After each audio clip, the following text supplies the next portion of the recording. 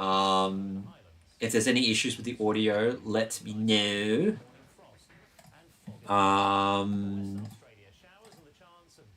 Apparently I am live, so hello viewers.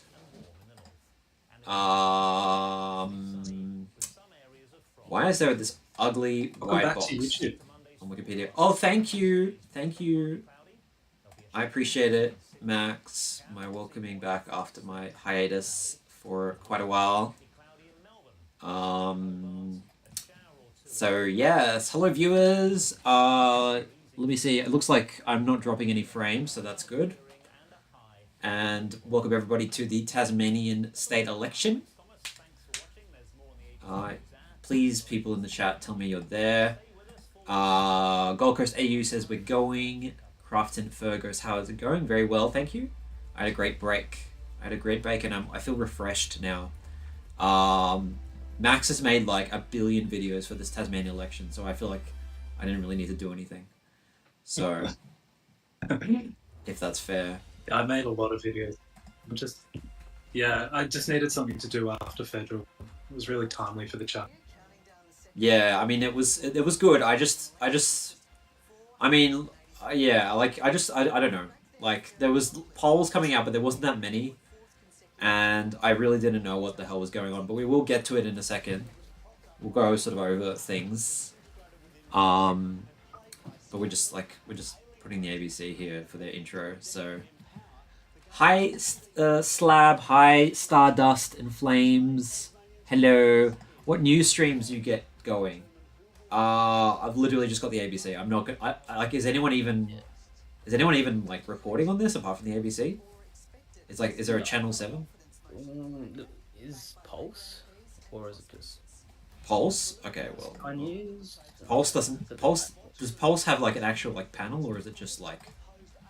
It's just this blog, right? This, yeah, if you guys get. Yeah, Kevin Bond. Hello? I think it's just Kevin Bonham blogging. Yeah. Okay. So we got the Kevin Bonham blog here. That'll be good. He'll be right on to it. And Paul Blood just said he was going to have his live feature. Wait, hang on. Is he cutting out for you too, Heath? Yeah. He is. Okay. Can you restart your call or something, Max? So. Oh, I had the bloody like wrong scene on. I apologize, everyone. But yeah, I've got why is Lambie on the screen when they no longer exist? Because there was no other party. I just kept them there because there was no other party to fill that space. So Yep. And welcome Tasmanian. Apparently he's also live streaming this event as well. So yes, we will try to make most of the pre-polls are not coming in tonight. It's just everything else. I guess the votes on the day. And then we've had these. We'll go over these sort of opinion polls. So Bass, it's looking like probably the Libs will win 3, Labor 2, Greens 1 or 2, and then. And then independents have got a fair bit, and then there's like a doctor, and then there's also a former. This is the doctor, Dr. Raze, and then we got the former Lambie here, Pentland. So I'm thinking it's probably going to be like there's a chance that one of those independents will win here, but there's also a chance that Labor could get 2, could get 3, and then there's also a chance that the Greens could get 2. I'm betting it might be the independent, but yeah. I'm not sure. I'm really not sure. And then Braddon, looks like Liberals will get 3 here. I don't think they'll get 4.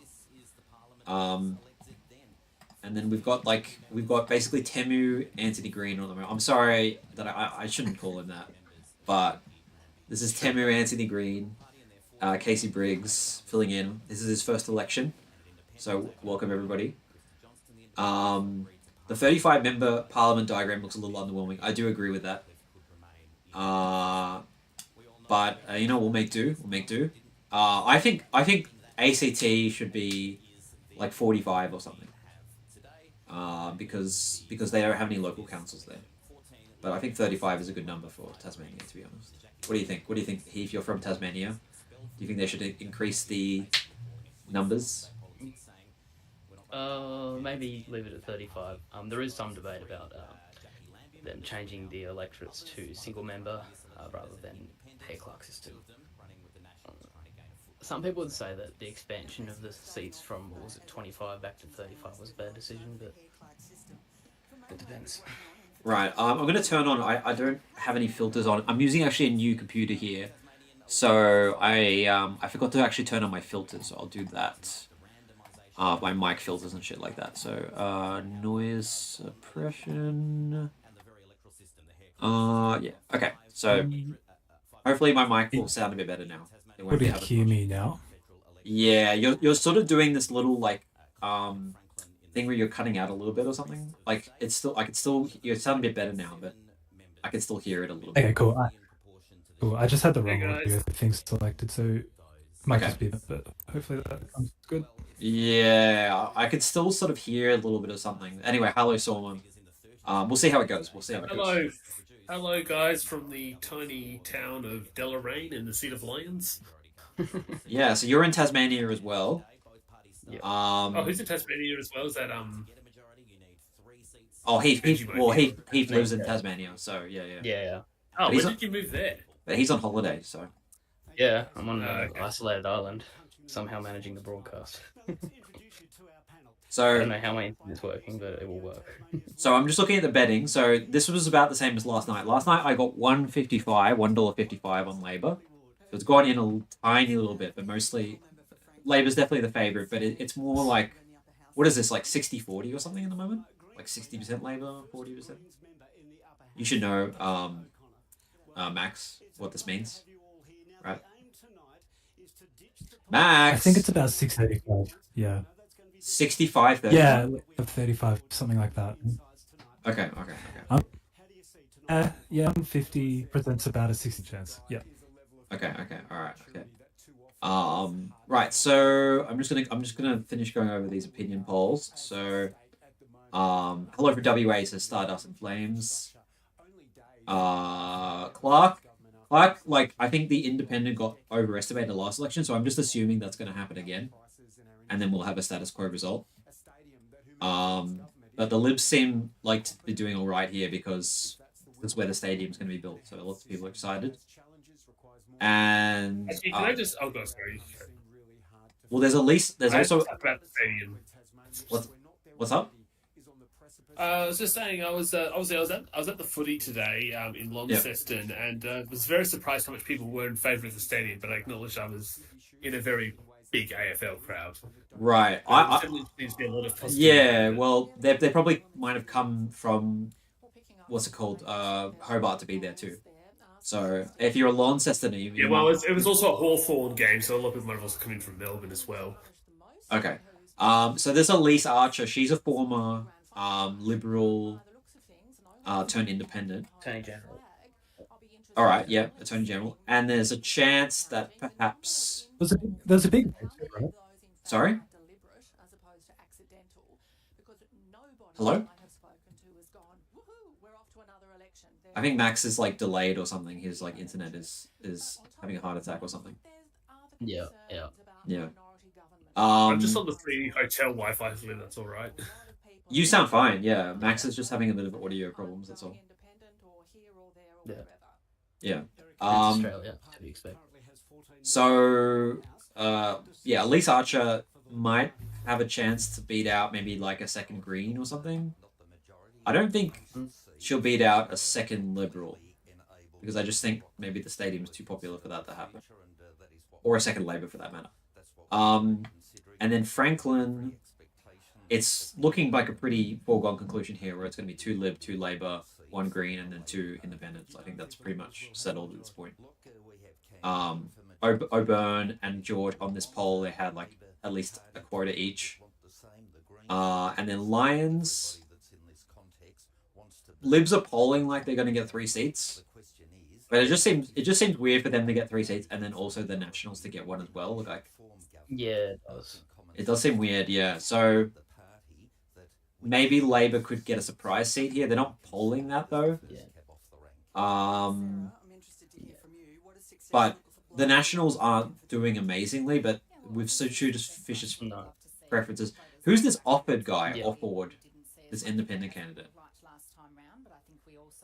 Not sure. But I think they're going to have a few votes behind them because they were able to get into the grouped category. I think they're the only grouped candidate on the Lions ticket. Every other independent's in the ungrouped section. Well, this poll gave them 6.2%, which is actually Wow, that's a bit. somewhat considerable, right? So, Yeah. let me have a look. Offered.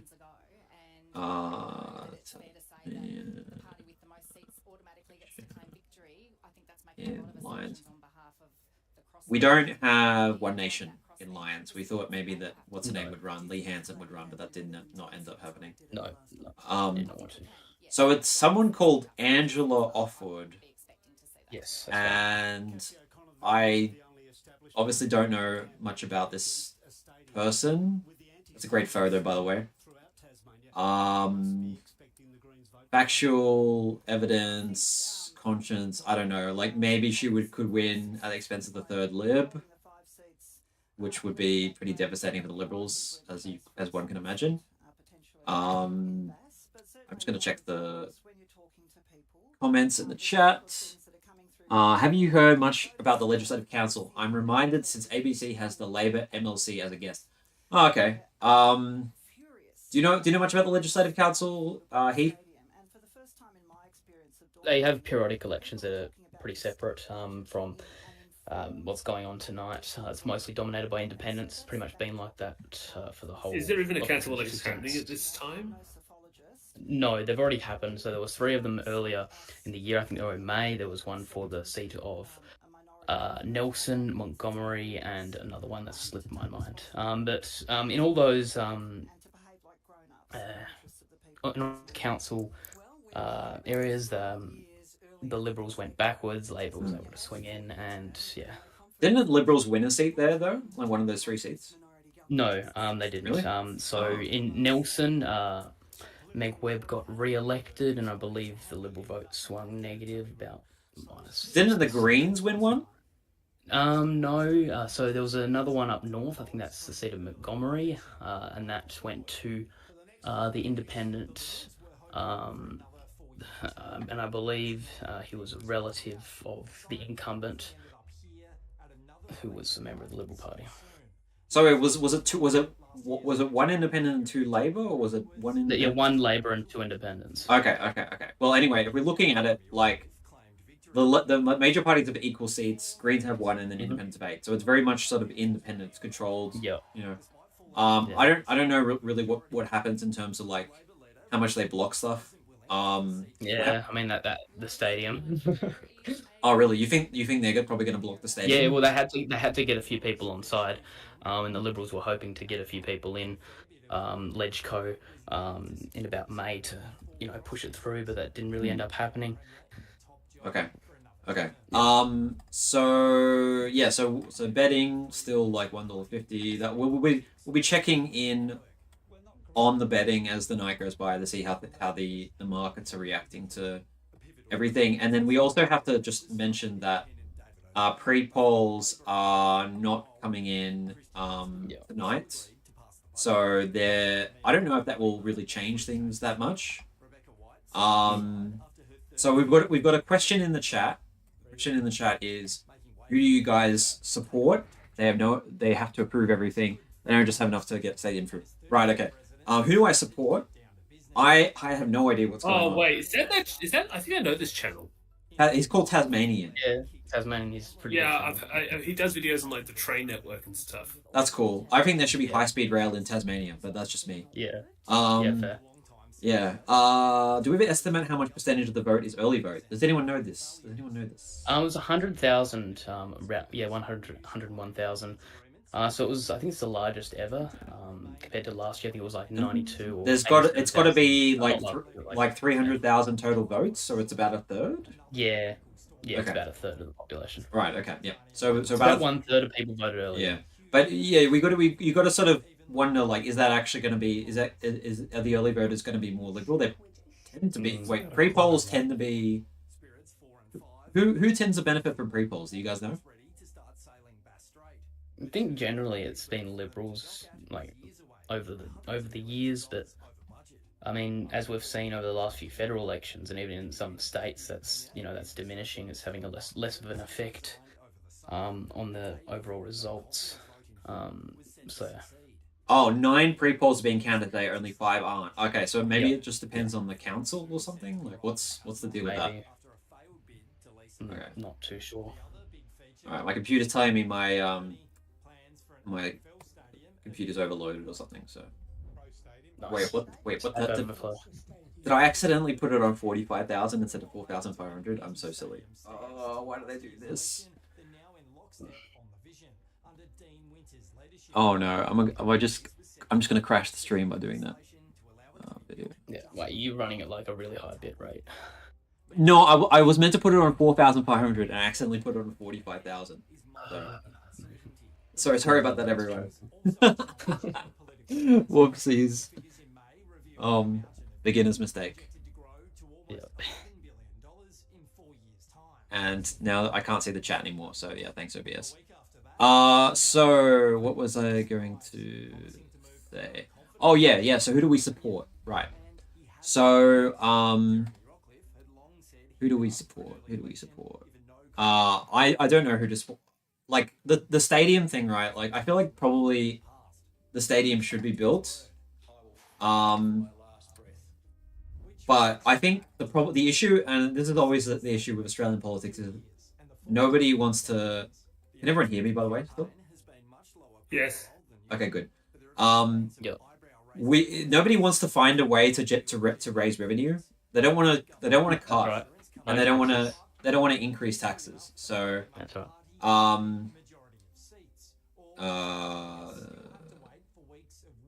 Yeah.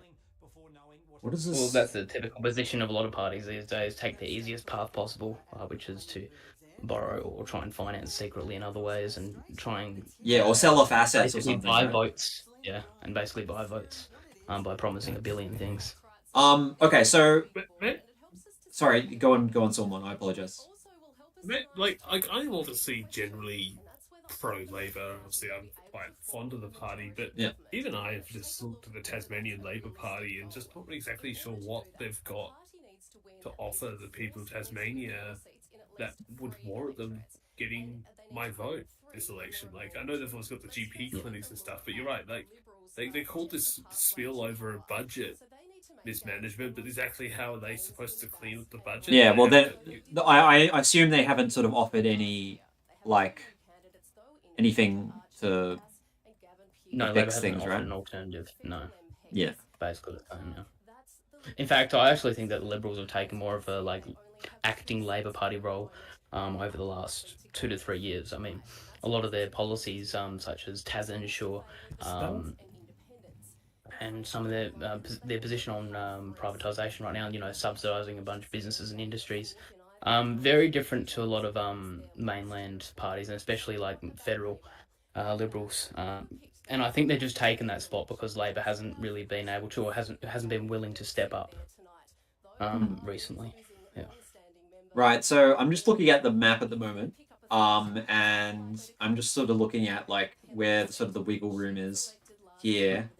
So I mean, I guess I could get rid of this last seat in Braddon because I think probably the Libs will win 3 there. I think Braddon is pretty much a foregone conclusion. I think the Greens probably will win 1. I think that's where they'll definitely pick up a seat this election, in Braddon. I mean, in Clark, you could maybe get rid of this second Green and have, say perhaps that Elise Archer person is going to get a seat there. I don't know, but we'll leave Greens on. But this third Lions seat, right? The polls are pointing to the Liberals winning this seat. It just feels weird the Liberals winning here and then Labor winning in Bass. So I think probably there's a good chance that Doctor might win in Bass, or the former Lambie Independent might win in Bass. So, but what I've tried to make it pretty clear in the post that I made last night was that the mathematics are not looking good for the Liberals at all. They're not. like a lot of these independents are like the National straw could be, I guess, would be somewhat like apparently Tucker, the Nat, one of the two like prominent Nats running in Alliance, is not very friendly with the Libs. I think you said that, especially right? regarding the stadium, yeah. Yeah. He left the party because of it, and Yeah. he also believes that the rural area is not being listened to by the Liberal members right now. So yeah, not really a close relationship to what people would assume like the Liberals and Nationals would be. Yeah, and then I don't know. I mean, I don't know. Like it's what's the name of the former Lambie one in Alliance? Andrew Jenner, incumbent. Right. Okay. Yeah. So Yeah. I would assume that he would also be sort of anti-stadium as well if he's in the Nats. Yes. Yeah. So that wouldn't be the most amazing cross benchman. And then we got Craig Garland, who's like this crazy like environmentalist sort of turf guy. Like I don't think he'd be a very reliable confidence supply partner. And then Can I just make Craig Garland? I was driving to Devonport today, and I saw an ad for him on the side of a Portaloo. Yeah, I saw that. I saw that. That was posted on Twitter or something. I can't remember where it was, but I'm not sure if that's meant to be support. It always feels like someone a protest would do of you, right? It feels very Craig Garland though. Like it feels very sort of like on brand for him. Yeah. Like he would just have weird places putting ads for himself. Like it's very working class. It's very working class at Portaloo. So it shows what his kind of base. And then Bass, I have no idea about this doctor or former Lambie, what they'd be like. I guess they would be somewhat friendly towards the Libs. But then in Franklin, we've got David O'Byrne, who's a former Labor, but I think he gave the confidence supply to the Libs last election. And I don't think he's anti-stadium, right? Isn't he like sort of okay with the stadium? No, he's pro-stadium. Pro-stadium for sure. So he would be all right with the Libs, even though he's a former Labor. And then Peter George is like, really environmentalist, lefty, anti-salmon. And then Christy Johnson, the independent, who will probably be re-elected, she literally voted no confidence against the Libs. Yeah, exactly. Yeah. So the mathematics for the Liberals to get 18 is just, it's really difficult. Like you can see here, like Labor and the Greens are on 16, and then they just need two of these, crossbenchers. Possible. Totally possible. Yeah, totally possible when a lot and of these... ideologically more similar. Exactly. Compared to Libs. Yeah, like we've got Peter George, we've got Craig Garland, we've got Christy Johnson, who, as I just said, vonked. Is she a former Lib? Or am I thinking of Sue Hickey? No, you're thinking of Sue Hickey. Okay. So Christy Johnson has always been an independent. And then David O'Byrne, of course, was a former Labor. So it just feels like Labor, the mathematics work for them. Yeah. The mathematics do not work for the Labor Party, the Liberals. And of course, there's a few little nuances that could happen at this election. That could, like, a few little surprises, but I just... Yeah. What's this, sorry? You, Max, were you saying something? Yeah. Sorry, you're very stuttering. We can't understand you. What I was saying was that, like, I don't think the Libs are going to win 4 in Braddon. I don't think the Libs are going to win 4 in Bass. I don't think that either of that is possible. And with the mathematics that they currently are, I just think Liberals forming government, it just looks so unlikely at this point. Yeah. Like, I know the Labor Party kind of don't really want to form government. Yeah. Like with the Greens and stuff, which they probably will have to do, right? But I think they're going to be sort of forced to after this election. Yeah. Is what I think. Yeah. Yeah, because even if like the Liberals manage to like cobble together some sort of confidence supply, like what's stopping another no confidence motion in the Premier or the government again? And then there's the whole like stadium like discussion, because if Liberals lose out and Labor doesn't really manage to expand, the stadium gets quite difficult to even push through. And there's even like the proposition that some independents might withhold confidence and supply solely based on the stadium. I mean, I'm sure the Greens will, but there are certainly some independents that actually will not. Yeah, we got an AFL. We got at least one AFL nerd here, which is Sormon, right? Are you an AFL nerd? A very sad AFL nerd. But yes, Oh, did your team lose or something? yeah, Port Adelaide just shattered Okay, in okay. fourth quarter and lost by like 40. I don't know if you're into AFL at all, Heath. I'm not. I'm not into sport really. No, so, no. Just badminton. the I only don't know how many people had like Tasmanian Devils gear at the ground, despite the fact that they're not in the league yet. So definitely a lot of support from what I saw. But go on. I was gonna say, like, the only time I'm ever into AFL was when I'm looking at politics or public transport. I have no interest in sport otherwise, or AFL at least. But I was gonna say there is a stadium in Launceston already. Yes, That- there is. Yes, and it's going to get renovated as part of the Devils Okay. entering the league. Well, so I mean, theoretically It's called York Park or UTAS Stadium. that could become the main stadium for the Tasmanian Devils, right? If they don't build the No, so I believe the deal being arranged is the fact that the Devils will play half their home games in Hobart and the other half of their home games in Launceston. So it's basically a 50-50. It might actually even be less. It might even be more in Hobart. right. Okay. So is there a stadium that currently exists in Hobart at all? Yes, Yeah, there's currently Ninja they Stadium. play out of Bellreeve Oval, which Yep. is called Ninja Stadium, which is an awesome name. And basically, they're basically a cricket ground, and the problem is Yep. it's very much designed for cricket and how the seating's done and how there's like boxes that are right up on the boundary as opposed to sort of back behind the seats. Yeah. And it's just not really fit for AFL games. Okay. Yeah. Yeah. So, but theoretically, they could play there. It would just be very awkward, Yep. right? For sure.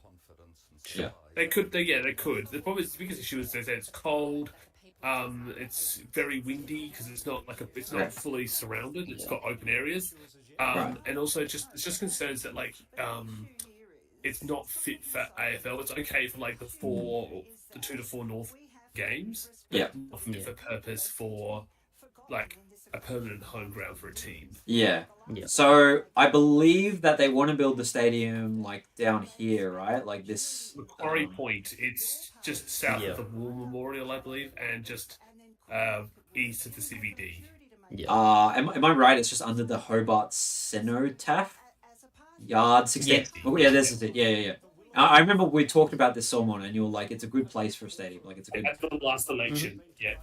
just over a year ago. Yeah. So did we stream on my channel or your channel for that one? I think I Maybe not. streamed that one. Yeah. So yeah, I mean, it seems like it would be a good idea to build a stadium there.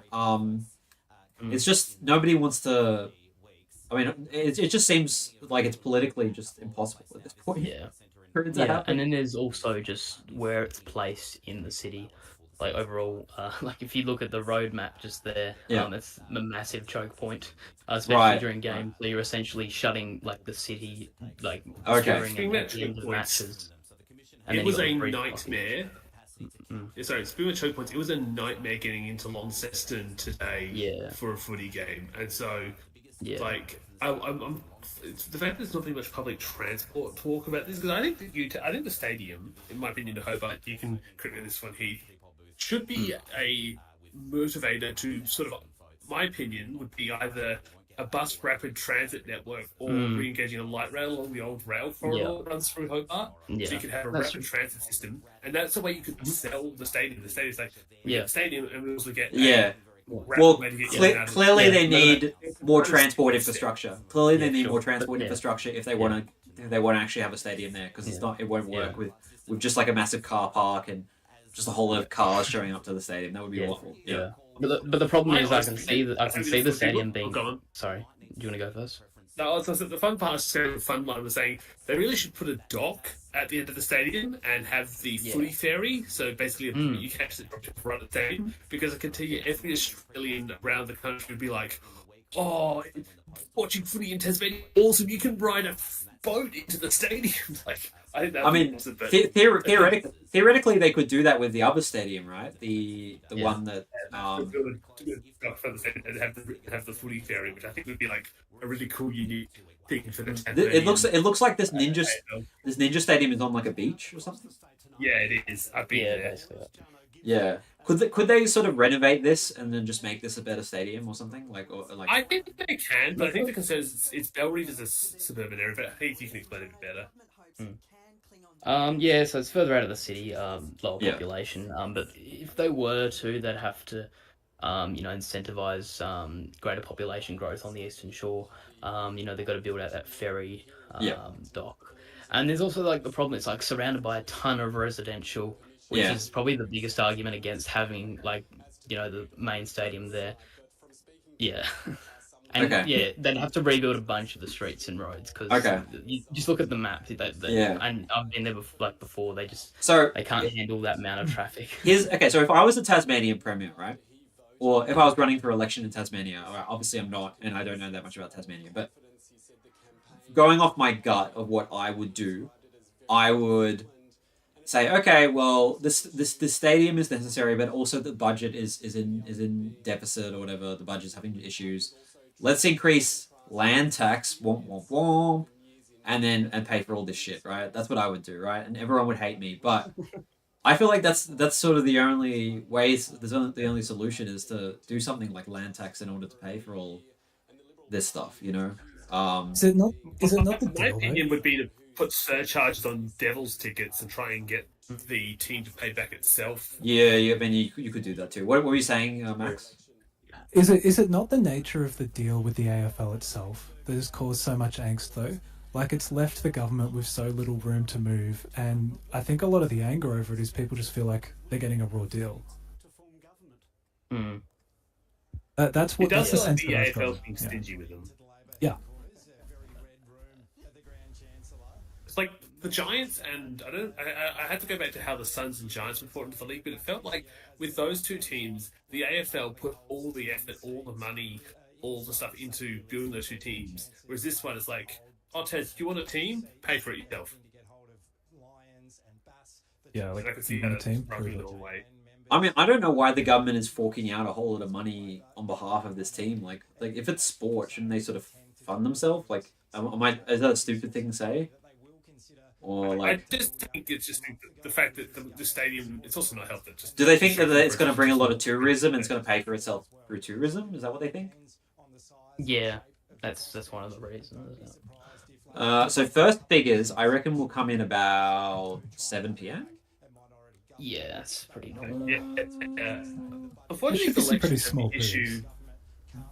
Unfortunately, the elections have the issue that I feel like we're not going to know sort of the result because it's going to be like Liberals will get 8, Labour will get 8, and then we'll be kind of just like sitting here trying to figure out what's going on with the remaining.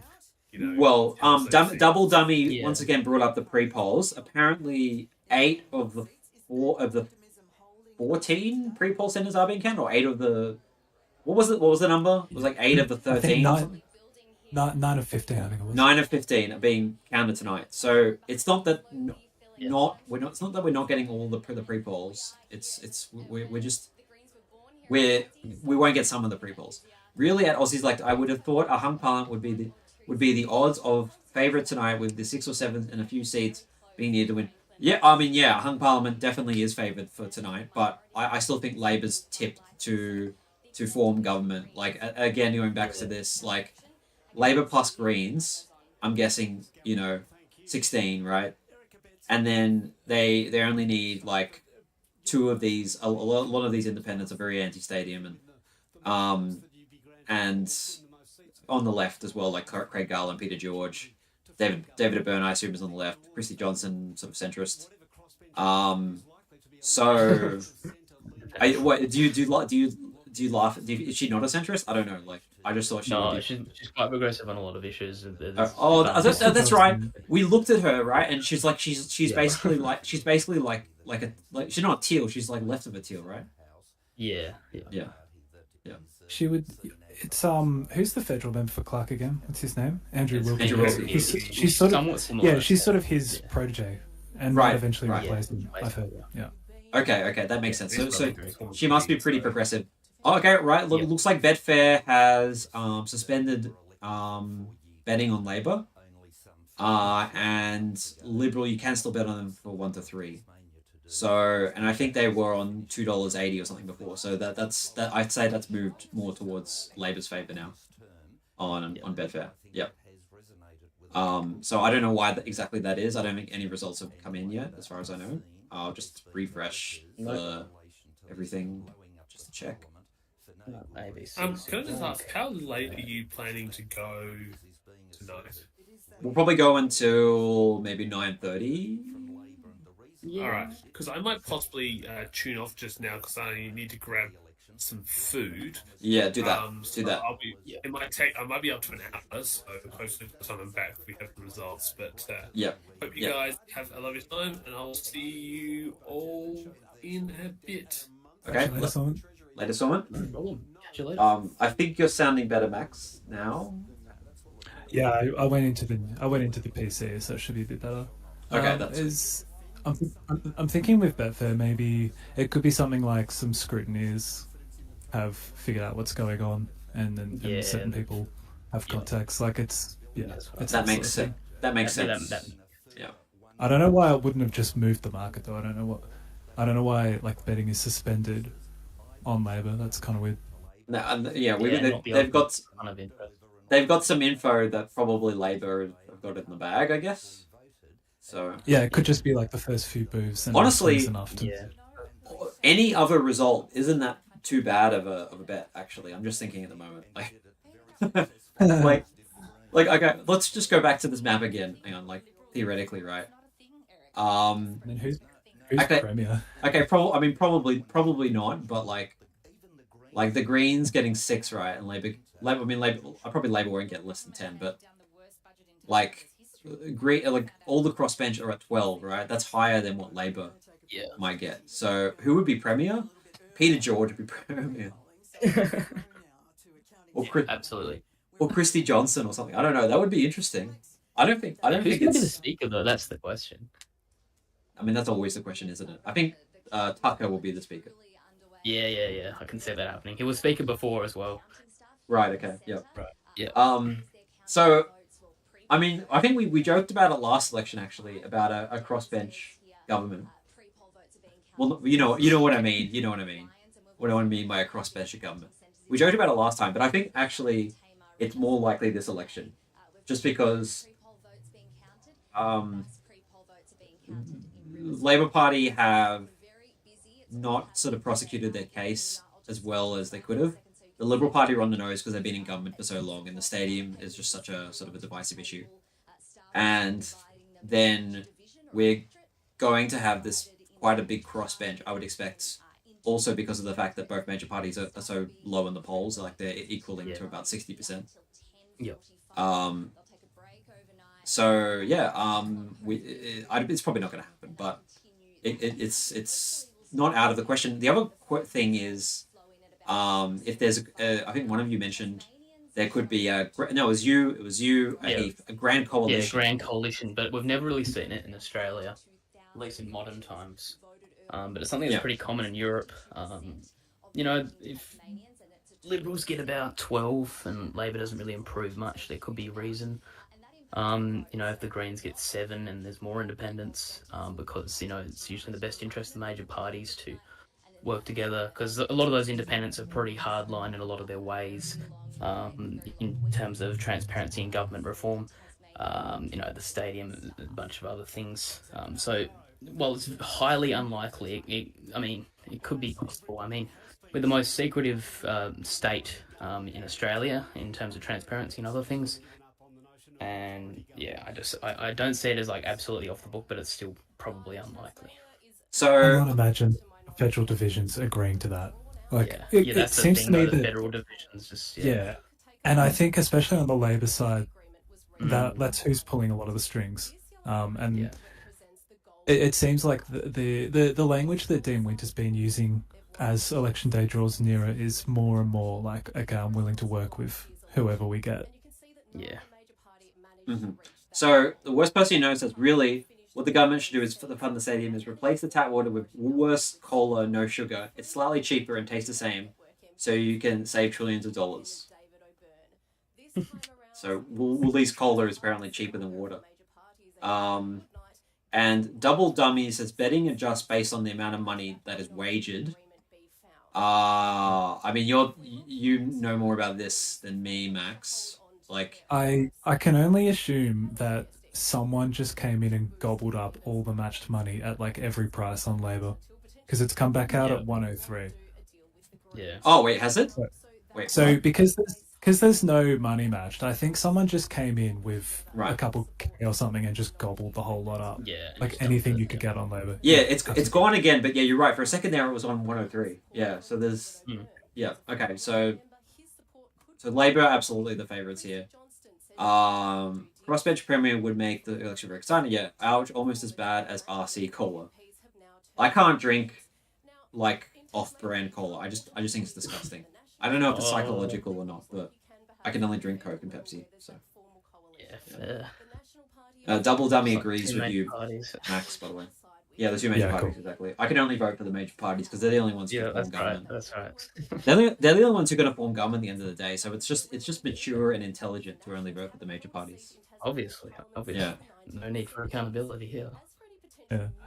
Inky says, "Lel, I forgot this election even happened." So somebody said results coming in 6:45. Says 45. Stardust Yeah. and Flames, which is a couple of minutes. Yeah, that's what Bonham was saying. Because I would imagine there's got to be some tiny boobs out there that would report pretty quick. Yeah. But how do they actually report? Do they just report primaries and then they figure out later preferences and Yeah, first, yeah. Yeah.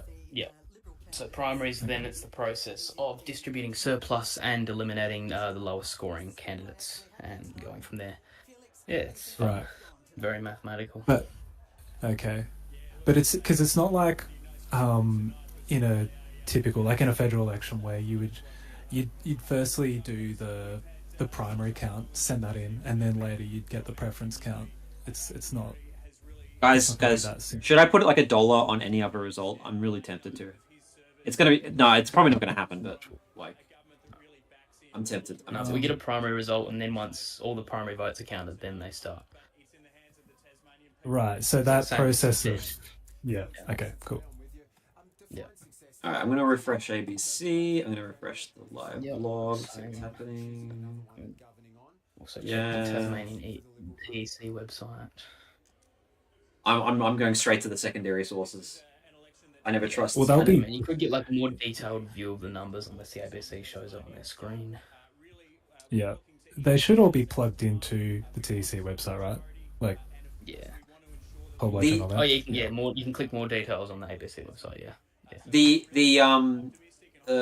ACT is the only jurisdiction that still uses like a traditional tally room, right? There's a difference between this kind of tally room and I don't know. Like I remember the elections, they actually still hold it at the tally room in the ACT or something. I don't know. So Wow. when they do the results in the ABC, I don't know what I'm talking about, but there's something different about the ACT in the tally room anyway. So yeah, It so looks like we're getting first results here, guys. oh, we are. Yeah. What are we getting? Oh, Would you like- what the hell? So Bass, Braddon, and Clark, there's some results in, and the swings to the Liberals are wild. These must just be like random boos. Yeah. Okay. Let me. You get what happened in federal and happened in a few other states. Where are you getting this? Um, Is this on the tech website so or on it's- ABC or where is this? Jump straight to poll budget, because then you get the booth swings. We're talking like less. We're talking 400 votes, Okay. Yeah. but it's produced a 9% swing to the Liberals, which is pretty funny. Yeah. Okay. So poll bludger has. Why don't I use the poll bludger at the start? So Yeah, it's poll budget's good because you get the booth by booth swings. okay. So you've seen some funny stuff happening on Clark. Right, Labour 2% swing, Greens 2%, Liberals 5% swing. Yeah. So if the results of this, if the results of this 400 vote batch were played out identically over the whole state, the Liberals are looking at 46% of the vote. So it's a good little start, but that's it's 400 votes. minus 17% swing to Labour in Braddon at the moment. 0 point. Yeah, what booth is that? Bass. The Liberal primary is like 76%. What the hell? Yeah, we really like the stadium up in Braddon. I don't understand. Maybe, oh yeah, whatever. Got me blowed. 0 How from many- Franklin and Lion still. Clark 0.3, so that's the most updated. There's a lot of Greens hate. Labour's ahead, yeah. There's a lot of Greens hate in my chat. Somebody's just called them watermelons. I think. I feel like Tassie is not the jurisdiction to call the Greens that. Like, out of all the Greens, the way I understand it, the Greens in Tasmania are closest to their, like, conservation route. Environmentalism, yeah. Well, it's where they originated from, too. So. Yeah, and being anti-stadium isn't extreme. So perfectly mainstream. Yeah. We've got the shooters, fishers, farmers on 9.4% in Bass at the moment. Will we see an SFF seat in Tasmania? Has SFF? Have they ever won a seat in Tasmania apart from council? You tell me. No, I don't know. I think they've got council seats before us, but like, yeah, I've never seen them get an actual like proper state or federal seat. Heath, do you know where Lady Baron booth would be? Lady Baron, wasn't that Franklin? It's a booth in Bass. This is where the first results have come in. No, I wouldn't. Okay, Libs are taking about half the vote there at the moment. Yeah. The worst person you know says more people would be pro stadium if they hosted violent gladiatorial battles instead of boring AFL games. Very much agreed. There's still no change to the trend here. So another seats in Tassie. Question from Inky. They decided not to run because they're focusing more on federal election, basically. Yeah. Maybe next time, if Lee Hansen doesn't win again next time. Yeah. Hey guys, just got in here. Do we know anything yet? How's it going? We don't. We only have really early numbers in so far. So reliable right now. Yeah. So Casey Briggs is talking about some stuff, but I don't think he really knows what's going on. Garland outpolling Labour. Kind of reminds me of that night on the federal election where there were like wild swings at the very start. Yeah, the first couple of boos. Yeah. Craig Garland on Lions is showing. Craig Garland on 8.4%. Something's going on in Lions. Lions is also the first booth. Well, the first couple of booths have reported it's like 12% swing to the Liberals. Wow. Yeah, they're on 50% in Lions, and I mean, yeah, it's one booth. But it's an early trend. Pretty interesting. Yeah. So let's see. What's the most? We're actually going to see Braddon and Lions and Bass holding up the Liberal numbers, or we're probably going to see them fold a bit in Clark and Franklin. So there's about. It looks like there's about 80,000 electors in each. Yes, about 80,000. Yeah. So that 400,000 total votes, right? Total electors, right? Yes. Yeah. Yeah. I think enrollment's like 410. Yeah. Right. Yep. Okay. Yep. Okay. So that's actually pretty high. That's a high proportion. I think because there's lots of old people in Tasmania, right? I'm guessing. Yeah. Well, there's not a lot of young people. Yeah. I mean, even I'm going to leave next year. Where are you heading to? I'm probably going to head to Sydney. It'd be good. Sydney? You can afford it. Yeah. I feel like you were slagging it off in our group chat, though. That's interesting. Who was him or me? Nice. There's something about toll booths. Oh, tolls, yeah. Transurban, like 30 tolls, probably. Tolls suck, yeah. Hopefully we don't have that here in Tassie. Are the booths matching to last election? They are, yeah. So they're doing it booth by booth. Yeah. So if anyone's not seeing it, on Poll Bludger, like the Liberals are on 48.5% primary, but going booth by booth in terms of like projecting the swing, it's a 10% swing from last election, and it projects the Liberals to win 47% of the vote. But they are the stadium's happening. It is pretty weird that it's happening in every electorate though. the swing to the Liberals. So there's some sort of early trend there. Yeah. Also noticing in like Lions that Jane Hallett's out polling Guy Barnett right now, which is interesting because Guy Barnett's kind of like the top Liberal there. Yeah. So yeah, you definitely got a vibe though, Max, that like the Libs, you thought the Libs might do better than people are expecting because you said something about their propaganda, and then you also said something about like the stadium, them actually having a firm position on the stadium really helps them. Yeah. If you were pro-stadium, there's more trust in terms of voting Liberal that they're the party. Because like, Labour flip-flopped on it. It's like no one was voting for Peter Dutton because they wanted the $9 billion injected into health. It's like, no, you're going to vote Labour if you want that. I think it's the same with the Liberals with the stadium. And Tasmanians just have a bit of a habit, supposedly, of bandwagoning. Once they've sort of figured out who might form majority, that's who they flock to. Yeah, but was anyone actually thinking that the Liberals would form majority or anywhere near like this election? No. But it was clear from the polling that they would get closer, that they'd have more seats. I don't know if it was that clear. Like they're still polling like 30% or something like that on some polls. Yeah, and a lot of polls were commissioned by Liberals or right-leaning polls. But people aren't going to the one YouGov, which was kind of centre. Yeah, of course. But that's what I meant sort of by propaganda. Like they're trying to push this message that they are the party that could get close or could form majority. So they were trying to, ride home on the vibes, I reckon. Whereas Labor, in the last week, really started talking about working with the crossbench. Yeah, which might have hurt them. So speaking of tolls, if there does in the New South Wales, if a party comes up in the next election which is anti-tolls, you guys should definitely vote for them. Maybe. Definitely, no, you guys definitely should. I'm just here to watch a trash fire. Says, what's all this then? I think if you're here and your name is I'm just here to watch a trash fire, I think you know what you're in for here. And Virian says YouGov in shambles. I mean, if the Libs get 47%, I think YouGov needs to have some soul searching itself. Yeah, I mean, they did close with the federal election. They did, yeah. 3% off from they the did. actual result. Yeah, we should trust YouGov because they were the MVPs of the federal election. So yeah.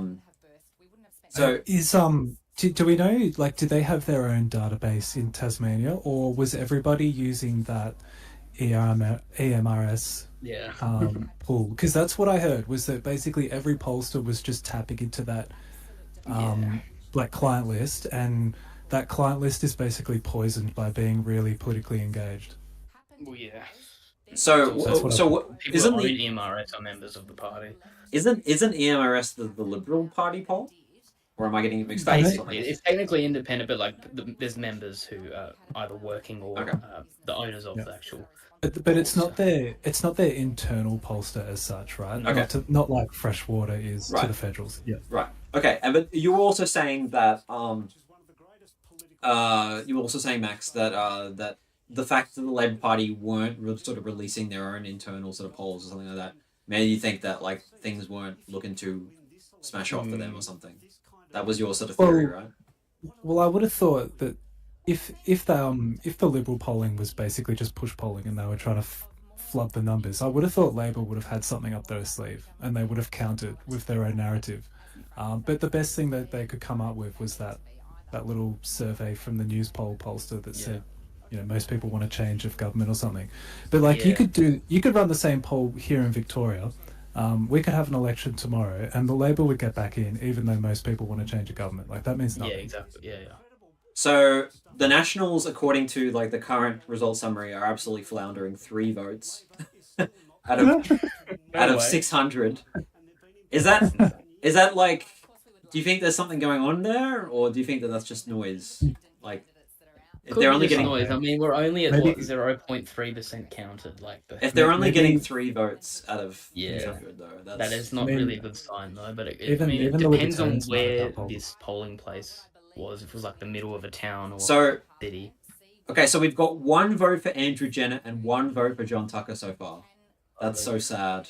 Out of 212 in. Probably not.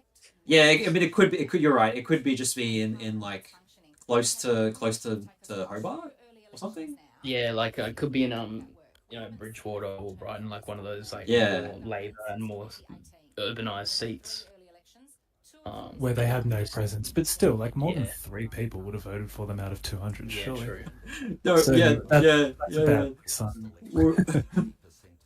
I don't know. Like, oh, and that's funny. There's only one vote for the Nationals currently outside of Lions. That means, well, That just must one. be in that time. Wait, no way, on that little island. That's crazy. I think that's it. On that little island. Yeah, I know what you're saying. Okay. Yeah. Also, another observation is that I feel like the Liberals did a really good job peddling a fear campaign and just like winning the social media battle, if you get what I mean. I might be biased because they might have been targeting ads and because I follow a bunch of their accounts. So, but I just feel like that they were more effective with their online presence and just communication in general. Okay. You'd know better than us on that front. That's just a feeling. Doesn't mean they're right or wrong or anything, but yeah.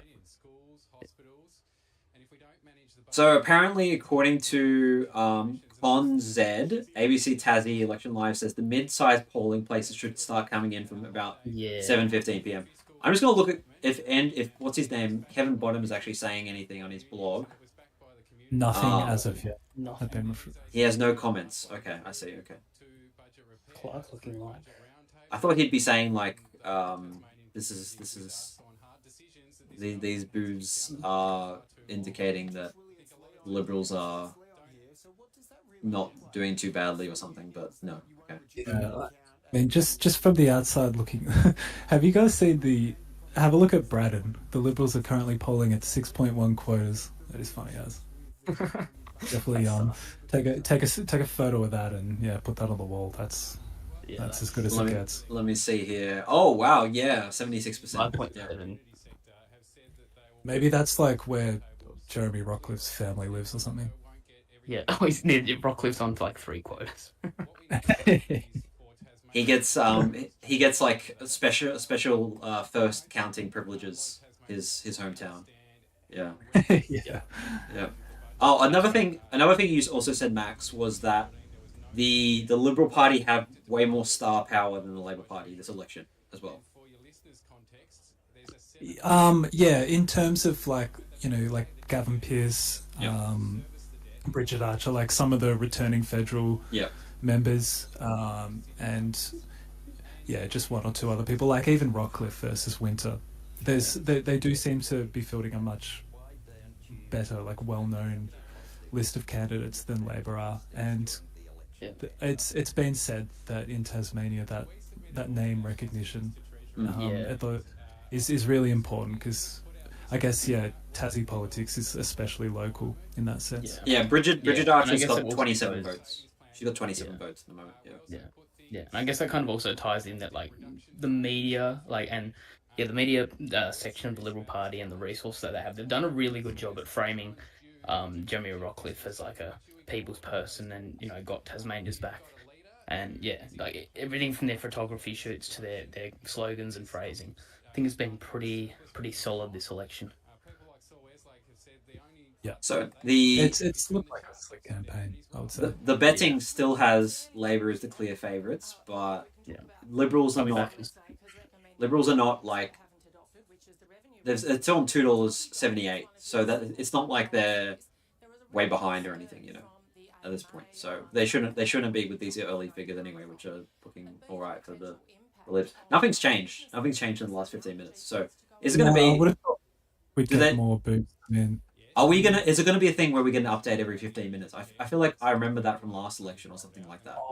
So 15-minute dumps. That's okay. It's pretty annoying. Do you think that's what's going to be the case? Heath, I wouldn't have a clue. See you, Afro Penguin, if you're leaving us. So he's going to the tally room. Kevin Bonham update. All right, let's see here. Apparently, there's a Kevin Bonham update. Yeah, he's talking mostly about Clark. Yeah, there's a good result from the Sandy Bay booth for Johnston. and a scrutineering sample from Moona. I don't know where these booths are, which shows a swing away from Labor, but mostly to the Greens and Johnson. Yeah, so he's seeing nice things for Christy Johnson.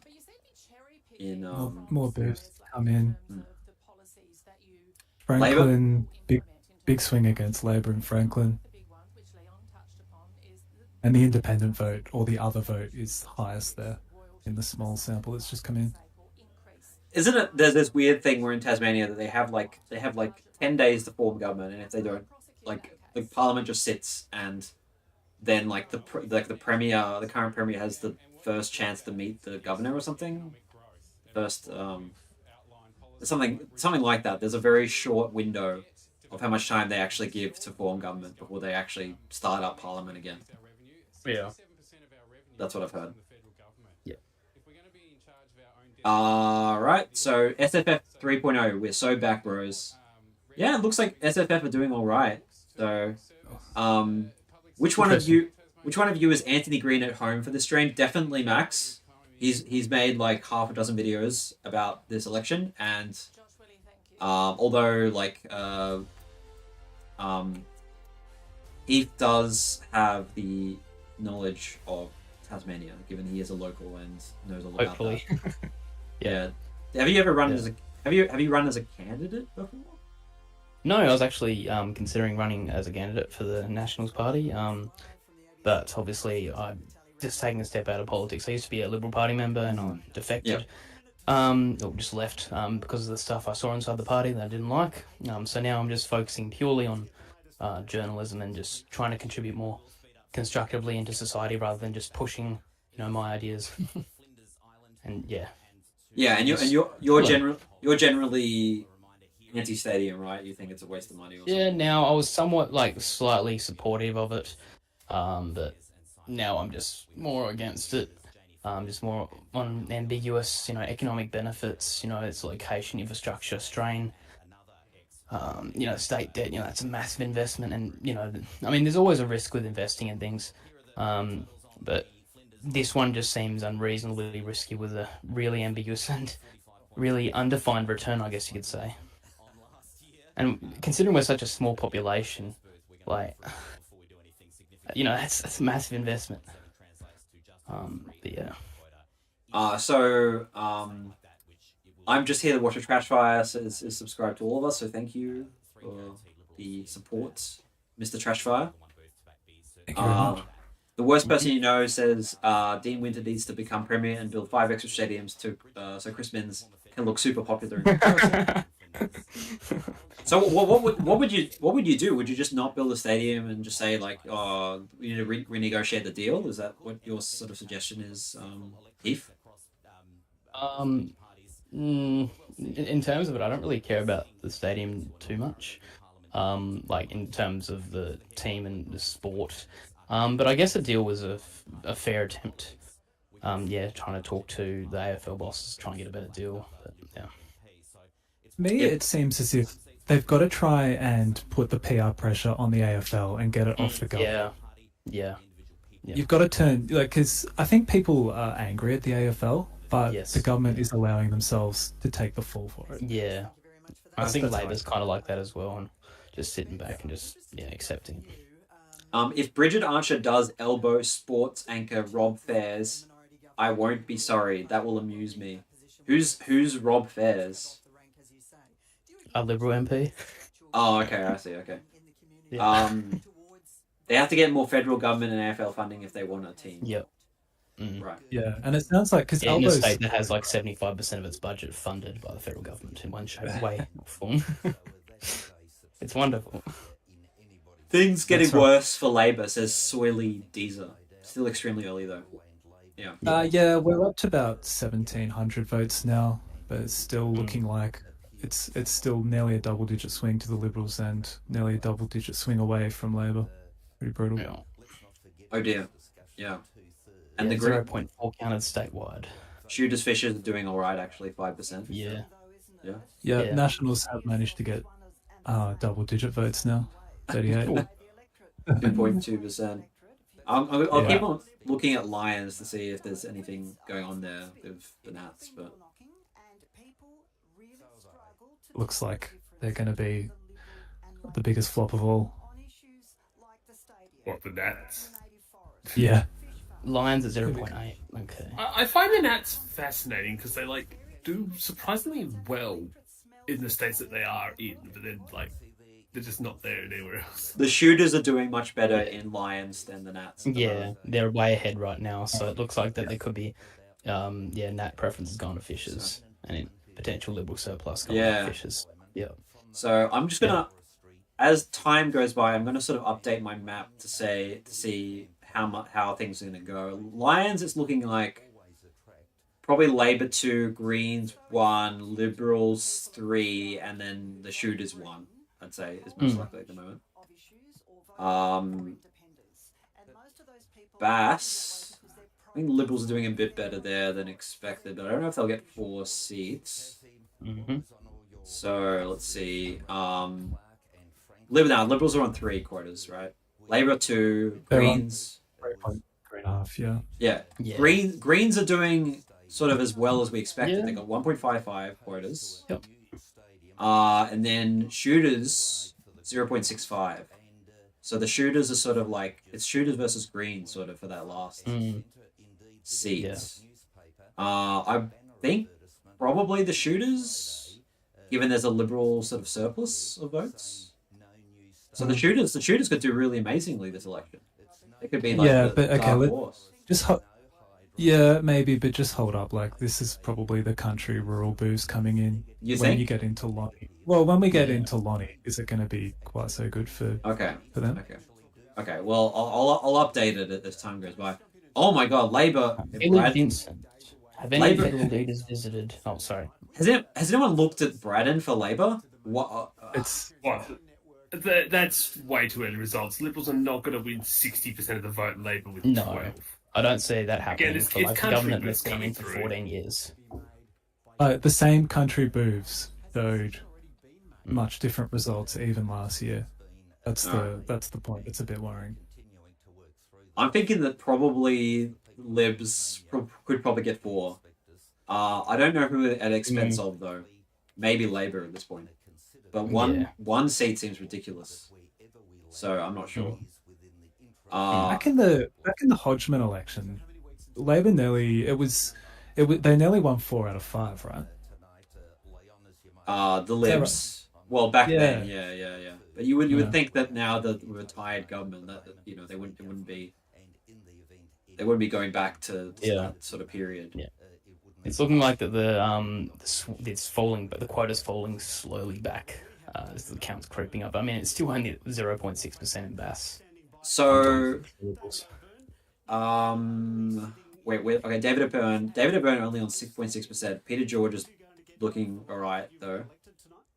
Kevin Bonham said something about O'Byrne where his vote would fill out as I think it was the Eastern Shore. Okay. Booths came in. So last time his vote strengthened as the night went on. Okay. So currently the Greens are out polling Labor in Franklin, but I do remember the Greens did better on early night last election in Franklin, and that sort of moderated as time went by. So, I'm just going to expect that. Like, the Liberals are doing well, but I'm just going to expect they're going to go down from there. And then Clark. Labor on 3, Greens only on 1 quarter. Wait, hang on, they have a swing towards them though, the Greens. Okay. Christy Johnson, 0.4, Lisa Archer, Liberals on almost 3 quarters. So I would assume that the Greens will do better as time goes by Yeah. Christy Johnson is getting a swing against her, and it's weird. Yeah, interesting. Kevin Bonham was saying the opposite sort of thing, so I don't know. Yeah, and we're seeing Elise Archer get that. Yeah, I mean 3.4% to 5.6. I mean, see if that could narrow in the night, and it'll be a race for that independent seat possibly. So I do agree with you guys that it's way too early, but I'll just show you what my map is looking at the moment with the Shooters Fishers taking 2. Look. It's too early. It's too early for much stuff. So. Yeah. Maybe we can answer some audience questions while we're waiting. Oh, yeah, sure, yeah. right. I'll just go back to this and then we'll take a look at what they're saying. Should we make a poll? We could probably make a It could be good. Let's see.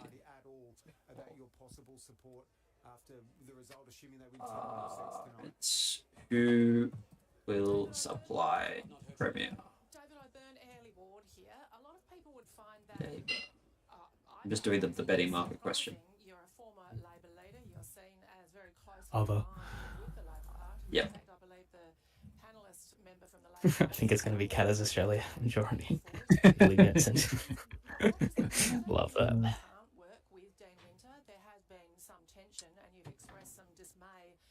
Ooh. How do I hide this poll? I don't want to see it. Okay, there we go. Let's give some normalization and maybe 5% of voters count before we get knee jerky here. I mean, you're right. I do like to make some sort of like guesses based on stuff, but it's probably not the best thing to do. Yeah. So. Yeah. How do I scroll? But the early trend is clear, and it crosses a few different electorates and a bunch of different booths. So Yeah. Liberals out of the blocks pretty fast tonight. Although Franklin's quite interesting. All the major parties seeing a swing against by the look of it, and that 35% vote for other. So Yeah. Even Greens are taking a hit. which we expected they would because of Peter George. Yeah, exactly. Yeah. So, yeah, it's pretty big. Wow. I think there's a chance also that the Libs could get a swing towards them, but still not be able to form government as well. Just throwing that out there. Oh, I don't know, because they were really close to a 4th seat in Braddon, which would get them to 15. So, like, if they get to 15, it's pretty hard to justify a Labor government. Wait, 15. Where are they winning another So seat? they're on 14. Well, they're on 14. Everyone's kind of assuming they're going to lose one in Franklin, right? So that would get them back to 13. Yeah. And then, they would if go back up they- to 14 in Braddon if they get 4. yeah, or they could keep their 3 in Franklin and win 15. Okay, who would not get a seat then in Franklin? Labor? Like they'd only get one seat? It would be Labor's vote splits between the two independents. I was kind of hinting that was a possibility today, although it's a pretty weak possibility.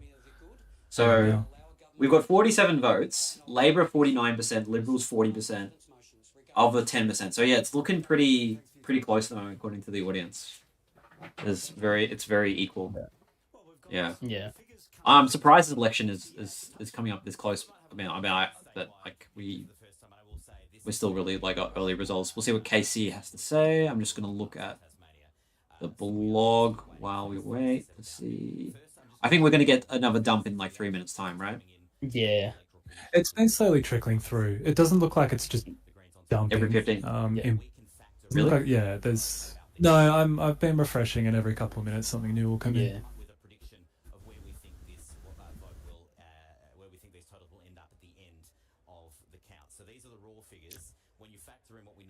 Yeah, we're up to about 4K, so that's 1%.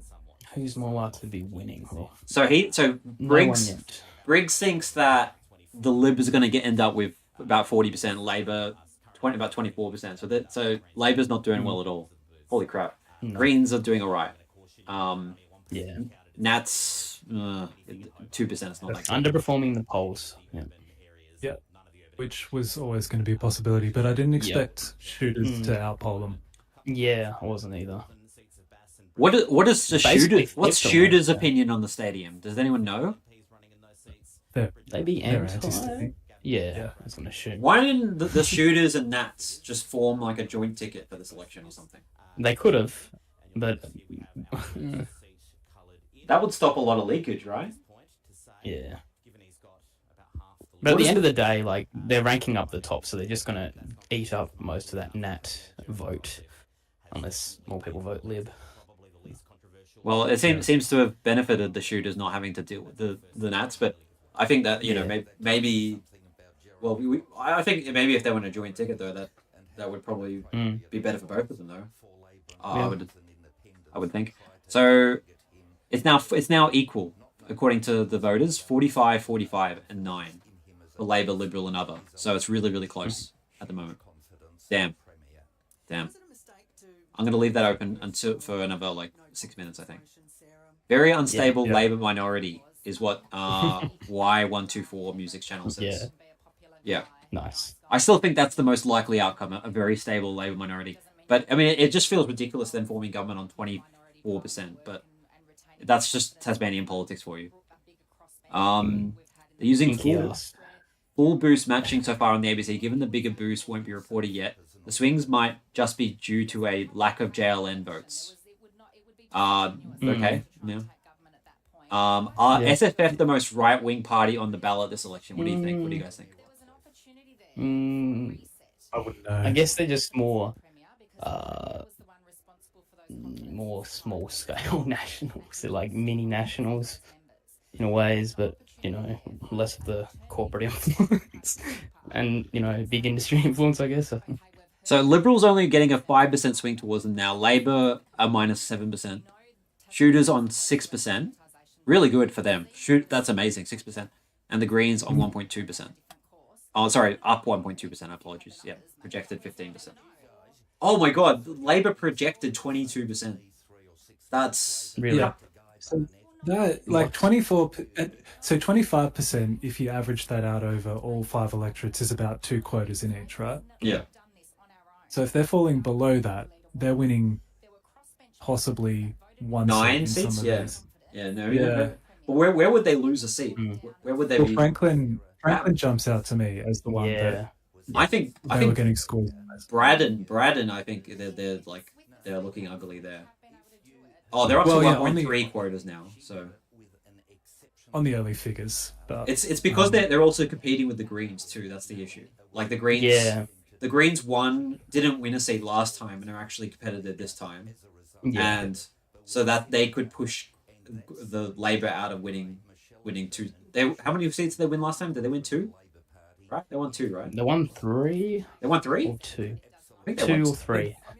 Labour and Braddon. Labour won 2 everywhere, didn't they? That's how they got to 10. Yes. Right. So Labour might be pushed out of that second seat in Braddon at this point. Yeah. Liberals have gone figures. down to 4.1 quotas though in Braddon, and then Craig Garland has a 0.3 surplus. You would think that would probably go to the Greens. So Yeah. most I likely. think it'll scatter. I would imagine it pretty much scatters. And then shooters on 0.3 quotas in Braddon. Kind of insane to see Garland above Labour at this point. I've never thought I'd see that. That is crazy. That is crazy. And we're now 2.6%. Okay, what's the total percentage across the state? Let's see. Across the state. 2%. 2%. Okay, so I guess we really do have to wait for the pre-polls. Yeah. Well, we might see the Liberal quotas just creep back slowly and slowly as the night goes on. I mean, we kind of saw a similar thing in the federal election, did we? But it was pretty early that the creep happened, and before we knew it, Labour was lining up for majority. I'm gonna go back to Casey Briggs just while I read some blogs from Kevin Bonham. He's got some updates. Cool. Very good start for George, says Kevin Bonham. Yeah. And someone in the comments I've just had a look at the Poll Bludger's actual live blog page, and he's saying that he reckons his model is a bit too bullish for the Liberals at this stage. Okay. So his projections are coming out a bit wrong. Right.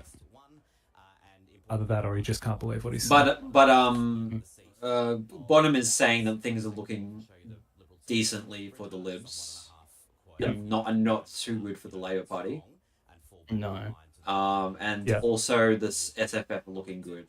Saying Yes. Yeah, much better than the Nats. The ABC has 171 called... votes total in the state. Yeah, it's not great. That's what? Richard Archer doing well, 20% well. Yeah, they've got a few celebrities running. This is her redemption arc. Yeah. Getting 20% in was not on my bingo card. Imagine what odds you could get Richard Archer will win a state seat in So 2025. now the That's Liberals are ahead now on the poll. 79 votes, 49% for the Liberals now. Yeah. Yeah. Okay. Worst person knows is I feel like for next time, Tasmania Labor need to consult the WA Liberals for tips on building grand majorities for future elections. I just think they need to have an actual concrete policy agenda instead of all this wishy-washy bullshit. It's just... Yeah. Just I'm actually it's just surprised gross. Liberals didn't lose votes for kind of taking on Labor's spot in some of their policy positions. Because it's meant to be more of a free market party, like a more free market party than what it is. But yeah, I think my opinion is I think the stadium is a great example. What I'm thinking of at the moment is the 2019 UK election, where like Labour's position on Brexit was basically so it's like I think wishy-washy. Labour would have done better in that election had they been anti-Brexit. Yeah, More I so totally had they agree. been- Totally agree. So yeah, I think Labour should have just said, "Look, we are for the stadium, deal with it." Yeah. Or they needed to say, "We oppose the stadium." Yeah, we'll find I out to agree. be-" Yeah. But I mean, if they did say they're for the stadium, they have to supply some way of funding it, right? Or they can't just say we're for it and then. I mean, I guess they could. Yeah. Nobody cares, but. Yeah. Have a look at Clark for the Liberal Party. You've seen both the incumbents performing way below, and then Marcus Vermey up at 18.2%. Let me have a quick look. 1.45 quotas compared to 0.5 for Baracus. Yeah. So you're saying the incumbents are not doing well? Is that what you're saying? Yeah. The incumbent Liberals in Clark are doing poorly compared to Who are the Vermey incumbent Liberals? In Clark? Simon Baracus and Madeline Ogilvie. Oh, I see. So this Marcus Vermey guy has got like some massive personal vote. Right. Okay. Yeah. Maybe in the place where the booth has reported. Also, Luke Martin, the supposed Labor superstar for the Clark ticket, he's polling. It looks like fourth or fifth on the Labor ticket. Oh my god! What the hell? Yeah. What the hell? Liberals really like the stadium. Oh, I'm sorry. Hobartians. What is it? Hobartians? What? How do you? Hobartians. Yeah. Hobartians. I like Is it actually Hobartians? Basically, yeah. Wow. I guess what else would it be? Yeah. Yeah. I was gonna Hobartians say, really like the stadium. I do also think it's possible that we are getting way too caught up in the stadium chatter. My honest opinion, and this is my theory going in when I saw the polling, was I don't think this is an election Tasmanians wanted to have, and they're holding Labor responsible. Labor was the one who decided, look at those lovely polling numbers from the federal election. Let's capitalise on them, even though they didn't exist on the state level, and sneak back into power. Like, it's just political opportunities. And I think I could see, even as a Labor supporter, could see like how conniving they were being. Yeah. And if I see it as a Labor supporter, what do you think non-Labor supporters saw? If we're already starting to doom on Labor, could it be something even more sinister from like the unions in terms of trying to get rid of Winter and positioning and jostling within the party to sort of sell him down the river on an early election? Like I kind of wonder because it really feels like the usual sort of support base and like the money and all that would usually go into a Labor election campaign just all seemed missing. Like Dean Winter honestly seemed a bit out on his own this time. Yeah. And like I said again, like Liberals have nationalised the solid. party. Because I thought Labor was coming in to try and the federal Labor came in to try and fix this mess, and they've done nothing. I still think Labor can form government even if they get a swing against them, though. Could be hilariously unstable. Yeah, it's gonna. I mean, we're only 2.5 across the state so far.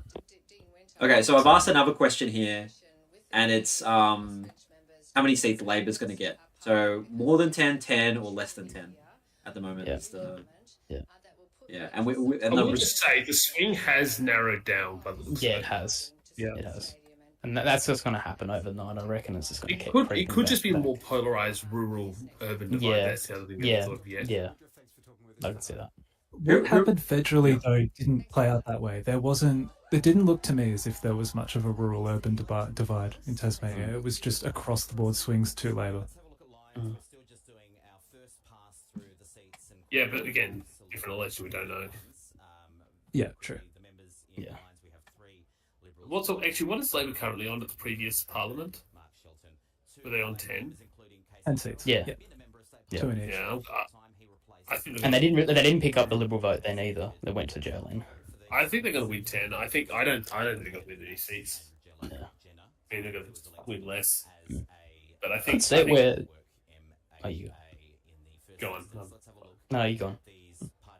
I was just saying. I think wasn't Labor? Were they above 2 quotas in all of the seats they won 2? Well, they got about 29% of the statewide vote, so that would make sense. Yeah. Okay, so Small says Labor should have waited until the stadium vote happened in June, July in both houses. Then they could have moved on from it instead of a second stadium election.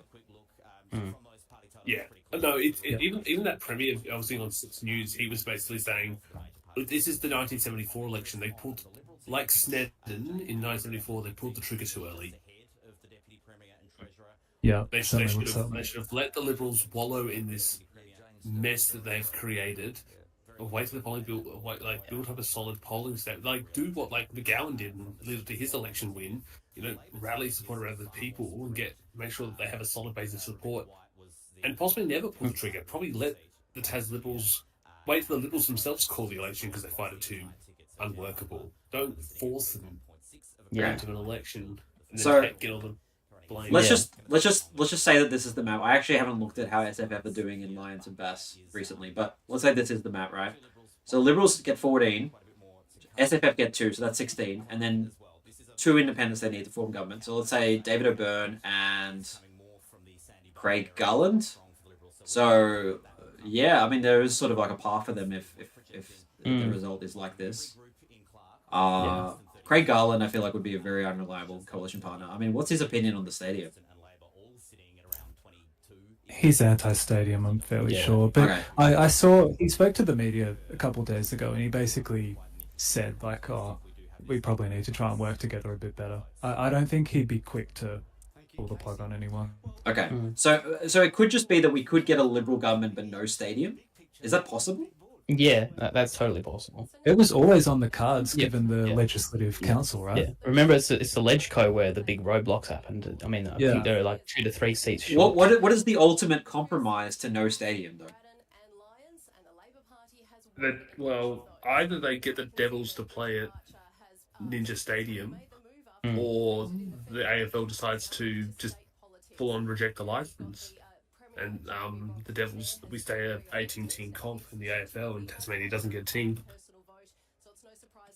So is there a way that they could sort of somehow renovate Ninja Stadium and I don't know. I don't know. I would like to think, as an AFL fan, that cooler heads would prevail, and yes, but the AFL has put their foot down, and I could see the Liberal government throw the baby out with the bathwater on this. And I think the stadium is more I don't know how the polling's going, but it seems like the stadium was more toxic than the people hated the stadium more than they loved the idea of the Devils. So yeah. Oh yeah, absolutely, yeah. All right. Well, could they do something where they ferried people into Ninja Stadium, have some port and then just. Yeah, no, that's what I would want as a compromise, and I don't know what the percentages are on stadium renovation, no renovation with the team, or no deal. I don't know what the percentages are on those. What about the feds? I think Albo wants this. I know that much.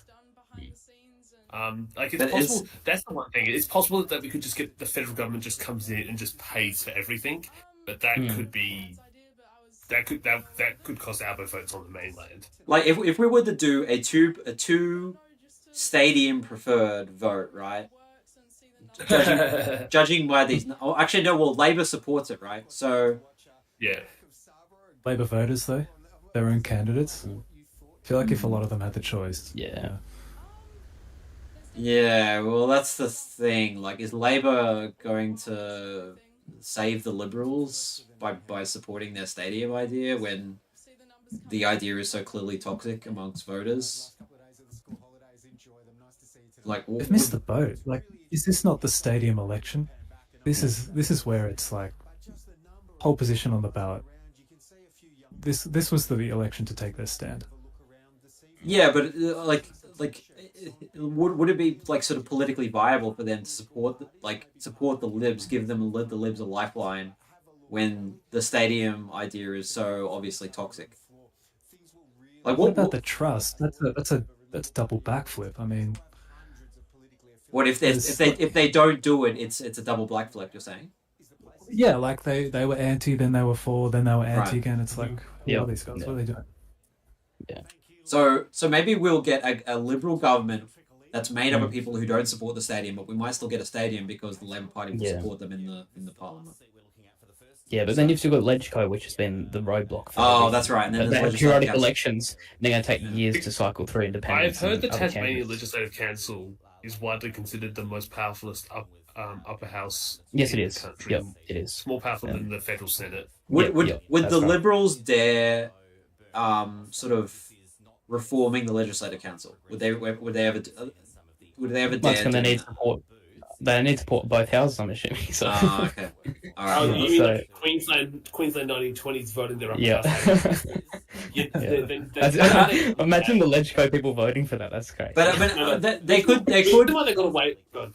they could do like a referendum or something to get rid of it or something. Oh yeah, they Yeah, could. no, Yeah, well, yeah. Okay, Yeah. the reason why it worked in Queensland is because the Legislative Council, the reason why it was so bad is because it was appointed and not elected.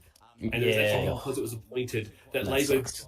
destroyed it by just appointing a bunch of anti-legislative council people to it and having themselves vote out of existence. Nice. Had the thing been democratic, it would have survived because Yeah.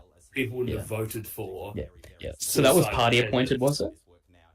Yeah, so Like basically government. they gave it to the governor. So basically Yeah. they gave candidates to the governor general and the governor, the governor, state governor approved it. And what they Yeah, did yeah, is they that's put in a Labor minister or Labor government member for governor against convention. But hey, it's convention, it's not rules. And then the Labor member appointed all the. Shooter's still on half a Suicidal. quarter. Shooter's still on half a quarter in Bass, by the way. Wow. Actually, I got the Interesting chance to see- visit the Queensland Legislative Council 2 weeks ago, which was quite fun. Or what remains of it. It's mostly just a ceremonial room. Oh, it still exists, huh? Yeah, they should make. Yeah, it's a building. You can't. They didn't like blow Yeah, off. I didn't remove it. Yeah, you know, They did make it into like a storage cupboard or something. I don't know what they would. Style. I don't know what they would do with No, it. they- Like, They Yeah. use it for royal visits and stuff, and Okay. like opening of Parliament stuff, and like swearing in a Yeah. governor. They do it all in that like room because I think it's still got like the purposes of all like Okay. the how like the Senate committees they have to like they still use that for like the committee stuff. okay, somebody's asking what is happening. Okay, at the moment, it looks like there's a bit of a swing towards the Libs, but we don't know if that actually means the Libs are going to form government. Like, Yeah. I've just sort of done like a quick sort of map here, right? And we're thinking that the Libs, if say the Shooters Fishers win too, right? What maybe the Libs could form government with O'Byrne and Craig Garland, and that will get them to 18. Because Christy Johnson vonked them, so that probably won't happen, right? So there is a path for the Liberals at this stage, in my opinion. Mm. I was saying before this election that it was probably mathematically unlikely, but the Libs are doing really well in Braddon. Yeah. They're It's- outperforming the polls in Braddon. Yeah. Yeah. It seems like in most spots, it's the Greens picking off Labor and then Liberals getting back the JLN and independent vote. Mm. Yeah. Yeah. There's not much crossover with the major parties though. So For those following along in Franklin too, Peter George is currently polling 2 quotas. Yeah. So yeah. yeah, but I'm just looking like would Labor really like Labor could form government on these numbers like Labor 9, Greens 6, right? That's 15, Yeah. and then you Why got is An- go on, sorry. Sorry, why is Andrew Jenner on the Peter George group ticket unless it's a different Andrew Jenner? Did you notice that? Who's going to get more Oh. votes? That's what I want to know. So confused for a second. So Labor, so Labor could wrangle together 3 of these 4 independents: George, O'Byrne, former Labor, and then Garland or Christy Johnson. So I still think that Labor, if they really wanted to, could form government on these numbers, even though they've lost a seat. The question is if they would really want to. Probably not. Yeah, They probably like won't. will of the people. I mean, it's pretty clear that people like if it's going to be a swing against, you can't. You can. You But can, can you though? Do you really have the license to do it? well, they probably won't because last time they were in government with the Greens, it was a disaster, right? So, they probably would. Yeah, say the no. Greens. That's the other thing. If the Greens are sitting on 6 or 7, they're going to be like, all right, cabinet. Oh, over." absolutely, Like, absolutely. Yeah. If it's Mhm, 9 and right. 6 or something, that's Yeah, they would yeah. demand that. Yeah. Yeah, well, They're they're basically half the size, if not more, slightly more. So But yeah, Labor is not doing well. But with the last election, right? Last year's election, right? We thought that the Labor Party could have easily formed government on the seats that they got. My theory was that they chose not to because they wanted to keep things as nice for the federal election as possible, right? So they didn't want to form some like shaky ass Labor government and then go into the federal election on the nose. I think like a status quo result this election for Labor would. I mean, they lose it. They've got to swing against them 5%, which isn't good. But a status quo result could have put them in a government forming position in Tasmania. But the problem is that as you're seeing here, the Labor Party is getting a swing against them. So that does not really give them a good sort of mandate to form government with that. And when the Libs are getting 40%, which is like that's a pretty high amount. Like you would think that's sort of like a mandate for the Libs forming government again. and yeah, on 40% or just over, they're probably at 15 or 16 seats, and it's just a much simpler operation for them to form government. I still don't think 15 or 16 seats. I still think 14. Missed the opportunity during 2007 federal to run John Howard, the actor in Benelong, against John Howard. That's so true. Do you know? Did everyone know John Howard, the actor? I think he was in Sea Change or something. Oh no, I got something better. When I was in Port Arthur, apparently one of the inmates at the former Call of Duty site was a John Howard as well. Oh, okay, right. There are John Howards everywhere. Uh, Anyway, I'm gonna have to quickly go mute myself for a sec. Sorry.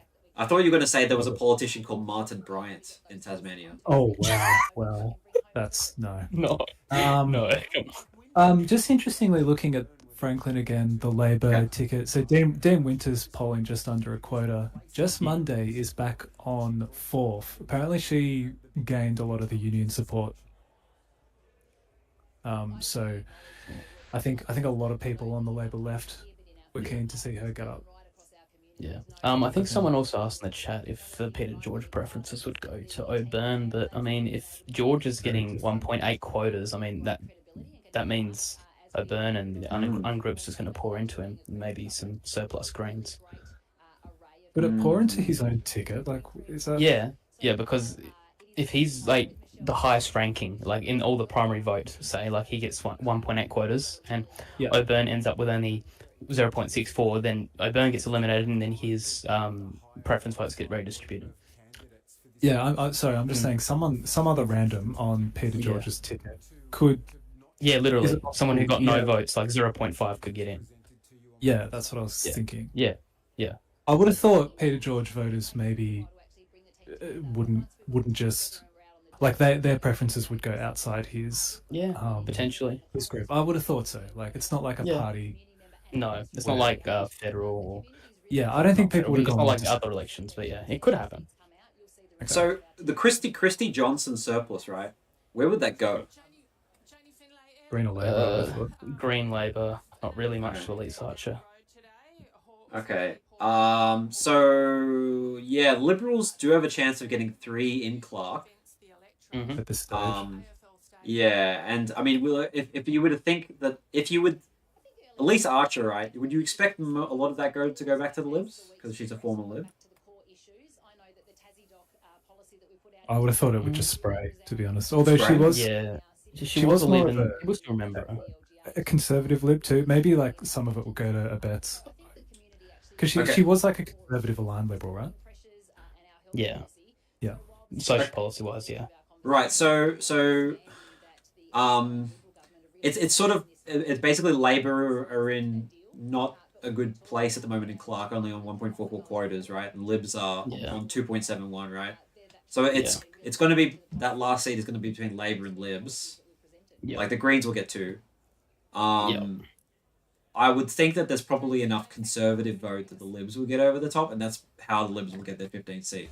Labour would miss out on getting 2 in Clark. Wow, that's interesting. Do we think that's it could just be too early, or do you think that that's like possible at this point? These are proper figures. We're at 7% of the count. Yeah. I think And they're already declaring. Yeah. What could change the result maybe is stuff like postals or some of those pre-polls that get counted tomorrow morning.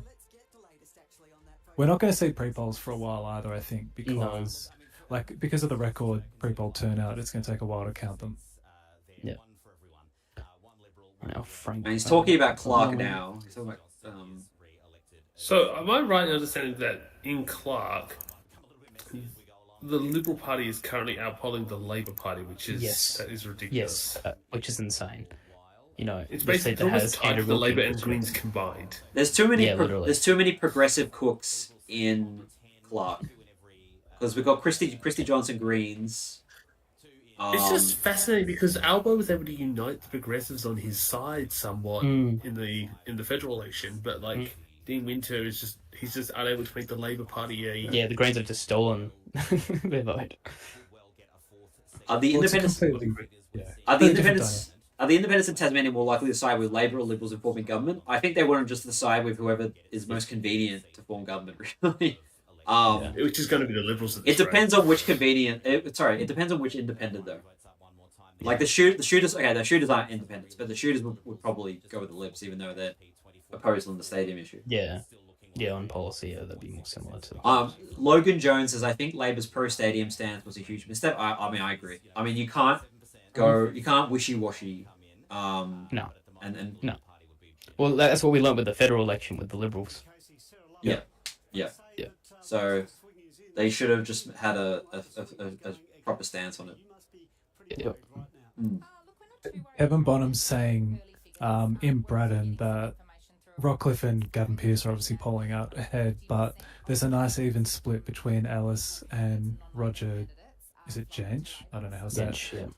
Jench, thank you. So if they have an even split, it means they can both stay in the count for longer, which would help them get the 4th seat in Braddon. So Liberals are now on $1.61 on Betfair, which obviously the Labour market is a bit fucked. It's still on $1.04, right?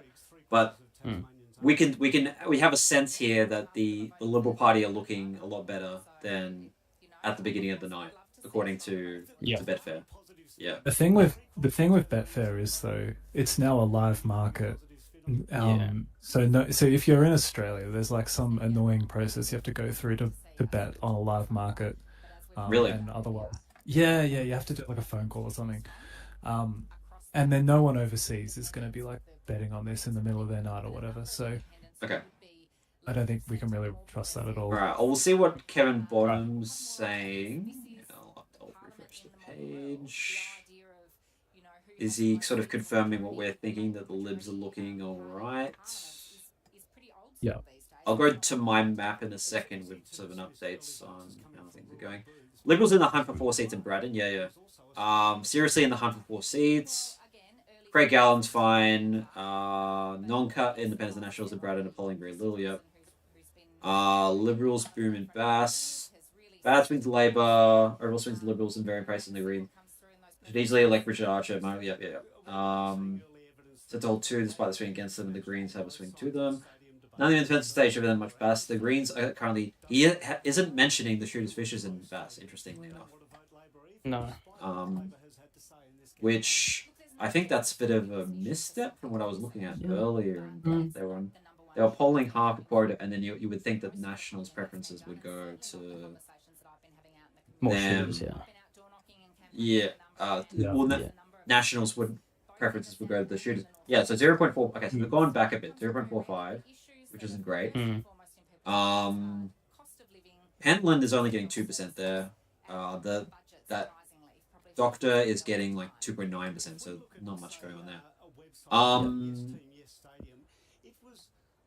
I still At think. this point, Go on. Sorry. Yep. at this point in Lions, 10% shooters farmers. Yeah, I can see Nationals' preferences going to that, and they're going to get in. And then And- Greens have 0.58, right?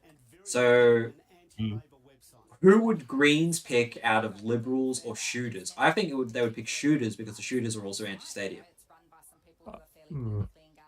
Or the votes would just die. Exhaust? Yeah, get lost. Yeah, I think they probably. might exhaust before they go shooters. I keep on forgetting that you don't have to number every single box in Tasmania. So It's effectively It's OTT, isn't it? Yeah. Yeah. Pretty much, yeah. How many boxes do you have to number? At least 7, right? 7. Yes. Yeah. Yeah. Which is effectively OPV, really, because most people just number the one party and then they stop. Well, a lot of people. Not most people. In but a terms lot. of preferences between parties, it's effectively OPV. Okay, so Labor and the Greens together are only polling 2 quotas in Braddon. Craig Garland has a little bit of a surplus, but not really enough to really make it that great. Liberals, I think, will probably get 4 seats in Braddon. I think Braddon's sort of a foregone conclusion. Clark is the really interesting one, which it's sort of. I think Labor's increased their vote a bit, or have the Liberals gone down? Liberals have gone down in Clark. Yeah. Back So- down to 2.43. Yeah. Kevin Bonham was saying that at the moment the current count in Clark is pretty unrepresentative. Okay. Labor's vote should So- increase. I'm going to go back up to the Liberals getting 2, Independent 1 in Clark. So I still think, I'm going to go back to my map. I still think this is what the map's looking like at the moment. And again, most likely outcome is, I guess, the Liberals forming government with Shooters, Fishers, and then O'Byrne and Garland. I still think that's the most likely outcome at this moment. That's sort of the only thing that makes sense to me at the moment. I think the Nationals have had a sort of a bust. I mean, Nationals, Shooters, Fishers Fishers done really well. Yeah. Nationals have had a bust. Yep. Yeah, I think they've been seen as just submissive and just a second Liberal Party, basically. Right. And voters who are, moving away from the Liberals and just going to shooters, like how they kind of went to Lambie, maybe, because shooters aren't like a big party. So. Labor, if you had said no stadium, would have had a chance, no hope. I don't know if that means you're saying that they would have had no zero chance, or that they would have had a chance if they said no to the stadium. Yeah. But yeah, absolutely on these numbers, 14 for I think Garland and O'Byrne would say, all right, yeah, let's do with the Libs. So I am now saying the Libs are probably most likely to form government at this. Yep, looks like it. Yep, and I'm just going to likely is get 14 or even up to 15 or 16. I've lost my $22 sad life, I guess. Liberals are going even closer on the. And good job, Max. You won some money. I think you said. Great job. Yeah, I do. Yeah. Well, yeah, pretty lucky to be honest. Liberals $1.44 on the betting markets. Exchange. Yeah. So what's your thoughts, Max? I'm gonna go back to my map again. If you're watching the map, do you have any other sort of thoughts on how things might go apart from this map? The stream's just a little bit behind us talking. So you've got 4 Liberal in Braddon, 3 each in Lions, 2 And in Bass. Franklin, 2 in... And then 2 each in the Hobart seats. Yeah, I think the Liberals are in play for 3 in Franklin and possibly a forfeit Bass, pending further results. I don't think so. I'll go back to those seats. Yeah, I don't see Franklin as getting 3 for the Liberals. Yeah, so we'll go back to those seats. I just think how much other vote there is. Because one of the things from the YouGov poll that came out yesterday was, despite the Liberals only getting 31% primary, somehow in that weird 2-party preferred thing, they managed to get up to 45, which felt high. So I think there could be enough leakage via the Liberals to have them limp over the line. Okay, so the Liberals actually have gone up a little bit in Bass, but what I'm thinking is Maybe. I mean, I don't know how these George Rezai guys and like the former. I don't think it's going to be I don't think it's going to be a strong flow to any major party. Might The other just thing, spray out. Yeah. yeah. The other thing in Franklin is that Abet's is way out in front. He's polling a quota himself, but Yep. Street and Petrusma are both quite level. Like they're both on about half a quota, so they're going to stay in the race for a while. And one of the peculiarities of the Heath Clark system is that if you've got candidates if you've got the votes spread across like quite evenly across different candidates, it's quite advantageous in the. So are you suggesting that David O'Byrne is going to miss out? I don't know what I'm suggesting, man. I'm just saying the Liberals. It's a are possibility. good chance for 3. Yeah. Yeah, although but O'Byrne's it would have to be at yeah. expense of somebody, and O'Byrne is the only one that seems like possible for it to be at expense of. So yeah, I think. But if you look at O'Byrne, he hasn't really received much of a swing at all. He's kind of stabilised. Yeah. Yeah. I think Franklin is pretty much a set. Yeah, I think Bass is the only one that's really a question at the moment. Yeah. That last that because there's shooters, right, but then there's also Greens, and then there's Liberals. Like possibly the Liberals could get 4, shooters miss out, and then we get 2 Labor and 1. Yeah. Perhaps the Liberals could get that last seat out of instead of shooters, but Nationals, you would think some of that would go to the shooters. So yeah. To Ning Nang Nong in the chat, no hung parliament. No, we're probably still expecting a hung parliament. No. Yeah, absolutely expecting a hung parliament. If The we most they're had going to probably if we get had is the five- 16. If we had the 5 seats again, maybe, but not with the Yeah. 7 seats. No. Great. Liberals The gone Liberals out a only- little bit No. on betting, but yeah, not much. Yeah.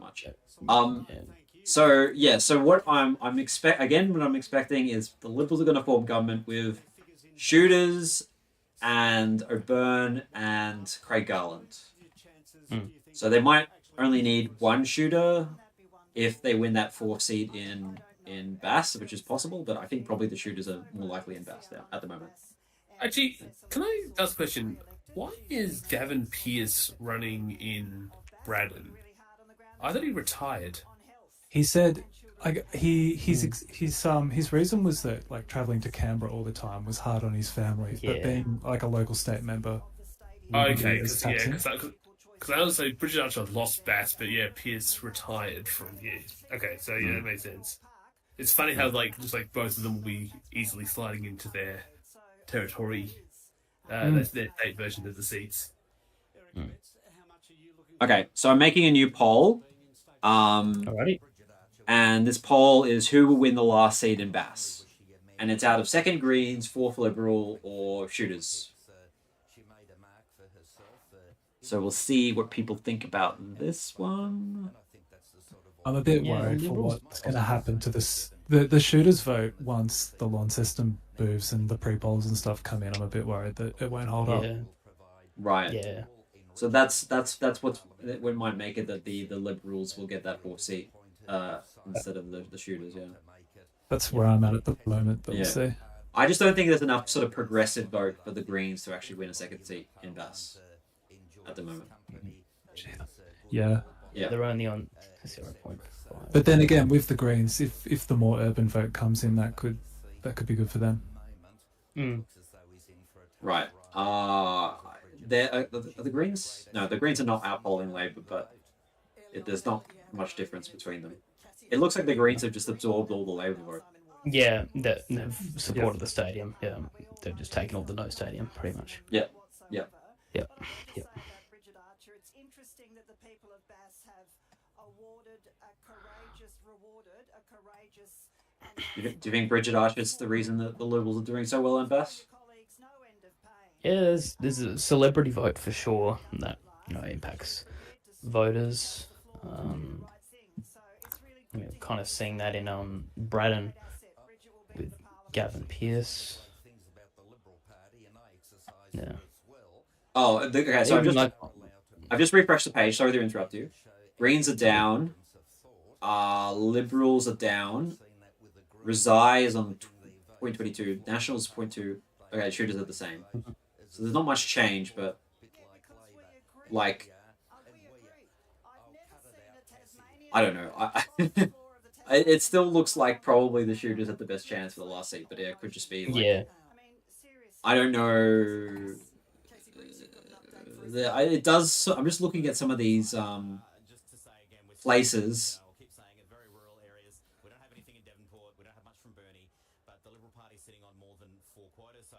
I know a lot of these are in Launceston that I'm looking at the moment because I used to live there. Obviously, like West Launceston is obviously in Launceston and stuff like that, and Newnham. What? What's up? What's going on? West Launceston is in Launceston? No one told me this. Shush. Like literally, there's been no votes coming in from like Launceston. Like okay. There's a place called there's a booth called Launceston and one called Launceston Central, right? Central it has come in. Central's usually the shopping centre. Launceston. Right, I'll just say it twice because that's the best way to explain it. Has had nothing yet. Neither is Kings Meadows, which is also in sort of Launceston, and Invermay, Inveresk. Yeah. Where's Georgetown again? Isn't that up north? Oh, it's at the mouth of the river. Yeah. Yeah, it's up north. Yeah. So that's also not come in either. Okay, but that's you would expect maybe they would vote shooters. I don't know. I actually know I have a friend who used to live in Georgetown, but I don't know how they vote usually. So, I'm just going to take a quick look again at lines that the Nationals are doing. If there's anything in there, or No, they're at 4.9%. They're just chilling at this point. And Andrew Jenner's not running that far behind Tucker, actually. 1.5 to 2.3. So the Fishers and Nationals gap is closing, but it's really slow. Maybe as it becomes less rural, more metro, that could close a little bit, but it's not going to advantage the Nats as such. They should have run it up in the rural booths. Yeah. It's amazing how different Tasmanians are voting in the federal election to the state election. These are like 20% differences or something, or at least 10%. This is more extreme than Queensland. Yeah, it really does feel like it. People really definitely have a different view of federal Labor than state Labor. Yeah. Yeah. They've got memories back from 2010. Did any the federal leaders didn't come down at all? No. And for the Nationals they did. And I think there was some endorsements from the Liberal federal leader, but there was no visits from the big parties apart from Albanese coming down. Yeah. Okay, so the Liberals are now ahead of the shooters in Bass. So I think I think you're right, Max. I think maybe the Libs are going to get 4 in Bass at this point. It's on the cards. Yeah. Okay, so if we take a look at that map, it puts them in government forming position. With again the shooters in Lyons and then O'Byrne and Craig Garland in Braddon. Simply because even though Labor plus Greens is the same number, it's just that I don't think they would want to try to form government on only 9. They would have a cabinet full of Greens, and it would look very unmandatey them forming government on those number of seats. Yeah. They'd be slaughtered at the next election is the risk that I probably see. And they're back in the wilderness for years. Yeah. And it might put drag on them and with the federal politics too as well, and I don't want that as well. So yeah. Paul Bludger narrowing the swing a bit now, statewide that is, down from net 12% Libs versus LP to 9.8%. It's still huge, but maybe some city booths coming in now. Who is winning? The Libs are winning. The Labor decline is getting less severe with each poll drop, says Riley Davies. Local Liberal Party weirdly popular, plus young Tasmanians leave for the mainland. That's true. It's just getting older and older, the population there. Yeah, that's right. What do you think the mindset... What do you think the mindset of the Labor federal voters who voted Liberal is? I'll let you cover that, Heath. What do you think?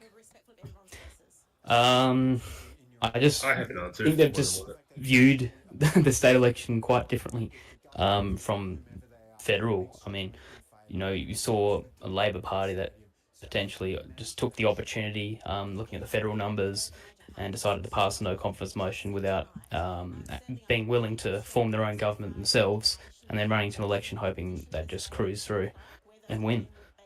And I think voters have seen that. And I've also seen the strong Liberal campaign against that, as well as promoting their own policies, which have definitely crushed that. And yeah, Labor's just been hit hard.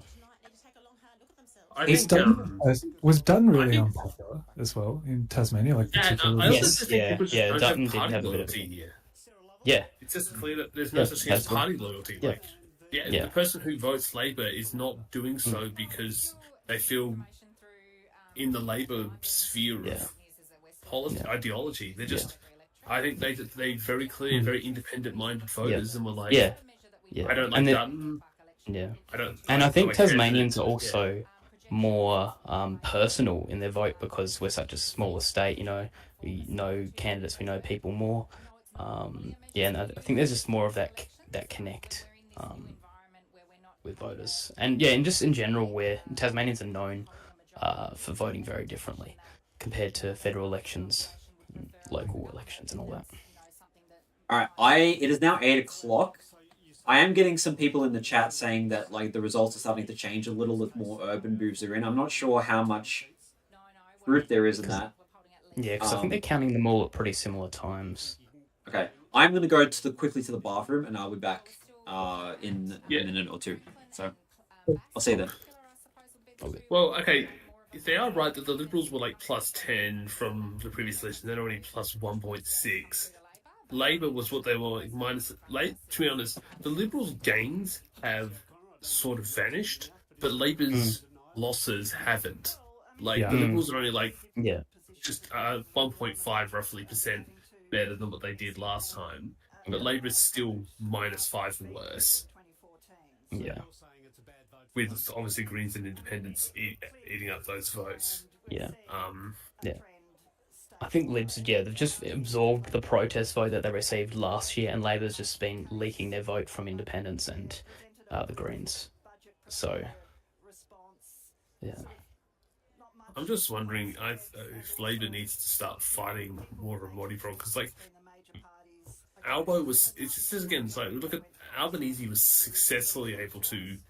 I guess again it's a different voting system that federal uses, but the fact that he was able to sort of dampen third-party votes and get their preferences and stuff. And again, that's also possible that perhaps these independent votes will all be over the place and all sort of flow to Labor, and they'll regain their seats in Clark and Franklin and such. But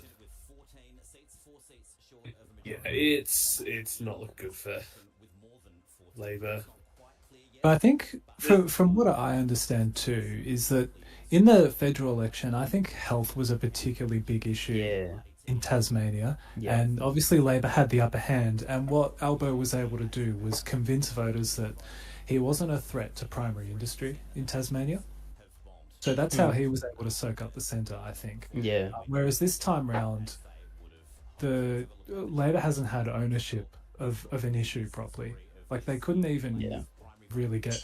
They tried to run on the budget and that sort of thing, but clearly that hasn't. Are you sort of pointing out Malinowskis and ambulance ramping in South Australia as that key issue to get? Yeah, they owned that issue, and from what I understand, they've done nothing about it really, but they're supremely popular. Yeah, I honestly think that this is literally an inverse of the federal election, where the ALP has picked up the exact problems that Liberals did in the federal election, and vice versa. It's kind of funny, and to be honest, how much of it has to do with the two leaders? Winter seems to be. I think people found maybe the way this election came about a bit cynical. He doesn't sort of have the charisma. Rockliff was likable, if not competent, but likable. Yeah, and if you just see between the two, Rockliff's just way more established, way more known, and is being framed as a trusted character by a lot of people. And, that works. And, we're clearly seeing this tonight. Yeah. Liberals just got one more seat. They're up to 12 now. Right, I'm back. Labor's doing a little bit better, it looks like.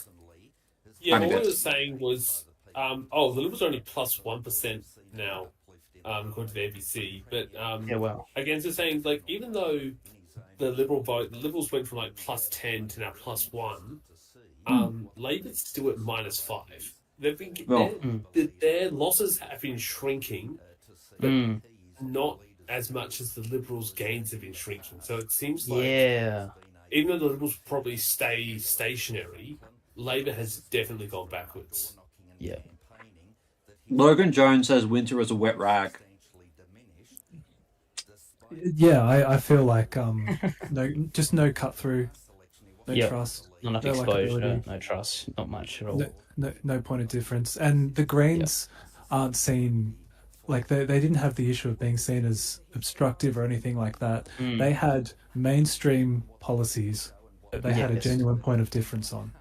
Yeah, and Labor just didn't. They either copy pasted or quietly voiced an idea that didn't really cut through with voters, I don't think. Yeah. So, agreed. Like, why did Winter win the bloody, like, preferred premier on that YouGov poll then? I'm not sure, man. I'd love to know. Yeah, I wonder where they got the numbers from. Why were the major parties pretty much level pegging? Well, Labor apparently had a 55-45 two-party preferred. Well, on these results, maybe they probably still have the... Like, I think... Didn't they work out that last election in 2024 it was something like 50.5 to Labor on two-party preferred? Yeah, I mean, well, that's what I thought. Like, that's what I worked out when I was looking at it too. Like, Labor clearly had the two-party preferred last that election. Yeah, if you told me 3 hours ago that Labor were going to win the two-party preferred notionally by 5%, I wouldn't have been shocked. So I'm just looking at like Ninja Stadium, right? I don't know shit about town planning, but you could maybe like on this beach build like a big dock, right? Yeah, that's going to be unpopular for people that like the beach, but you possibly could. Well, is it deep enough? Like, I don't know. That's how probably that's it'd have to be like a cement like or jetty or something out into the Derwent. And then I guess people would come in from here and like other places to all go to the game. Is this also like is this a port at Bellerive Beach? What is this stuff? Bellerive. So there's a port up. There's a port up towards to the left, like in that bay area. Yeah. There's currently a ferry there. I've ridden it before. What's this stuff on Google Maps? There's weird green lines. Do you know? Green lines. Like sticking out on the bay. No, it's like on top of the water. Oh no! It's no, that's a mooring for yachts and boats. Right. So those are pontoons. So you can go to satellite. You can see it in satellite view. But people, if they want to get from that bay to the stadium, they have to walk through. I assume this is like suburbia, right? That's awkward. Yeah, I've done it. I've done it before. Yeah. It's really weird.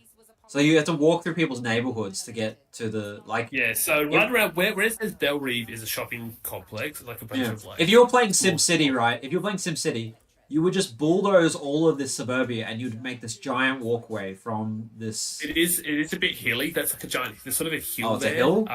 Okay. Yeah, just a heads up. It's like up here. That's Scott Street. Scott Street's sort of like on top of the ridge. Scott Street. Sorry, everyone. I'm dedicating a lot of time for this. Yeah, that's the time of the night we're up to is when we're trying to figure out how to get a ferry into Bellerive Oval. Well, I mean, it's not you just driving the ferry to Bellerive Oval, like unless the legislative council have some weird change of heart. This is what they have to work out, right? So yeah. Because we want to accommodate the Tassie Devils, but we don't want to build a stadium. So what else are we going to do? So I don't know. I don't have a diploma in town planning, so I can't say anything with that. I'm out of Anyway, I'm going to end this poll. Looks like second Greens are the favourites actually, according to this poll. I highly doubt that. So Aussie's infrastructure, Aussie's town planning, yeah, Aussie's town plan. Still a chance for it to end up. You just put yourself there, not just elections. Not just elections. Oh yeah, like not just bikes. Yeah, not just bikes. Yeah. Not just elections. Yeah. So this is still possible, guys. 4 seats in Bass for the Libs.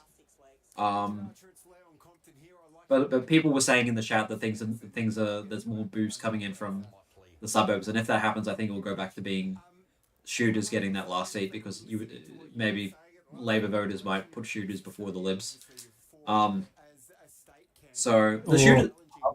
Labor's going to end up on just over 2 quotas at this stage, and also how many of their voters are actually going to continue down the ballot? Yeah. Okay. You're right. You're right. Yeah. What I'm more trying to say is that you might get less Liberal votes, and then therefore the Shooters can win with a lower quota. I think I'm trying to say here. So I'll take a look at the Bass stuff again first. Yes, well, their vote would be disqualified, and then the whole quota thing would change. Let me have a look again. Or, not exactly how that works when they're invalid.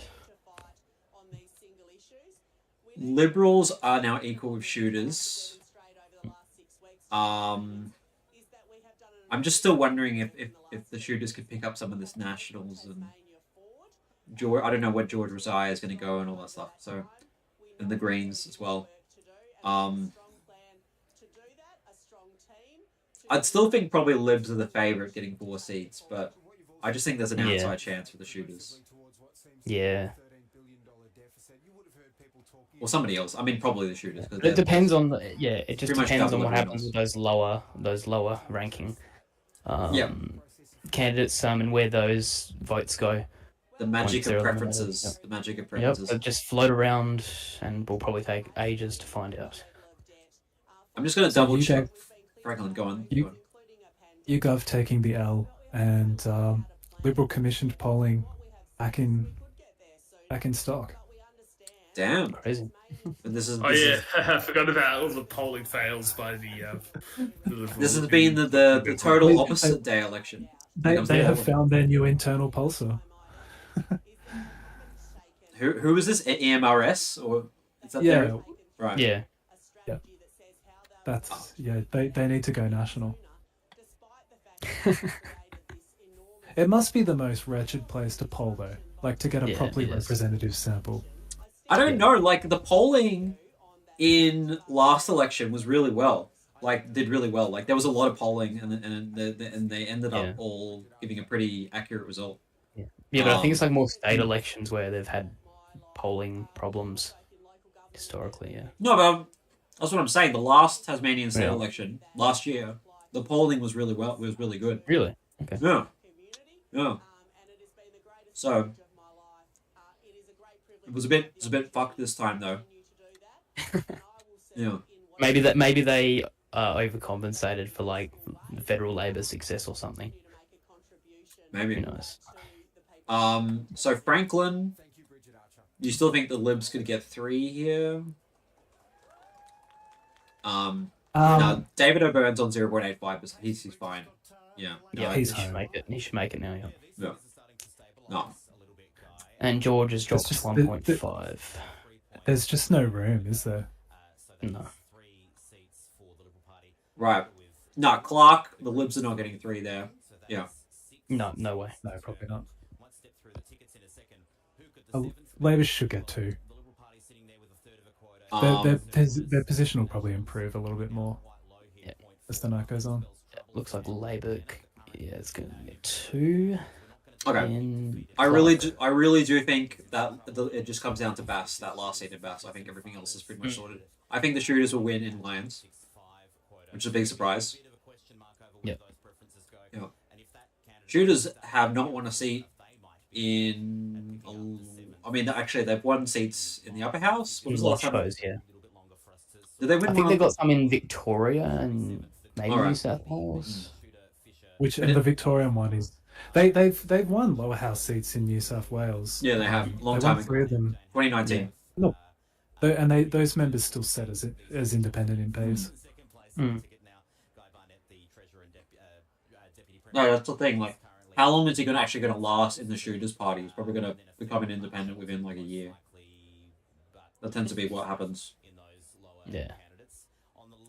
If he's the only one in Parliament, it could be different though. It's not like the Shooters don't have like a Pauline Hanson No. sort of type figure that's just gonna, or like a Jackie Lamy who's just gonna interfere. Right, Braddon. I'm gonna guess that Labor will. Right, well, it's Labor and the Greens, but I think the rest of it is pretty. So we're looking at 4-1, potentially like 4-1-1-1 in Braddon. Probably. Or- Or 4-2-1-1. Well, yeah, well, Labor could get to at the expense of Greens getting one in Braddon. Yeah, yeah.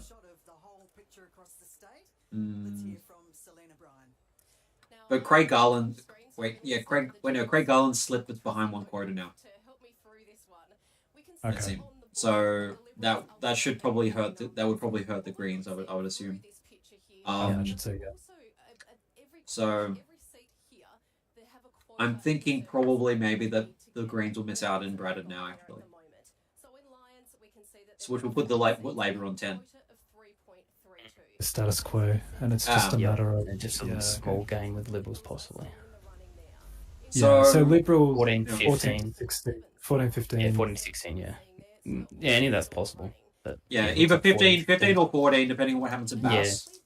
Yeah. And then Labor 10, Greens 5, SFF 1, Independent 4. Oh yeah, Winter's done. Like Yeah, he's totally done. He's been re-elected, and yeah. well done, Rockliff. I mean, I guess so. I mean, this is probably the best result Libs could have gotten. It's better than I thought they would have got. I thought that was stuffed. I really did think that was stuffed, and they've done all right. Oh, this is a fabulous result for an 11-year-old government. Mm. Yeah.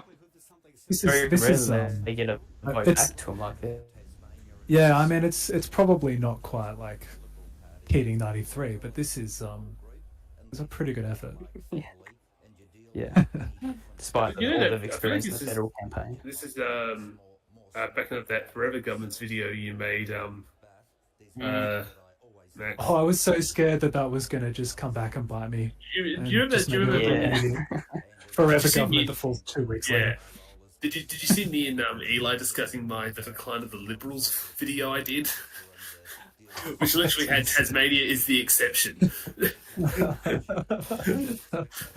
Yeah. Yeah. Yeah, and I just think it's that they've taken that position of like an acting Labor Party, like I mentioned before. If you just look at some of their policies regarding Tas and Shaw, and They're just so much cancelling moderate.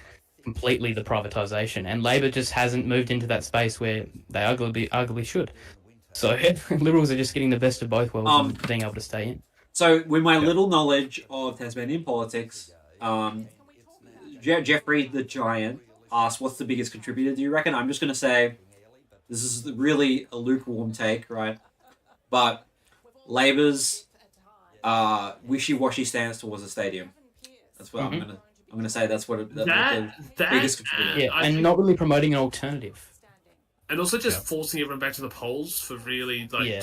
really cynical political reasons. Like it wasn't there was no major policy that the Liberals were passing that the Labor was like, no, we cannot let you pass this election. We have to stop you now. It was simply It was the looking Greens at more that were saying it was the election results. Yeah. Yeah, I think also state Labor is trapped between what Albanese is trying to do with the federal party and what Rockliff is doing, and his predecessors have done with the Liberal Party in Tasmania. Yeah. There's just nowhere for them to go, nowhere, because people were crying out for Labor to be pretty much like quite close to where the Greens actually are. Yeah. on a lot of issues, particularly the Yeah. stadium, but they just didn't seem to Yeah.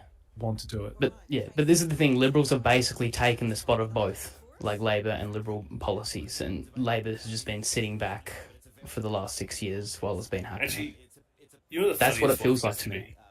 The funniest part of this has to be the Liberals have shown that being a moderate, traditional Liberal Party moderate force is electable. What's the bet that Yes. none of the other Liberal branches are going to take this on Yeah. and continue to run far right? So, just going back to, I know I keep on obsessing over this seat, but Bass, the shooters are now slightly a bit ahead of the Liberals. Shooters on 4.4, Liberals on 0.35.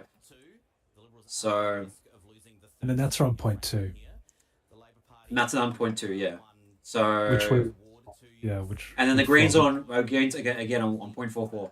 So if Greens voters actually keep on numbering their ballots and they say like I really hate the Libs, let's put the shooters before them. That's what again when I think shooters are gonna have an opportunity here. So I feel like for a Tasmanian Green voter is the shooters really like a better alternative to than the Libs. Well, they It's a minor hate party the, that isn't. they hate the stadium. That's the thing. They hate the stadium.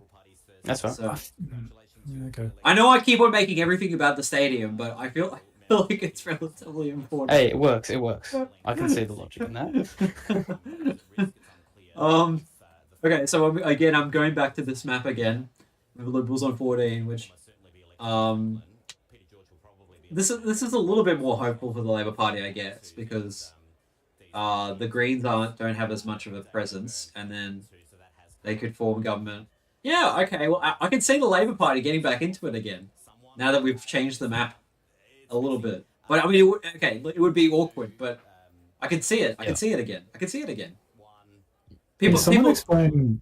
People in the chat See are roasting. Labor leeching the vote, but still managing to scrape in somehow. People are roasting me for saying Labor's going to get 10 seats, but I think it's possible at this point. What were you saying, Yeah. Max? I'm sorry. What's the deal with the woodfire ban thing? Can someone quickly explain that to me? I didn't see the it. Labor Party's accused that there's misinformation, and the Liberals got it off a source from like a radio statement. Both have just been at each other about that. And is the story or is the line that Labor was going to ban wood heaters? Yeah, That's and the Liberals are that's under the Okay, that's pretty good campaigning in the middle of winter in Tasmania. That's awesome. Yeah, and they also published like Labor members like putting illegal posters up in public and a bunch of other stuff. What are they doing? They're banning chimneys or something. Well, allegedly, according to the Liberals. Labor says they're not. That's a good propaganda. Yeah, well, the thing is, the Liberals are just way better with their marketing and their social media presence than Labor in Tasmania. Look. Okay, I've got the people. state. I've got people in the chat roasting me, saying the Labor's not going to get 10. Well, explain yourself I think because they're going to get 10. Even if it means they're going to barely scrape in. explain yourself how they're not getting 10 because it just seems the most obvious. You can still go backwards and leak votes and still manage to scrape into 10. In Heath Clark, it's just because and I think it's more likely with Labor than Liberal, because I feel like more people might be voting Greens or away from Labor, but their preferences eventually trickle back to Labor, where people who are really frustrated with the Liberals might just have made their ballots invalid if they voted independent or another group like Nationals or Shooters. The incredible bulk. Labor 8 or 9, not 10. Where? They're at 22% now. You keep on saying it, but where are they not? Where are they going to fall under 10? User Cricket is saying Aussie's left The far left is green support. Because I've got Labor on 10. How can the Labor fall government with 25% of the vote? That's crazy. Welcome to a system that is the Greens are getting 15%, right? And then we have a lot of anti-stadium independents, and the Liberals have been very pro-stadium. And the stadium is probably not going to happen because of the upper house. Yeah. People don't understand the voting allocation system in America. This is very It's I very read- bad for Lab, but they're actually in a better position tonight than they were like an hour ago. Yeah. But like this is looking like it's going to be almost the same as what it was before. Instead of like the basically the seat from Franklin. FFF have become the new Lambie. Braddon isn't super crazy. FFF have become the new Lambie. Yeah, which is funny, which is very funny. No way. I mean, it kind of makes sense that they'd go to shooters instead of nationals. Why does that make sense? Why does that make sense? Because shooters aren't a massive established party like the Nationals are on the mainland. Genuine third party. No, they're not a big party, and they're not. The Nationals are associated with the Liberals most of the time. So shooters don't have that. Shooters are seen as their own thing. Their own. Yeah. Okay. Like what if like okay, well, I mean, this sounds stupid though. Well, this is the question I guess I have to ask. What would have happened if Lambie actually ran again? How would you reckon she would have done? Do you think the voters? I guess it would have survived. I mean, it might have been one seat. I can't say if they would have. I think maybe she could have won a seat. Their vote. I think she could have won a seat in Bass and maybe Braddon. But probably not Lions, but potentially. Oh, but then again, Lambie isn't Nationals. It's once again a Tasmanian. I guess you could say a small party. The vulgar potato. This is a projection. This is my guess of what's happening at the moment. But I'm getting roasted for putting the Labor Party on 10. More pan towards the Labor right faction. Well, they do seem to be very moderate, the Labor Party in Tasmania at the moment. Yeah. The worst person commented, Lambie and SFF the ways to vote independent without looking like a hipster. Right. Yeah. That's actually true. Well, they're the unwoke third parties. Yeah, they're just vibing in neutral space mostly. So vote differential is dropping, was 12% before, now 8.4%. Yeah, I do think that things are looking a little bit better for Labor than they were a little bit ago. Lambie landslide. If she ran, she would have gotten that. It was just the woke mind virus got into her head and said that she can't win. If she was anti-stadium. Is she anti-stadium? Is Lambie anti-stadium? Yeah. So she could have actually had a policy this election if she just ran and was like, we're anti-stadium. We're vote. Basically, the Liberal Democrats. In the UK, the Liberal Democrats are like, we're the party if you don't want Brexit, right? She should have just been that, right? And I think she actually would have done all right in some of those northern electorates. Why the Green conservatism are called SFF? Why go that way?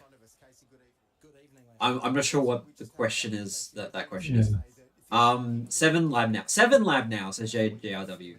The Lambie branded Tassie is weird. She's popular, but her falling out with potential allies is a sore point. But somehow she still managed to win her seat back, and I do think at the moment the SFF are acting as sort of a surrogate for her. I don't think the SFF really have that much of a. Do they have that much presence, and do they have many corporates out or something? No, in Lions, Kevin Bottom was asking people, have you seen any call flutes, any campaigning in there, and no one had seen anything. So what the hell? So the people are just voting, shooters, is it a protest vote? Is it a protest vote? Yeah. And is it a viable one, I guess. And it's a Lambie surrogate protest vote. Labor. What are shooters looking like statewide right now? Well, 3.3, but you have that kind of translates as about 5% in the electorates they're running in. So Logan Jones says Labor need to hop on the pro stadium train now so that the stadium fall can be all the Liberals' fault. What do you guys think about that? Casey, that's an interesting analysis. I want Casey Briggs to diagnosis on that and interpretation. Imagine if SFF and Lambie merge. No, everyone's got too high egos. That's the problem. ABC has called Clark as 2 Libs, 2 Labor, 2 Greens, and 1 Christie. Yeah. Clark is done. Yeah. ABC has 8 people in Clark, which seems to be an error. I've seen that before. Where is the biggest city for Labor to win 10 seats if they can do it? Where is the biggest city for Labor to win 10 seats if they can do it? All right. Well, let's go over every. I'm going to go over every seat again and just explain my reasoning. Okay.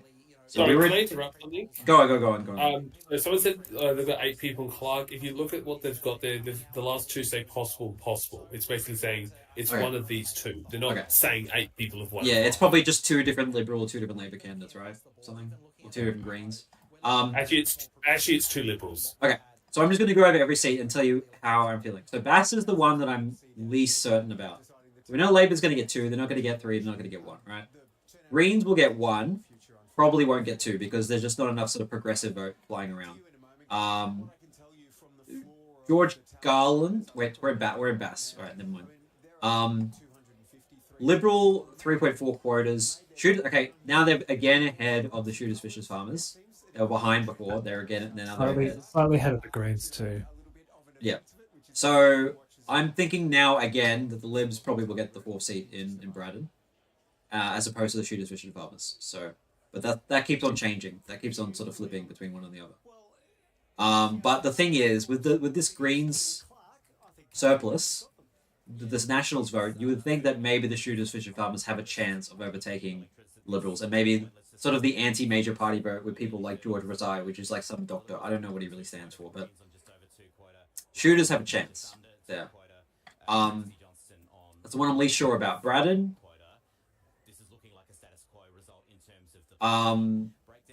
Labor will probably get 2 because they've gone ahead of the Greens now, and then Craig Garland is behind a full quota. If Craig Garland had like surplus, maybe that would go to the Greens, but that's not happening. There's a nice split between their candidates too, Labor in Braddon. Okay, so Liberals on 4, they should get 4 fine. So that I think that result is becoming more conclusive as time goes by. Clark, that's already been called by the ABC, and I agree with them. It's just going to be a status quo result of 2-2-2-1. Yeah. I don't think really need to go over that one. Franklin, I think, is pretty much sorted as well, which is going to be Labor 2, Greens 1. David O'Brien is almost on the full quota himself. He get 1. Peter George 1, and then Liberals will get 2 because this surplus Peter George is not going to go to the Libs. It's going apparently it's going straight to the Greens. Most of it. Okay. Kevin Bond does. Well, it's Greens are not going to win 2, but Labor will easily win 2 as well. And David, he'll win 1 quota. So that one's sorted, and then Lions, Labor 2, Greens 1, Liberals are on 3. But now we got Nationals and Shooters. If you add them up, that's over 1 quota. So you would think that probably the Shooters would win, and the Shooters are doing got double the quota, the surplus that Liberals have. So I think Bass is looking more and more like it's probably going to be 4 Libs. Yeah. But this keeps on changing. This Liberal and Shooters, like again, it's gotten closer again. I think actually now. So yeah, that last seed is the toss-up one. We go back to the map.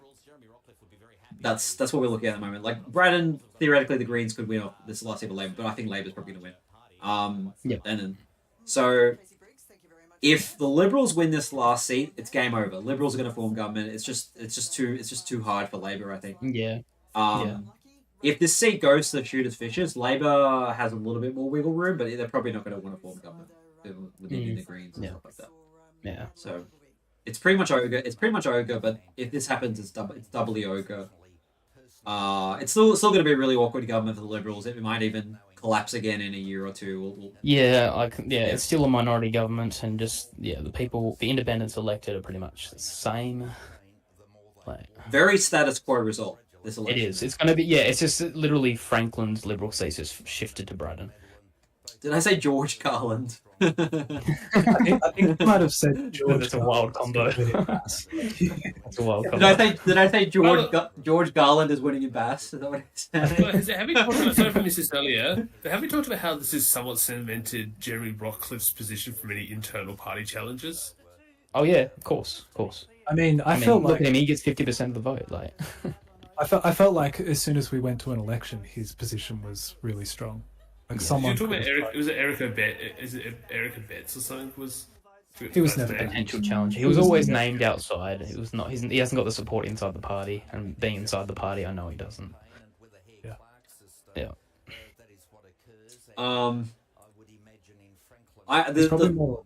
The government formation agreements are going to be very interesting. Very, very interesting. Especially if this is the result where the Shooters Fishers get 2, it's going to be really, really interesting. Really, really interesting. I'm gonna be really looking forward to what the hell is gonna go on. And you're gonna be covering it, aren't you, Max? Right? Every day, new video every day on the government formation updates, right? Mm. You'll No, basically they'll be you'll be looking at Kevin Bonham's blog every day and just basically regurgitating everything he refreshing does. it. Yeah, Regurgitating. What happens is I record a vid, then as like I'll record it one night yeah, to post it the next day, and Yeah. then Kevin goes up with his blog post, and I happen to say the same thing. It's really annoying. Oh, that's see, that Kevin. happened at least twice, and Kevin people is just- Kevin has hacked your hard drive, and he's basically just stolen what you were gonna say. That's what's going on here. So or it was just that obvious. we that know that's- Kevin Bonham has hacking abilities. yeah. He's playing 4D chess. You guys know he's like a pro chess player, right? I think I've heard that before, but chess is just so boring that I forget when people are like pros at it or playing it or something. You know, like we've got an interesting comment that I'm not going to read out from Fulcrum Oz, alleging a conspiracy theory about Eric Abetz and his family. Same but different as last year, pretty much. Very status quo. But not boring. I wouldn't say this isn't a boring result. It's just a status quo result. It's boring in the sense that Like if you think about it, like so basically like the things going for and against Labor this election are basically cancelled out, and we've just seen that seat shift. It's actually kind of amusing. Cricket says Aussies like this a green supporter. How many times do you have to say the same thing in the chat? Like if people are gonna forget if he doesn't say the same thing. Lab or an 8.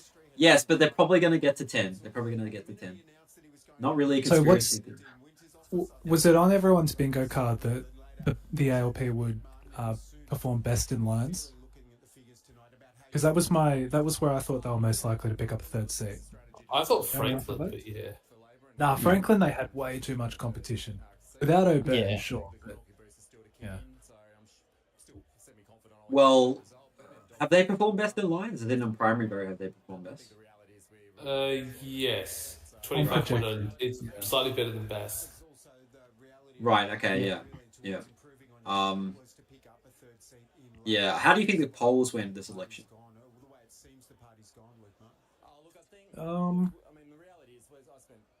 Pretty good. Like everyone was talking about how the independent vote was going to be massively overstated, but Yeah. it's mostly held. Liberals clear lead. Most polls indicated that. The Greens have improved their vote. I think Liberals have outdone themselves a little bit in Bass from the polls, though. Yeah. No, Yeah. but those sub-samples, like none of I don't know. Like you can't really go by the seat polling. I think the headline results are the only thing you can really sort of judge the Yeah. polls from properly. Would Labor form government with SFF? Like Yeah, I don't think in ways. coalition. They have got rural support in Upper Derwent Valley and in other places in Lyons. I mean, historically, back in the 20th century, I mean, kind of had some rural support. So I don't see it as crazy. I mean, you got Craig, the Farrell family, Craig Farrell and Casey. They're from a more, rural background, so definitely off the books. David says who won? Inconclusive, but probably Liberals. Yeah. Liberals. Yeah, like Labor could theoretically, if they really wanted to, form government. But they probably won't want to. They probably just be like, nah, Libs can do it. Have we heard from any of the leaders yet? None of them have come out yet, right? I think they've just made informal, televised basic statements. There's no actual leadership speeches yet or anything. I don't think the question is what happens if the Libs can't guarantee supply. I mean, I think they will. I think they will guarantee supply. They have enough people that will do that. I think there was just a message from this election that if someone tries to pull another trigger on them, they're just going to get even more votes to their side. I Yeah. expect. as more people going to be like getting angry at the third parties for continuously undermining Yeah. their choices rather than Most This of the is cross. likely the last early election that might be called. So I think I got the sense from the way a lot of the crossbenchers and potential crossbenchers were talking was that they actually wanted to work together a little bit better. yeah. The thing is, I do worry a little bit though that Jeremy Rockliff is going to take from this election that like screw, compromise with you guys. You guys need to listen to me, otherwise, because he's kind of won this. Anyone who voted against him in a no confidence motion is kind of lost. Can I just ask you, if Labor Party do end up with 10, should you try and form a government? I do have to say though that their marketing was brilliant, and just Labor just not stepping up just created a perfect environment. So I just want to go back to something I said earlier. All right, let's just say the map is what is this, right?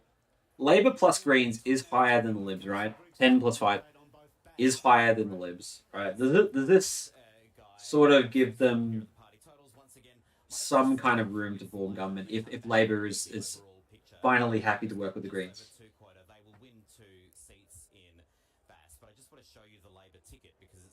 It just seems like Rockliff would only have to make a couple of phone calls and he'd have a majority. Yep. It just seems so much simpler.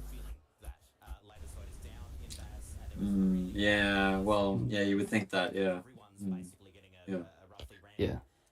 But regardless of whatever, I was just gonna say, is Winter's position tenable after a swing against? Like, I just can't they didn't imagine. lose seats. They've lost. They've lost. Yeah. What? Yeah, they have. That's true. Look, Like, I I think can't- the question is yes, but it's a bit like Dutton that he might not have anyone that can replace him. Like, really, it might just be. No, yeah. Billy Vincent asks, aren't SFF socially conservative environmentalists? Basically, right-wing Greens. Is that what they are, really? Or are they left in a wing? way, I guess. Yeah. Like, they're meant to be. I would say they're sort of meant to be like an alternative to the Nats. Yeah. With the chiefly rural concerns. Yeah, more people's focus. Yeah. Yeah.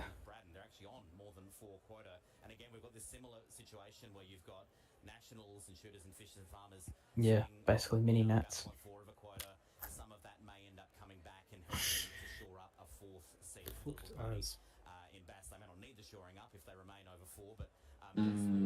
I still don't find 4 seats in Braddon super surprising, to be honest. I had comments It's happened a few times. Like, they just outdid the polls. That's all. They did outdid the polls by quite a bit. Yeah. Weren't they growing in the polls though? Put it on the poll. The Liberals were getting. I thought the Liberals were getting better and better results. So the fact they outperformed the polls just implied the polls would just continuing to go their way. Yeah, I think I did with EMRS. They were improving the polls. I think I saw. Yeah. They went from about 32 to 37%. Craig, we got Craig, guys. We got Craig. What's he have to say? Is he? You reckon he's smoking a durry tonight? And then driving home. Yeah. Using all the portaloos on the way. Wow, Braddon 51% Liberal. Like, Mind you, back in like the Hodgman days and even Peter Gutman, that over 50% in Braddon was sort of part of the course, right? yeah, for sure. I think Craig's about 50, 60? Probably 60? He tried to get a seat in Parliament for a long time, like 20 years or something, and he finally got it last election. Yeah.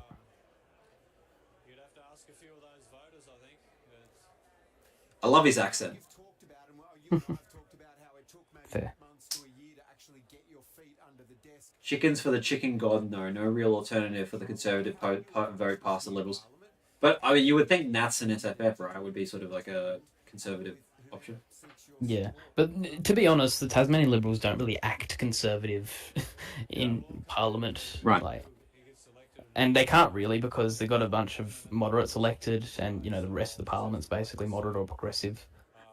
So they kind of just sit there like they've got conservative. They've got like a massive conservative faction, but they don't actually do much, like in terms of social policy and stuff. Craig I mean, Garland you got Eric Abetz, but that's about it. Craig Garland looks like if you put an age filter up on a picture of Jesus, says the worst person you know. That's so true. Well done to the LNP in Tasmania. Next is hopefully NSW. Well, they're not the LNP, but No, they could be. Every time I see Craig Garland in a video, it does feel like he's like an absolute hobo. That's so true. But his voice doesn't sound like a hobo though. That's the weird thing. That's His voice sounds sort of like he's got like a radio voice. Actually, no, I'll tell you who he sounds like. He sounds like Gough Whitlam. Like I can. Say, God save the Queen. If he said that, I think he would sound exactly like Gough Whitlam. God save the Queen, but you can't. I can't. I don't know. Yeah, you know what it is. Yeah. Mark Speakman is really uninspiring. No offense.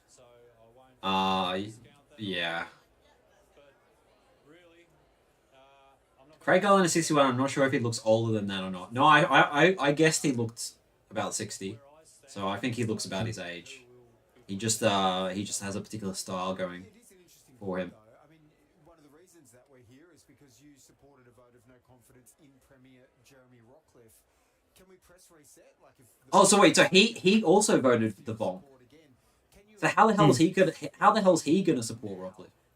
He's just gonna be like, oh right, well I didn't like it before, but I guess he's given the mandate now. Yeah, well, I guess now after this election they kind of have to, otherwise they'll be seen as the ones like 100% causing elections, and yeah. The vote of confidence that has the most weight is the election. Yeah. Ultimately, you can't ignore that. Yeah. They've said we want you and Rockliff quite clearly in Braddon, so. Yeah. Yeah, I'm still amazed it just hasn't really changed anything though in terms of seat makeup so far. Yeah, and they'll still need the wacky. Yeah, so it's still going to be an unstable government regardless, unless they're able to scrape to 16. They're not going to get 16. Like it's. No, I don't see that. No. It's.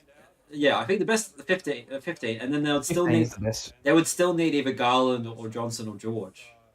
So. Yeah. Probably. Oh yeah, Johnson. Garland, yeah. I just don't see George working with the Liberals really, unless it was like kind of him, like just him. But like even then, I think the Liberals know that there's easier people to work with. Is there not the option of the Liberals just going to the governor and saying, "Well, we're the biggest party by far, we'll be the government," and they don't actually have a supply deal? That's true. Yeah, they can do that. But sure. then they could risk another Volk though. That's the thing. Yeah, but the thing is, I think Tasmanians will punish the next no confidence, like if it comes to an election. I think that's a really sort of like cynical thing to do though. But I mean, I guess it is, like it is smart. It's just cynical. None of the crossbenchers want to enter deals, particularly. No. I think most of them just want to see what comes their way. Legislation-wise, vote on it. Yeah. I think that's what's going to end up happening. Yeah. Right, so there's not going to be an official agreement. Libs are just going to say, like, well, we're the largest party, so, what are you going to do about it? So we'll supply the Premier and... Yeah. What are you going to do about it? Are you going to vonk us again? You going to try vonk us? Yeah, exactly. And they won't. Isn't that sort of a flaw a bit with this sort of kind of system where people get punished simply because... There's a number, like, the only real way to sort out this sort of situation is through another election. Yeah. And if they're sort of just threatening it because it will annoy voters, then it's a bit of a flaw with the system. But anyway, that's just the problem with Westminster systems, I think. Yeah. Who's Tas Labor's best left faction talent? Michelle O'Byrne before she resigned. But it was Rebecca White before then, wasn't it? because Rebecca White's technically in the Labour left faction. Well, she was by far and away probably the best talent State Labour had, right? Yeah, that's right. So Labour plus Greens is higher than the Libs. So yeah, they're on 39.8. So that's see. So there should be a Labour Greens government. Yeah.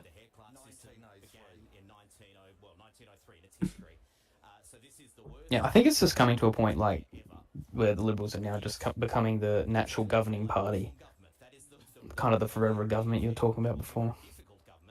Even if people don't necessarily want it. Well, if Labour had a point of difference, they would. Yes, that's the thing, but they don't, because I think the Liberals have just more shifted and basically taken up both spots. Yeah. Yeah. And, you know, the Tasmanian economy and just the issues we're facing, like, it's really difficult to differentiate. And I think, Labor's also just scared of being fear campaigned and cut down by the Liberal media machine. So there's that as well. And then also they just might not have any policies. It's interesting the way you talk about like the Liberals being the dominant party in terms of their relationships with the media and their campaigning. Well, they're just that. Just look at how they frame their leader compared to Dean Winter. They seem Look to at their quality. Yes. And they've got a massive. I think they've got. I don't know how many, but they've got at least more than 10 people in Rockliff's office. It might be even 10, 20 more. But yeah, they've got a pretty big media team from what I've heard. Okay. Being a member. So update on Bass. I'm going back to Bass. Going back to Bass. Labour 2.14, Greens 1.37, Liberals 3.34, Nationals 0.17. Shooters again ahead of the Liberals. And then we've got these left-wing minor parties. Left-wing parties, I should say, have a little bit of a surplus on them. So again, I think no leakage in the shooters ticket as well. Single candidate, is that right? That's right. Looks like it. Yeah. So yeah, I mean, well, actually, that's an incredibly good point, right? Could it be that Bridget Archer, right? This extra quota on Bridget Archer, 0.57 quota, right? Surplus, I should say. People will be like, "Oh, I like Bridget, but I hate the Liberal Party," so they're going to vote one Bridget, and then instead of going down the ticket, they give that extra quota to whatever, including the shooters, right? Yeah. That's right. That's a celebrity vote, pretty much. So I'm actually thinking that the shooters are the favorite here if they get that last seat in Bass. Yeah. And I do think again that we're going back to the situation where the Liberals on 14 and technically have less seats than Labour plus Greens. Look, it would be a huge middle finger if Dean Winter's like, "Well, I don't give a shit. I'm going to form government," right? It would be a huge. I mean, we've got Albo in the hot. Like Albo, Federal Labour, if they get kicked around, it doesn't matter at the moment because Federal Labour have just had this massive election win, and they've gained seats in Braddon and Bass. I don't think Winter has to give a crap what Albo thinks, right? Yeah. I think he could do whatever he wanted, really. Like the Federal Labour doesn't need extra support or something like that. So if he really wanted to form government, he could. He absolutely could. He absolutely could. Absolutely. Yeah, that would be. But again, that's one short-sighted move after another. Sure. Like they would get thrown to the dogs next election, and a no confidence motion against them would be much more likely. Yeah. I'm not sure about that. I'm not sure about that, honestly. I really don't think the administrative committee will agree to that. I mean, you're probably right after what happened, but I think he has more of a chance of. There's more of a chance of them agreeing to it than last election when they had to worry about the federal election coming up. Look, if you were right, why didn't they just form government? Why are we at an election? They could have done it then. Because they didn't want to form government themselves. See, the problem is in Tasmania we've got a Liberal Party, a party that sees itself aiming for second worst in the country in regards to basically all our metrics. Then you've got an opposition who doesn't want to provide any alternative to that. So where do we stand? But you make a good Labour point, needs Max. to just You Labour make a- just neans to suck it up and work with the Greens. But Well, they do. Yeah. But you make a good point, Max. Why didn't they just do it before without going to an election, right? yeah, they should have. Because then the They're whole a thing. weak They really didn't. should They didn't want to because they don't want to govern.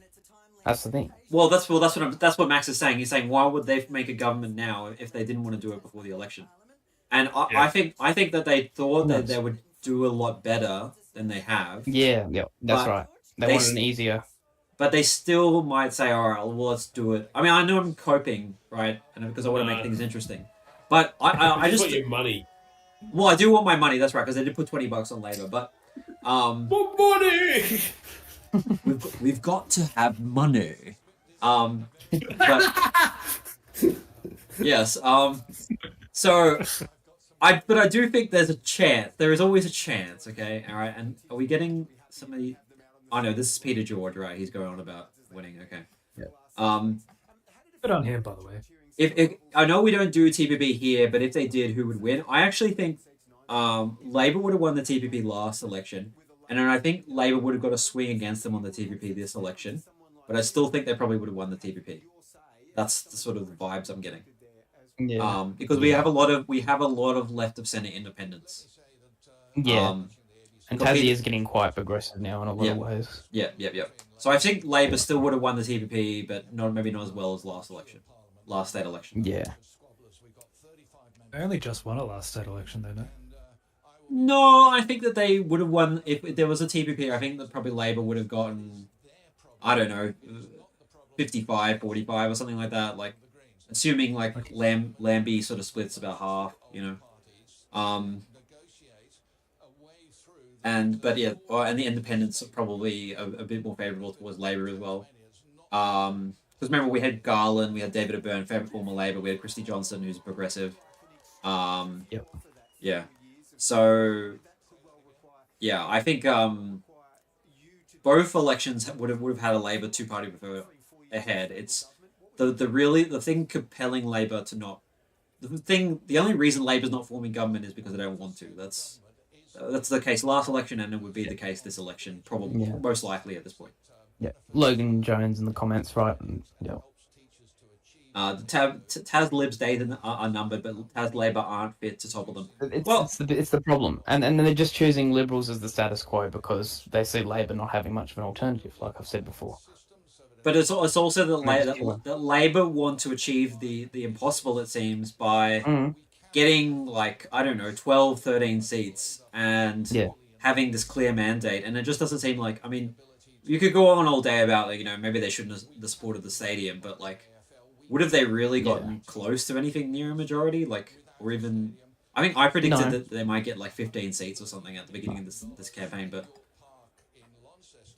They could have bit into the Green vote significantly, I would have thought. Yeah, okay, well, maybe they would have done a lot better and they would have had a better chance, but it's too late now. Yeah, and if the House seat size was reduced back to, was it 25, then maybe they would have had a better chance. Because what actually happens with the seat expansion, I feel it just amplifies the minor party and fringe vote a ton. And the minor parties tend to be left of centre, it seems. Most of the time. Yeah, except shooters. Is Peter George funded by Climate 200? I think he was in the federal election. Yes. Okay. And he did get a donation during the state election as well. Okay. I think it was... Question. I don't know how much. Is it me? Like, we're talking about, like, why is this Labour Party seemingly incapable of change? Because I feel like if you look at all the other Labour parties that are That's the question I always ask. WA, South Australia, even South Australia, where it felt like, you know, sort of a continuation of the Weatherall era, I think Malinowskis took a different approach to how Labour governed compared to Weatherall. You know, McGowan did a bunch of changes, Albo did a bunch of changes, Minns did a bunch of changes. Yep. The only ones that didn't do changes to things like Victoria, but they were in government, same with the ACT. Okay. They're the only ones. Sorry to interrupt. I'll let you guys continue in a second. But Bass, another update. Liberals are falling even further behind in Bass. So they're on 3.26 quotas. Shooters are on 0.36. Wow. So, and then Labour is on 2.19 now. So again, I think the shooters are looking good in Bass. I think everywhere else is pretty much settled at this point, but I think that's what's. I'll check on Braddon just to see what's happening with the Greens and Labor, but yeah, no, Labor. Shooters are ticking up. Yeah. Pentland's been It's getting- defeated. It's getting relatively. It's getting a lot closer in Franklin between the Liberal and Labor. So it's 2.66 to 1.81. I remember seeing it like 2.5 to 2 even earlier in the night. So it looks like the Liberals' vote is increasing a little bit as the night goes on. Yeah, but I mean, when you got Peter George, like, with a little bit of an extra, and the Greens with a little bit of an extra, I think Labor would be right to get to there. I don't think. Yeah, because most people voting Peter George are from the left. Yeah, that's if their vote reaches them for sure. Yeah. The only thing is, again, with the Liberals, like they have that sort of nice split down the ticket, whereas most of the Labor vote is concentrated with Dean Winter, and then Meg Brown's running. Yeah, I just think it's too hard to catch them. Like, were they almost at like 2 quarters or something? Like, I'm pretty sure. It's pretty remote. The Liberals would probably have to go past And and then- then some. Another update in Bass. It's getting worse for the Liberals there and better for the shooters. Labor over 2.2 quarters, shooters on 0.37, Liberals on 3.22. So yeah, it's it's looking more like we're gonna get 14. It's gonna 14 flow to them. Yeah. So, I'm still thinking this is probably going to be the result. So Yeah, I'm really interested in these pre-polls and postals that aren't going to get counted. Oh yeah, we have to wait for the Yeah. pre-polls. We have to wait for the pre-polls. Yeah. We actually do, and I knew this would happen. So it's now 9 o'clock. So what we're basically waiting for at the moment is just to see if we're going to hear anything from the leaders at this point. Yeah.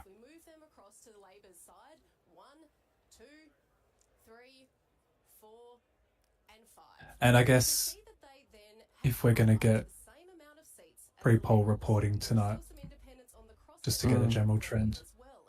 Because it could be like Queensland, where there's like a drastic difference, but Yeah. But Just to see I mean, what the it- trend is. Like, yeah. yeah. Logan, It looks like Labor performed better when they first called, and it just got progressively worse. So we could see Yeah, numbers Labor was shifting probably towards ahead. Labor slightly.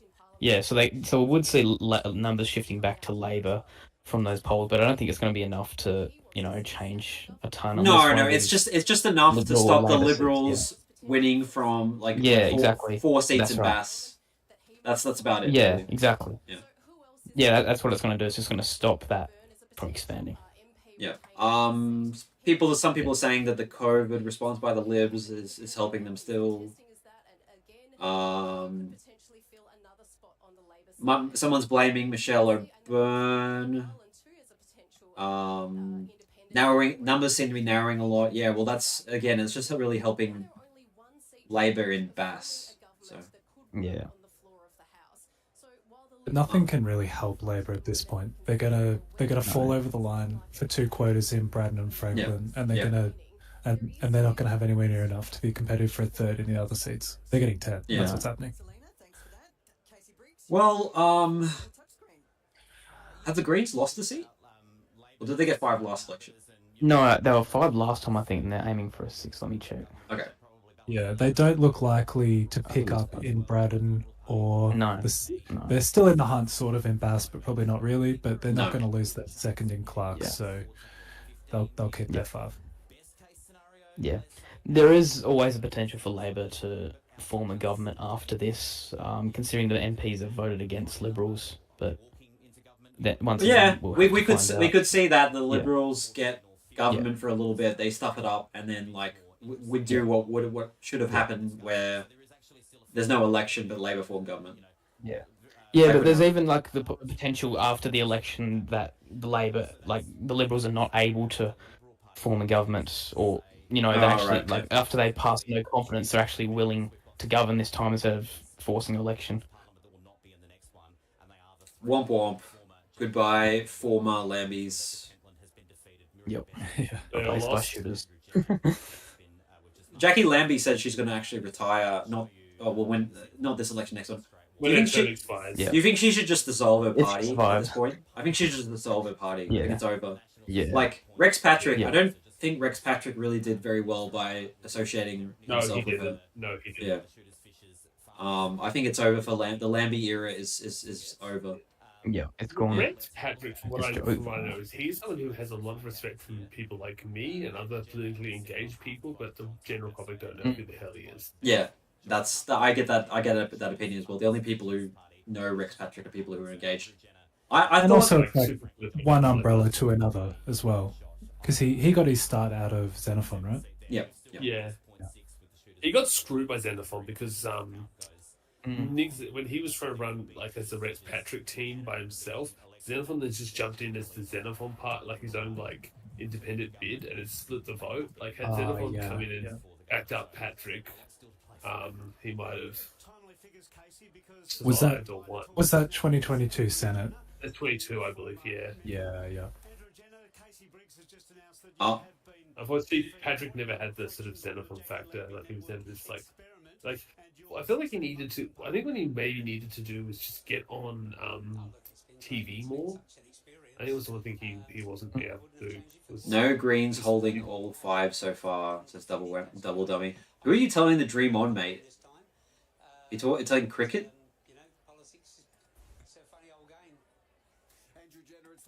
If Labor could form a government later on in term, why can't they just do it now? Yeah, they It- they can after this election, but it's usually the largest Well- party which is asked to form government. Yeah, that's right. Well, Jeremy Rockliff, he Yeah. will strong arm the Parliament by going in saying Yeah, that's try to right. vote. Well, we have the large amount of seats. I'm already the Yeah. premier, right?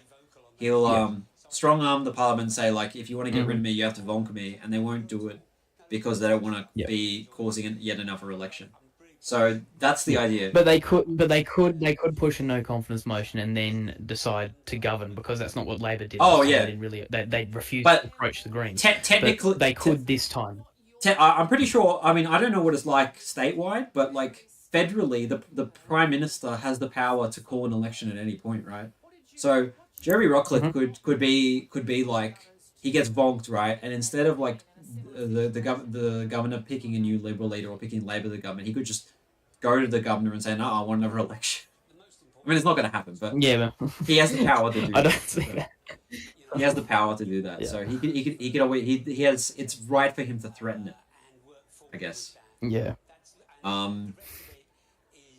Double, you're falling for the most entertaining commenters' jokes. We love cricket. We love cricket. He's got another name. He posts on my videos. What's his like? Oh, is it like Rue something? Yeah, that guy. Yeah. Yeah. I always- Okay, yeah. I always think he's got like the Simpsons Australia flag with like the boot, but it's actually like a kangaroo or something. Yeah. Commiserations, but thanks for your time. Yeah, I reckon they expected to win 1 or 2 seats, had the Greens hold 5, and form government with perceived Yeah. vibe. They misjudged the federal result.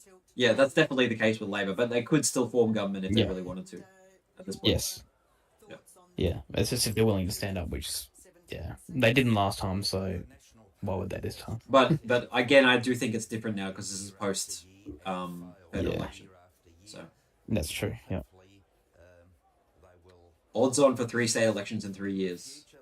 I think the governor is going to prevent Nah. it at all costs. The governor is just going to be like, all right, Yeah. Labor's going to form government or a different Liberal premier or Yeah. something. Yeah. Yeah. Yes. Yeah. I don't think the governor will really want it to happen again. Yeah. Yeah. It would be absolutely pushing it. I'm just gonna Besides, Bass is not up Besides, there. if it did happen again, if it does happen again, then it could just be seen that it's Rockliff's fault for not willing to resign and let another leader step up, because that's what the last no confidence motion was based on. It wasn't based on no confidence in the government. It was in the premier. So Braddon looks like Labor have gotten further ahead of the Greens, so that's Ogre now. It looks like. yeah. Ning. Ning Nan Nong, what will the result mean for the stadium? It doesn't really do much because it's the roadblockers and the Legco and the Liberals, or the major parties need 3 seats. This is definitely not a firm mandate for the stadium. Yeah, by it doesn't any- really do anything. It's the Legco which is the biggest roadblock. So Braddon And you is don't think the Legislative Council will be intimidated by this result or anything? No, and it's rotating elections anyway. if the And a lot of Libs those independents are pretty safe. if the Libs got like a 10% swing maybe, but like Yeah. let's see, 2.4%. Like the differential between Labor and Liberal is like 5.7%. It's getting lower and lower as time goes by. There's no mandate here for a stadium. Like 38.8%. It's like No. It's, no. No, Right, legislative council no. won't care. Are you going? Yeah, I think I might end up heading off. I'm getting a bit tired, to be honest. I've been It's fair all enough. day travelling between Braddon, Bass, and Lyons. But Yep. yeah, I've been to 3 The electorates campaign today. trail. But also, just wanted to let people know that the 2025 federal election video is out on Saumon for Patreon viewers at the moment, in case any. That's right. So if you guys want to see that video, subscribe to Solvan's Patreon. Yep. Yeah, and it'll be out for the public consumption early next week. So I know a lot of people. I know all my fans were so happy when I finally got that video done. Because I know, unlike you guys, I don't make videos anywhere near as much as I used to. Nice one. I'm looking forward to that one myself. So, but thanks for joining us tonight, Saumon. Thank you. As always, really good to have you here and your contributions, especially regarding AFL nice. discussions. Yeah, and it's nice to be reporting in Tasmania, but don't expect that to happen at most elections. I know I did NT in the NT, but yeah. All right. With that being said, I bid you all adieu. Latest. Bye. See ya. Have a good one. Right, so I'm just checking the results. Nothing really has changed much, although Braddon, No. as I said, Braddon has Labor strengthened their position. Yeah, they'll win Yeah. too. That's Yeah. beyond doubt now. Yeah, and I'm just checking Franklin. This is the one that. Ooh, yeah. You can sort of see what I'm talking about, but It's I think they're tightening gonna up run a out of bit. runway.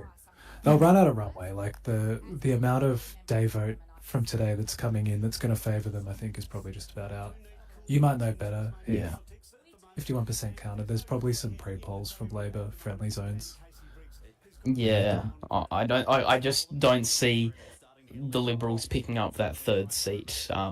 Peter George has just come in like a wrecking ball.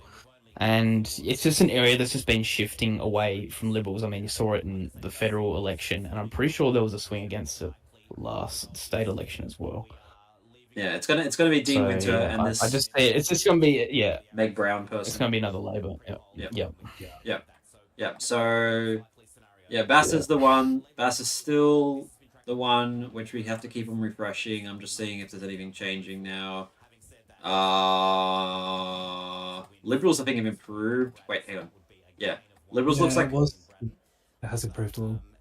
yeah they have. Liberals have improved a bit. Yeah.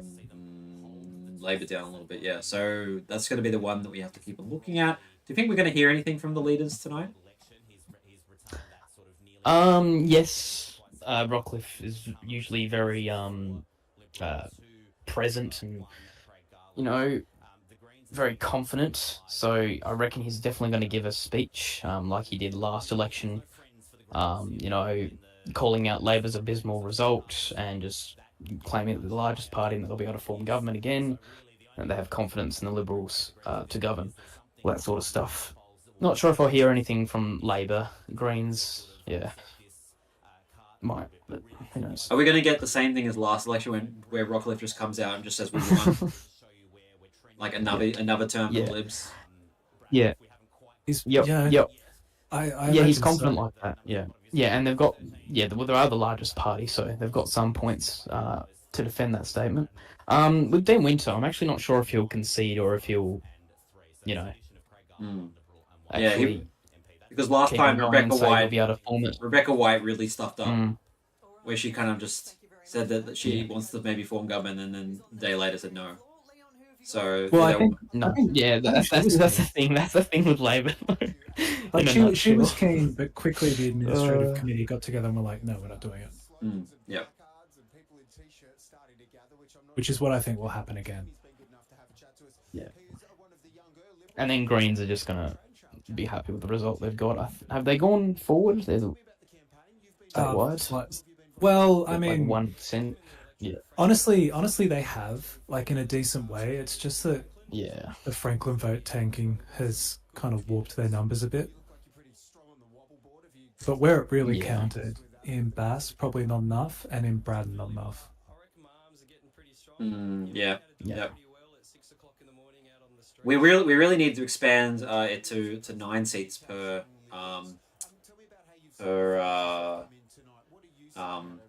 electorate, and then we'll get like an even more representative result. What do you think, guys? Yeah. Billy Vincent in the comments. Imagine a Liberal Green government. Nope. Everyone inside the party. Wasn't there one back when in I the was there, 90s? they just despised it. Was there one back in the 90s? Yeah, What? it was. It was pretty scuffed. What the hell? Yeah. Really? Yeah, and it was kind of scuffed, man. Right. Yeah, I don't. Yeah. Let's Isn't not that- talk about that. That's part of the reason why the Liberals were in opposition for like 3 or 4 cycles, right? Yeah. Is that government? Maybe it's just governing with the Greens as bad. Yeah, it's a kiss of death. Going back to Bass again, things are widening up a little bit again. So it's going to be like this for a while, I think. Yeah. I did. I still think that the shooters are more in better position. So, yeah. One person said, "Let's just go for 15 seats per electorate." Then we have pretty much every Tasmanian in the government. Yeah. Yeah, killing the taxpayer. I like the idea of 9 seats. My mate's talking. My mate's talking on the TV. Let's go. I like the idea of 9 seats because it's a quarter of 10% to even. Yeah, true. That would make it a lot easier. SFF winning more seats than Nationals would be funny. That's what's going to happen here. Oh, this might be relevant, guys. Kevin Bottoms just saying that the first couple of pre-polls have reported in Bass and Braddon, and both of them, the swing to the Liberals is a little bit bigger. Oh, than the day okay. vote. Okay. So some sort of a trend has developed, and if that continues in Franklin, that makes that seat ever so slightly more interesting. Right. But it's probably more relevant to Bass. Definitely more relevant to Bass. Yep. Yeah. There's going to be a lot more James- law system yeah. votes to come in than like country SFF votes. Yeah. So interesting. Yeah. James Tyman said, "Do you think there'll be one of the major parties will run on electoral reform at the next election?" I don't think so, unless they're forced by the crossbench. But even then, both Labor and Liberal can just team up to stop any of that reform if it benefits the minor parties. Yeah. And then there's the LegCo, and it's all independents in the LegCo, so electoral reforms are very rare. I'd say, if not impossible. Yeah.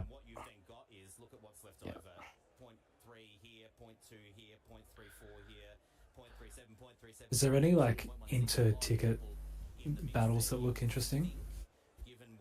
I mean, I can have a look. Yeah. But... There might be. The Labor second MP in Bass looks really tight. Yeah. Finlay's got a quota, and then there's Green, Lyons, Anderson, More. all of them just lumped, which is definitely going to help them get. Well, I mean, they're going to get 2 quotas anyway, but Well, do we ever think we'll see a government that isn't Labor or LNP on the state level, and if so, which state? SA came sort of close back in 2018. I think there's just too much sort of, they represent too much sort of like typical sort of groups where like Liberal is sort of business interests and sort of, Main Street conservatism, and then Labor is union interests and sort of like moderate progressivism. I think there's just too much, they just represent too much of like, and then obviously if anyone wants a career, they just join either Liberal or Labor. They don't focus on any of the other parties. So I think there's just too much sort of That's right. and like it's sort of it just naturally creates those two major parties like that. So I just think it's really difficult for anything to really change because they sort of fit the bill of what's sort of needed. Yeah. Um, the Tasmanian electorate is bloody fickle. Things are not improving under the Libs, but because Labor won't make themselves an alternative, they won't get the votes. Well, yeah, that's Yep. typical. Yeah. That's right. That's what we've been saying all night. The And I think most Tasmanians know that. Well, look, that's a fair observation, and they interviewed a UTAS young Lib president apparently. as well with Oh, yeah, that was my mate Jamie. But he's not the former deputy premier's son, Michael Ferguson. Where he is or he isn't. No, he isn't. No. Oh, he isn't. Okay, all right. The Lemon Party. I vote for Labor because I don't see the Greens as a governing party, even if I theoretically agree with them more than Labor. That's right. They'll never get into government. Is that Yep. to say Labor aren't Especially with the conservative? 35-seat parliament here. Yeah. No, I think Labor is very left wing in Tasmania. I think they're the not the most, but they've got the largest like left wing faction. I think around 2017, 2018, they had like 70% of their. So why are people saying members that they're sort of fiscally left. more fiscally conservative than the Libs in Tasmania? It's just because the Libs are really moderate in Tasmania, or what? Sorry, what? There's definitely No. Oh, go on. No, you go. I was just going to say, like, the Tasmanian Labor is way more protective of primary industry than other Labor divisions. Like, look at Victoria. In the Yes. debate, Dean Winter literally said, like, look at Victoria, they've banned logging and now they import Yeah. lumber. It's like, what are they doing? That's right. That's Dean Winter. Yeah. Yeah. So what makes Tasmanian Labor left wing? Well, then social positions on policies, but also just their strong push for, anti-privatisation. Keeping hold of government-owned enterprises, and just promoting greater investment in the public sector with healthcare, so Okay. on. Even though they haven't articulated how they do that. And then there's also just that their member base and a lot of their MPs publicly align with the Labor left faction. So why don't they want Yeah. the government owned insurance thing? What's the deal with that? Why do they? It's more of fiscal responsibility. Because of that's why they pushed the no confidence motion, not just the Spirits fiasco, but primarily the state budget being in big deficit and also just blowing out the state's debt. That's the main reason why they opposed that. Okay, so Although it is interesting because they're it's the not Labor in- Party, you'd think they'd promote a policy like that. yeah, they're not in. Are they not Yeah. like inherently against it or what? They're against it because of reasons that it will blow out the budget. There's too much spending.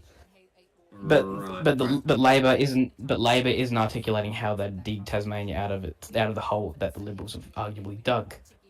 And the reason they won't is because it's politically unpopular. Because the only way you can reduce Tasmania's long-term liabilities is by increasing spending. Decreasing spending or raising taxes. Basically austerity measures, and that's very unpopular. And people know that, and the Liberals will campaign on that. Dean Winter is the Labor right faction, even though 67% of Labor. Yes, that's right. Yeah, that's right. Why do you think Labor opposed royalties? What kind of royalties is he talking about? Salmon farming. Are they talking about the salmon farming industry? And how it's basically self-regulating, Right. So and political was there an donations from idea to corporations. charge royalties on the salmon farming industry? I'm not sure. I'll I have think to the look Greens into were that. the Greens were really keen to do it, weren't they? Yeah, is it- yeah, and is they're it- also the Greens were also planning on implementing I think it was a levy on pokies and Right. was it short-term rentals, Airbnbs or something. Yeah. So when they say royalties on salmon farming, is it like they have to pay a couple of dollars per salmon they Yeah, fish yeah, or something? yep. like it's coal or Yep. something, Pretty basically. Yeah. Yeah. Basically a tax, flat tax. Erica Betts has got more primary vote than Dan Winter at this point. Should Victoria annex Tasmania? Joe Biden fan commented, "No, we don't want more problems with our state budget. So, Hojo. We don't want it. We don't want it." Or vice versa, man. Hojo Hideyoshi, That's the last seat in Bass. It's just looking really tight, and then if pre-polls really favour the Liberal Party, then they should be able to win that one. But at the moment, yeah. But on the current numbers, the shooters have a better chance, in my opinion. But things will probably change. yeah. Apparently, Rockliff we're expecting him soon. Okay, good. Finally. Okay. Cool. Is it fair to say there's a status quo result and a massive waste of time? Pretty much. Yeah. Yep, that's right. Yeah, it's just that the seats have shifted in different spots. Franklin to. Well, we have Bradman Peter to George now in Parliament, so that's lovely. I Yeah, guess. and that as well. Yeah, This was just all a way to just get Peter musical George. chairs. Maybe Musical someone chairs, but no chairs were removed. someone more knowledgeable about the factional alignments of the candidates might be able to identify like changes in the factional makeup of the parties, because it seems like a few in. Yeah, for Liberals it's kind of chill. Liberals, the moderates control obviously the premiership and the secretariat, the offices, but they've still got quite a few Conservatives in Parliament.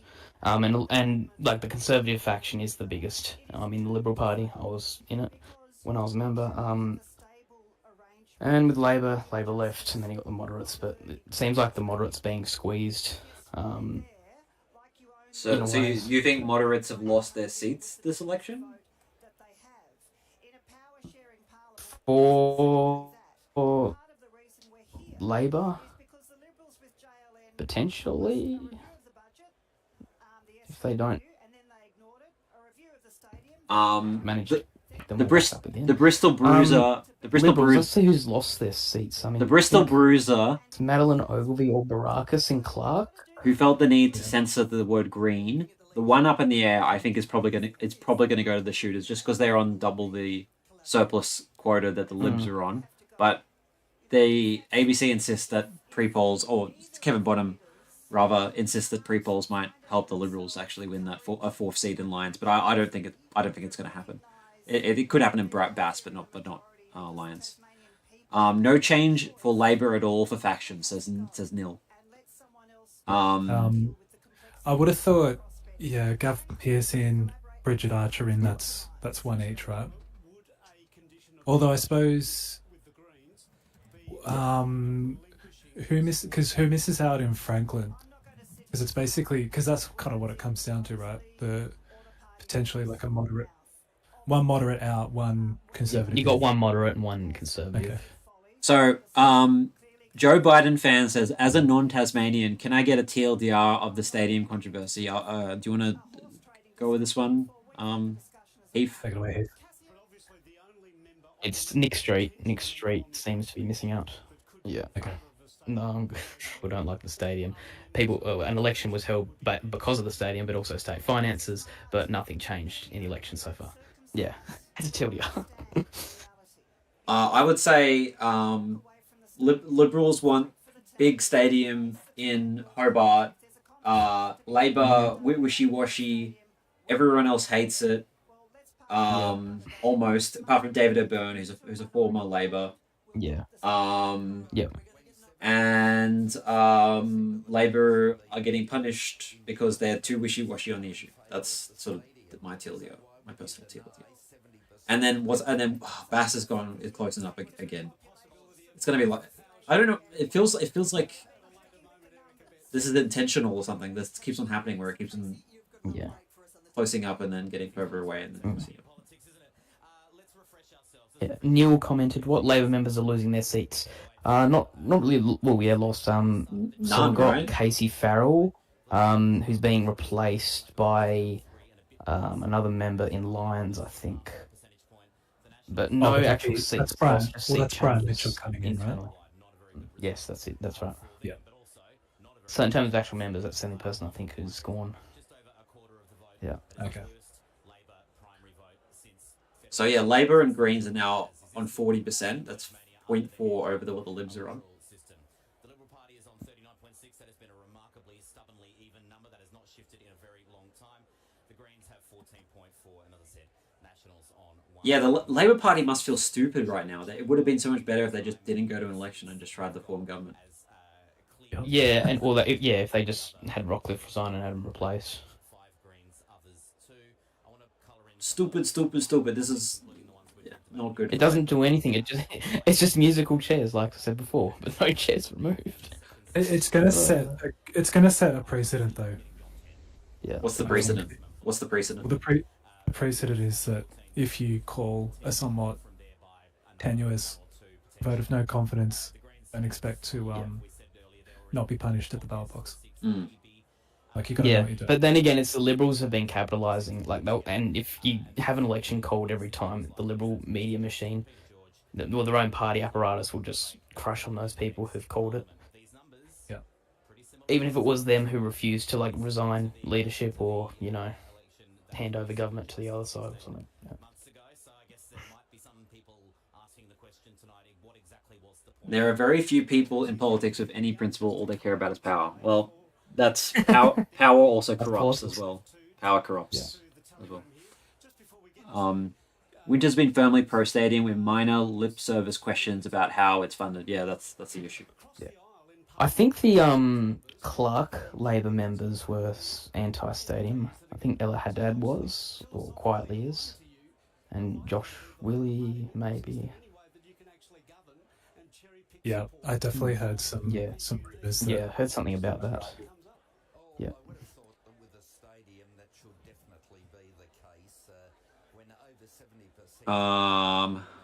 Okay. I'm gonna.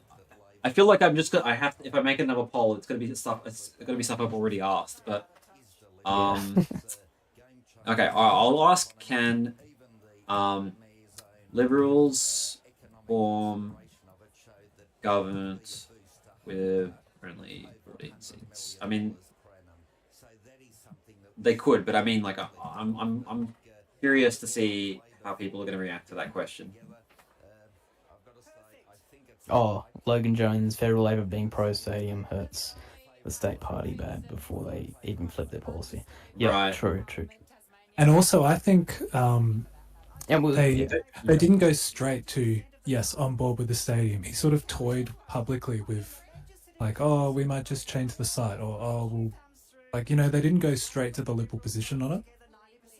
They sort of worked their way up to it via a couple of steps and then tried the whole firm. Yeah. And it wasn't the stadium proposed when Rebecca White was still leader, and I think she was against it, and the party kind of just went behind her, if that's correct. I think that's how I see it. Yeah. Yeah. Alright, so the chat seems pretty convinced that the Liberals can form government with 14. They're pretty satisfied, so 14 seats and a swing to them. Yeah.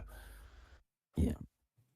George is not really gonna want to exactly work with them, but yeah. Well, if they're gonna only get 14, it's gonna be I don't know why the ABC has just crashed, but if it's gonna be 14, then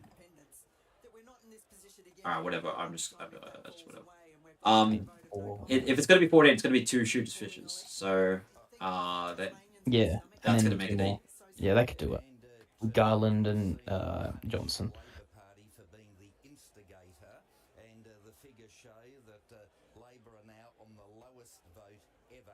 It would be funny if Winter attempted to form a government for Rockliff.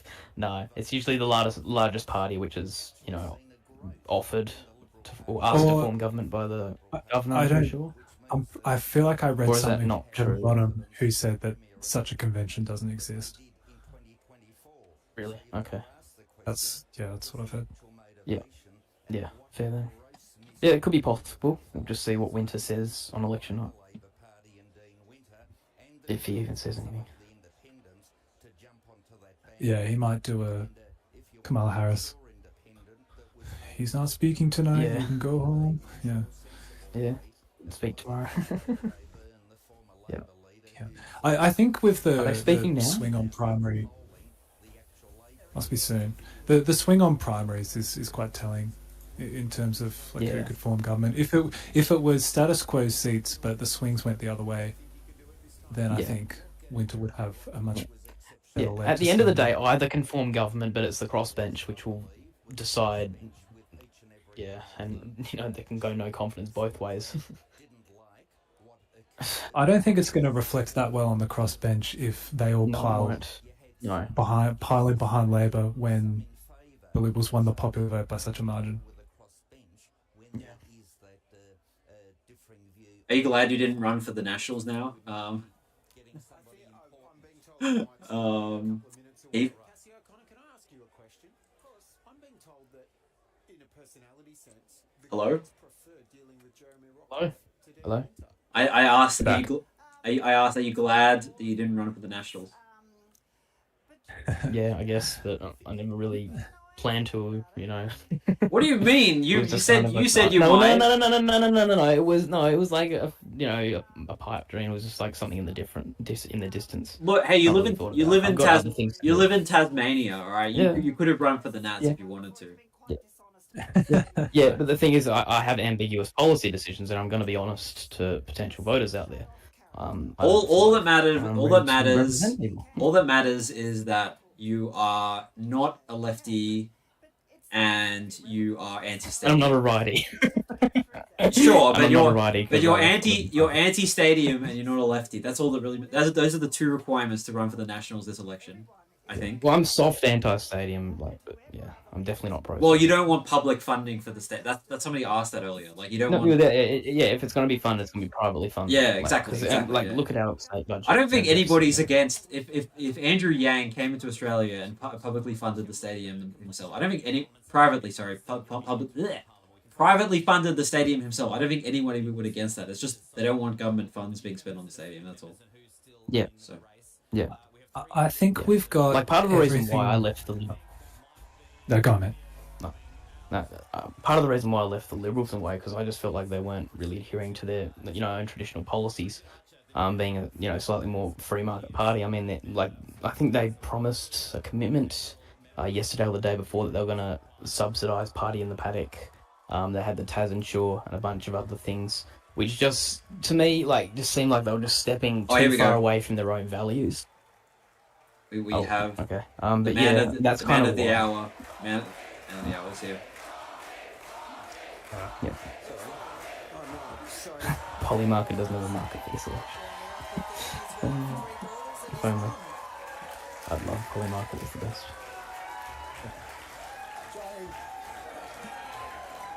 He's going to go to government, he says. Yeah. Well, thank you all. To all of Tasmanians, I'm very humbled by tonight's result. A little over 6 weeks ago, the Leader of the Opposition forced this unnecessary election on the Tasmanian people by moving a vote of no confidence. Well, tonight, the people of Tasmania in return have said that they have no confidence in the Labor Party to form government.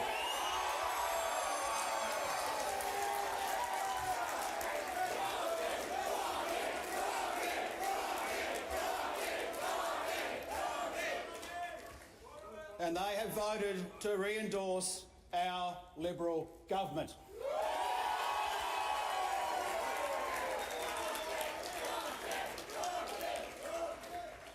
It is our team, the Liberal Party, who will achieve the most seats in this election with a significantly increased vote, and I thank you.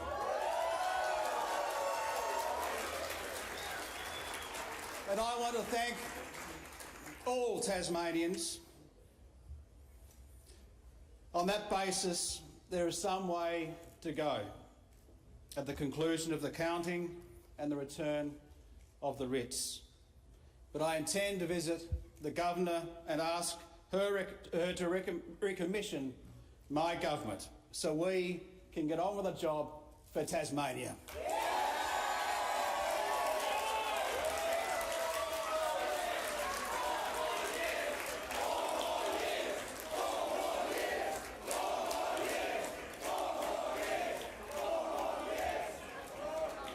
Tasmanians have spoken, as I always have and will continue to do so. Now is the time for those who have had and will have the great honour of being elected to Parliament to work together with goodwill across the chamber in the best interests of all Tasmanians.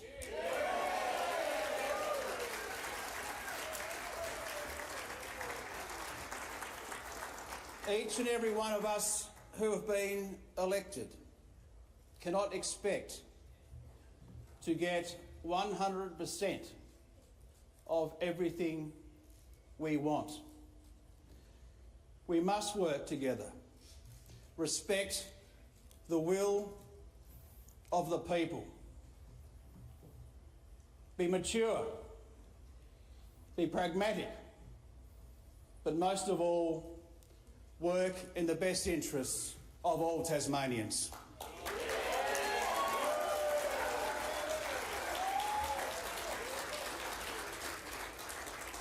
I want to take this opportunity to thank the people of Tasmania for the great privilege that you have provided me in being a Member of Parliament, a Minister in the Government and Premier of Tasmania for the last 3 years. I also want to acknowledge and thank every single one of the 160 candidates that stood at this election for your courage and your conviction, all of whom have stood to try in their own way to make a positive difference to this wonderful state. To see your name on the ballot paper for the very first time in many cases is a moment I know you will never forget as you become part of Tasmania's very rich democracy. I would especially like to thank all of our Liberal team and our 34 candidates. Thank you so very much. Well done.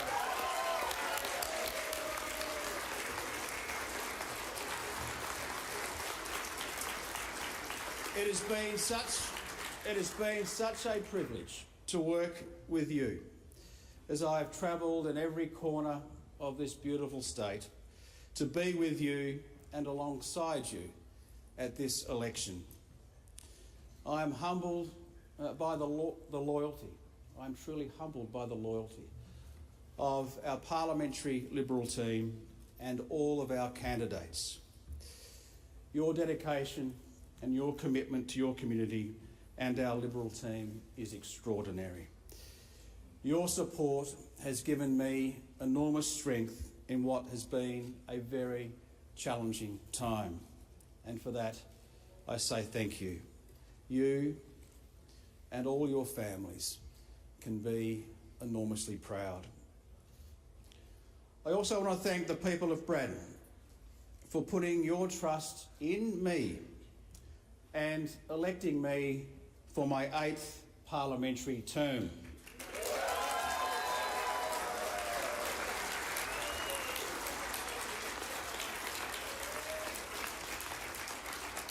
Tomorrow, July the 20th, will be the anniversary of my first ever election in 2002, some 23 years ago.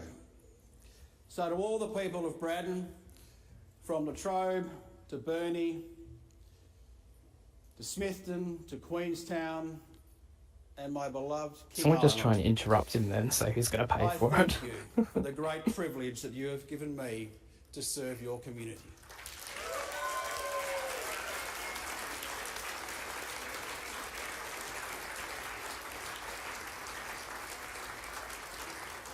being a member of Parliament and to stand for election and to serve, this is a tough gig. It is tough on families. And I want to acknowledge Dean Winter as Leader of the Opposition, his wife Alison and family. I know, and especially the people behind me know, how tough this is for our loved ones. Thank you.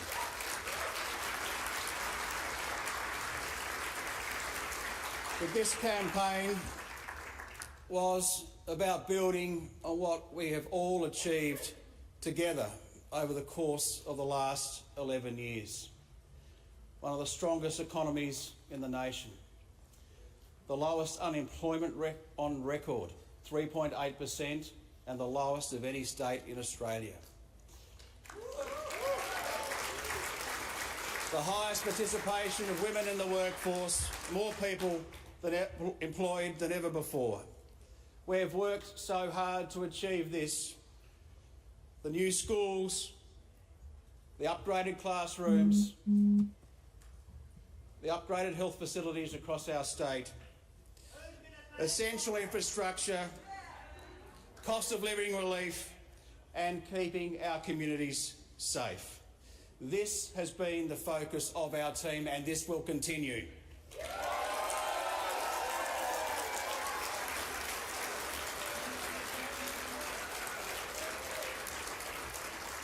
I have learnt in public life to make it my job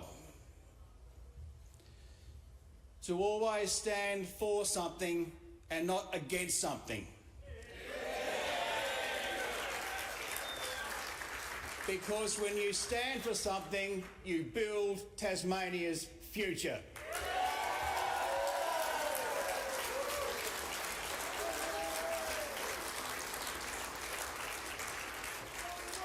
Finally, can I thank my wonderful campaign team, the President of the Liberal Party, Michael McKenna, State Director, Sam McQuestion, my Chief of Staff, Ned Whitehouse,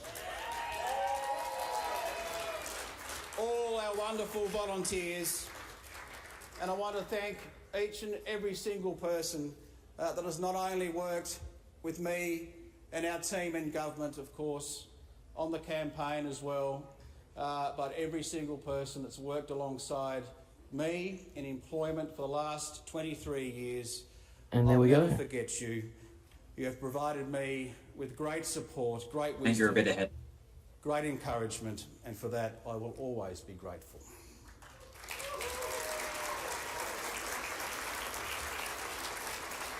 Our campaign team, our volunteers, and our Liberal Party members, I say thank you. And finally, to the greatest strength that one could ever have, to my mum Jerry, to my incredibly supportive wife Sandra, to Sandra's parents Terry and Margaret, and to my beautiful daughters Ruby, Lucy and Holly, I'm so proud of you. Thank you.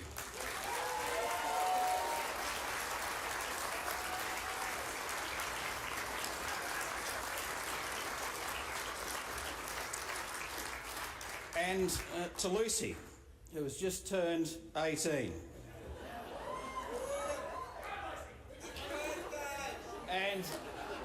And voted for the very first time. I do hope you gave your dad number 1. But if you didn't, that's okay, darling. And to my extended family, you have sacrificed a lot in the last couple of decades, especially the last few years. You've been with me through the highs I've been and ahead the lows. by like a minute. And I think you are, yeah. between, and I love you Yeah. all. Once again, let's get on with the job. Yep. Let's work together and do the very best we can for this It's a strong speech, for sure. state of Tasmania. Thank you very much. All right. So yeah, we're gonna finish up probably in 10 minutes because as Max said, I don't think we're gonna get much in from No. Bass Bass is all counted up because they'll Really? count the Launceston pre-poll and postals tomorrow. They Okay. said that they would do Yeah. that. Braddock, I can see 1 or 2 pre-polls, and I'm pretty sure they're doing tomorrow. Right. We are still waiting for the first pre-polls in the Hobart seats and Lions, though, I think. Yep, so we should get... I think, Glenorchy maybe will get... so there's still a bit of vote to come in, but for the majority of the counting's done tonight. And I think the general gist is that the swings to the Liberals have been a bit stronger on pre-polls, but not like decisively so. Okay. It's going to significantly change the results. Okay, so let's say hypothetically the Libs will get 14. Max. That's their floor, 14. Yep. Okay, what's gonna happen? What's gonna happen? Rockliff will form government, probably without a supply deal, and the crossbench will make an effort to work a little bit more with him, and there won't be another vote of no confidence. What's going to happen with the stadium? Yeah, but who knows? It's up to the Ledge continuous. It's not really anything to do with the House at this point. It's the roadblocks been there with the 3 seats. They failed to get Vermate in the upper house seat, but they managed to get him in the lower house. So it's not going to happen. So stadium's yeah, not going to that's happen. be a problem. It's Well, I Probably think not going to happen. unless the AFL. But we don't know yet. Yeah, something would have to change on the AFL or the federal government's Yeah. end for the stadium to happen. Yeah, So there'd have to be a deal. What I with the Greens noticed and others, in the speech, he says we're not going to get everything we want. We have to be pragmatic. I feel like that's an idea that he's expecting that there could be a chance the stadium won't happen. Yeah. Now, he's sort of conceding that. but also a compromise on the budget. Right. Because the budget they handed down was the trigger that caused the no confidence motion. Okay. All right. So there might be some talk around about that. So just an update, everyone. This map that I've got here, that is what I'm projecting. This last seat in Bass is the big question mark. We think that maybe the Liberals might do a bit better on pre-polls, and therefore they could win this last seat in Bass.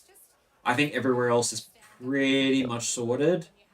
But this last seat, but I still think that the SFF have a slightly better chance of winning this last seat in Bass than the Libs. Yep. Even with 14 seats, I agree with Max that probably that Rockliff will just dare the Parliament to vonk him, and they won't want to do it. So he'll remain Premier.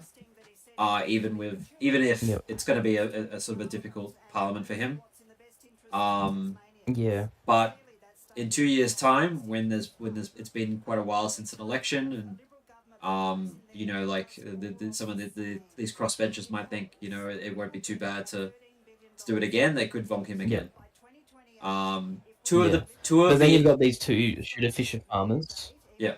That could support the Liberals and kind of shield them from any no confidence motion, even though they probably still won't have the numbers. But But it's not really a ringing endorsement against a vonk this election. I mean, I'd say it is probably for the Labor to a degree, but two of the people that vonked the Libs have gotten re-elected, which is Craig Garland and Christy Johnson, two independents. So which swings to them, right? So it's not like this is like a huge how dare you go to an early election? Like some of these people have gotten rewarded, So I just think they're going to sort of maybe just wait around until it seems sort of feasible that and then they'll do another vonk, because I don't think Rockliff is the best sort of negotiator, and I think that I don't think this government is going to last. I think if Liberal are only on 14 seats, then there's going to be issues. I mean, that's still far away. We don't know what these FFF people are going to be like. They could be complete exactly. weak, and they could end up just merging with the Liberals. Yeah, they could be mods. They could just be merging. Wasn't that? Yeah. Wasn't that? Or they're just mods. Yeah. Yeah, like the JLN. I think they sort of fell into line much easier than people expect. Yeah. Initially, that's right. So after this election, we can definitely see Liberals trying to run to them for a deal first. but I still put it down to the Labor underperforming on the stadium issue, them being wishy-washy on that. They should have picked a side and stuck with it. Yeah. Yeah. And I've got to say, the Bristol Bruiser commented, "The South is such a mess," and oh man, just look at it, like that's kind of where the battleground, like where the destruction really happens. the South. What do you mean? What are we talking about here? Like Franklin and Clark.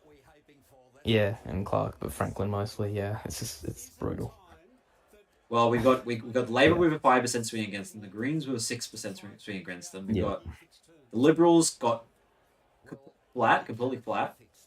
And they're the ones that are going to lose a seat. And David O'Byrne got a swing towards him, and then we got yeah, you're right. Liberals are the ones going to lose a seat. Yeah, Peter George straight out of the gate, 1.3 quotas. Yep. Yeah. So they're talking now about electoral reform. Now, this is the time in the night where I'm going to get a little bit sort of like my own sort of. I think probably what Tasmania needs is a bit more of a reform to make the legislative council not as strong. I think the legislative council is a bit too much power in Tasmania. At least but the problem is they have to go to a referendum. You would, but I mean, people would probably support it, especially if there's things that the lower house gets through, and then the upper house blocks that are popular. I mean, I don't think the stadium is one of them, but it could happen in the future. Yeah. Even something like where they do something similar to the federal parliament, where if the lower house can't get stuff through the upper house, they could go to a joint sitting, and then do it then. Yeah. Yeah. That could be an option. Kind of like a third chamber. Well, no, that's not a third chamber. It's like a combination of the two chambers. No, but yeah, it is. Yeah, but some people say it's tricameral and it's not. But so, Liberal they could government also change it so legislative councils get elected at the same time. Oh, definitely. That could be more. I mean, it's just so awkward at the moment. Like, yeah. But then you'd have to do if they did that, you'd have to, well. Yeah, I don't know.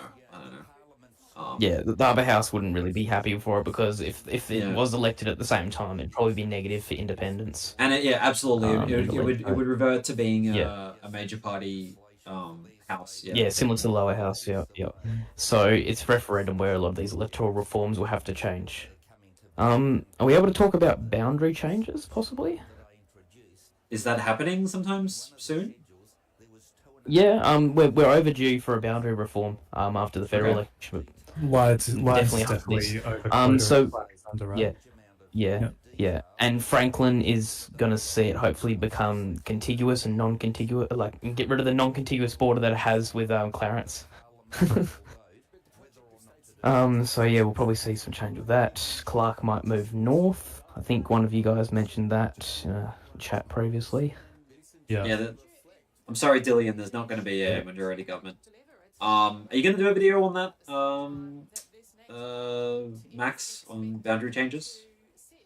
No, and what I'm doing actually is I'm racing against the clock to get my Queensland pendulum thing sorted, then I've got to. So I'll put that out. Got a point of reference, and then we'll see how it changes. Because there's going to be some pretty. So they're doing a boundary thing soon, are they? The Queensland. Yeah, a redistribution. That'll be at the state, and I'm guessing also federal. Like the federal. Yeah, okay. I would have thought so. Yeah. Do we? We're going now onto federal politics, but do we know what's going to happen with what states are going to lose seats or gain seats for the next federal election? Do we know about what's happening there? Well, Tasmania will be stable. We'll keep 5. Well, obviously. Is WA going to gain another seat? Is SA going to gain a seat? They could. I mean, they just gained one.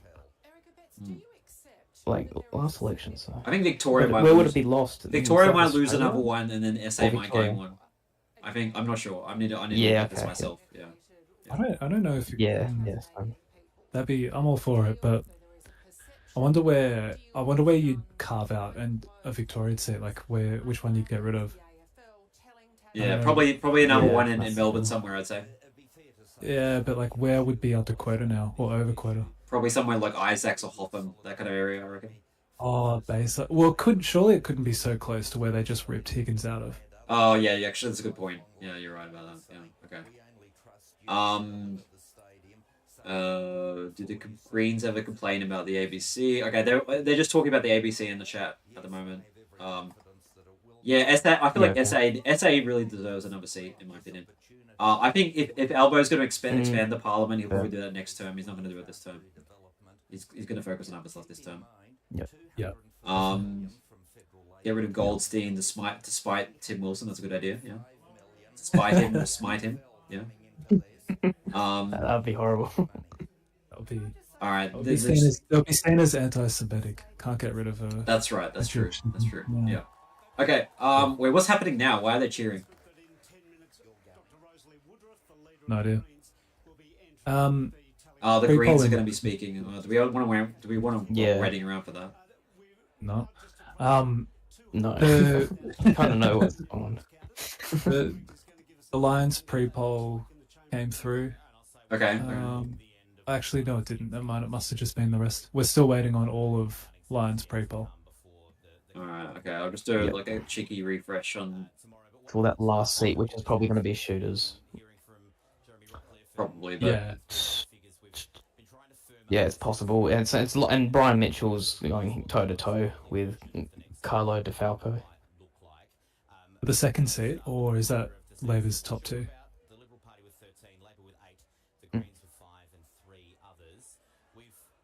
So what's happening with Winter is probably not speaking tonight, right? Yeah. Possible. But that doesn't mean a concession or a defeat, because usually you do speak. All right, it's 10 o'clock. Do we want to wrap Maybe it up they're now? keeping the door open. Yeah. I'm Yeah. happy. All right. All right. We'll give another 15 minutes. I'm sorry, guys. Okay. We'll get another 15 minutes and then we'll wrap it up. 10-15. Yeah, right.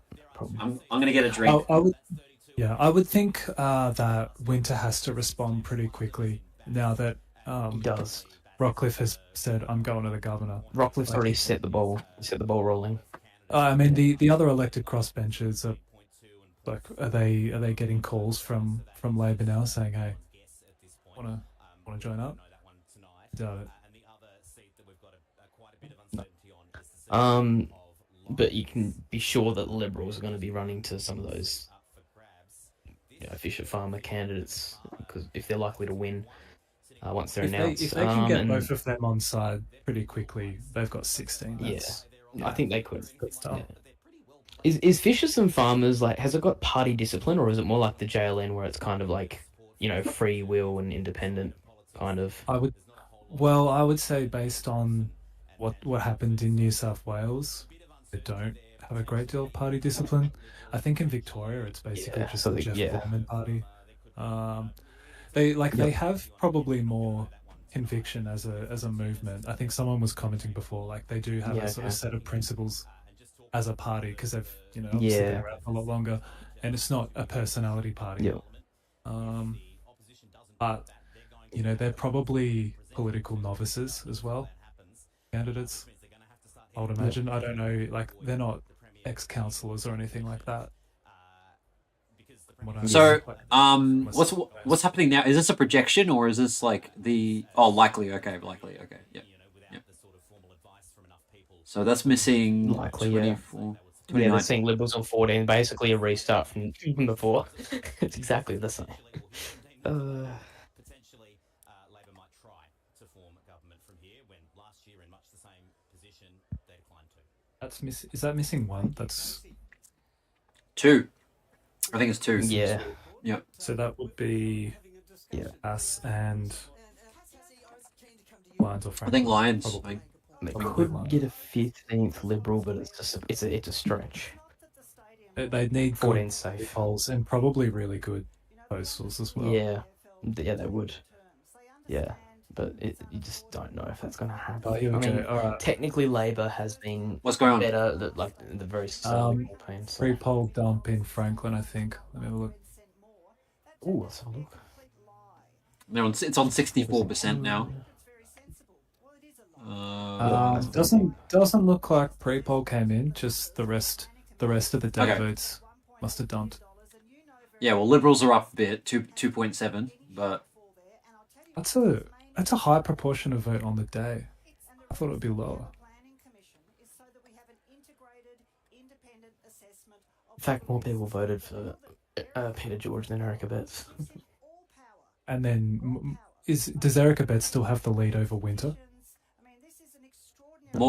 more people voted for Peter yeah. George than Dean Winter. More people voted for And Erica Betts than Dean Winter. Oh my god. Yep, that's right. That's What interesting. I think he needs to go, and then they need to. Well, no, that won't work. But he has to go definitely if they don't form government. That's for sure. Yeah. And that seemed to have done pretty well on Lions pre-poll. They've actually significantly outpolled Maybe that's why they're shooters, farmers, and fishers on like the St Helens pre-poll, but not in Sorrel, which Sorrel is just outside of Hobart, right? Surreal. Sorry, I don't know how to say it. Not Sorrel. Oh my goodness. Yeah. Because that's Andrew Jenner's like home ground is Surreal and Richmond. Even though he's been defeated. Like, it's better to make that mistake live than on a video. I reckon. Yeah, that's right. yeah. No, this live stream. They're talking about the imported vote on the chat. Lovely. It's getting to that time of night. Yeah. Yep. Should we go back to trying to fit a ferry service into Belrive? That was innocent enough. That's fun. I love that kind of stuff. A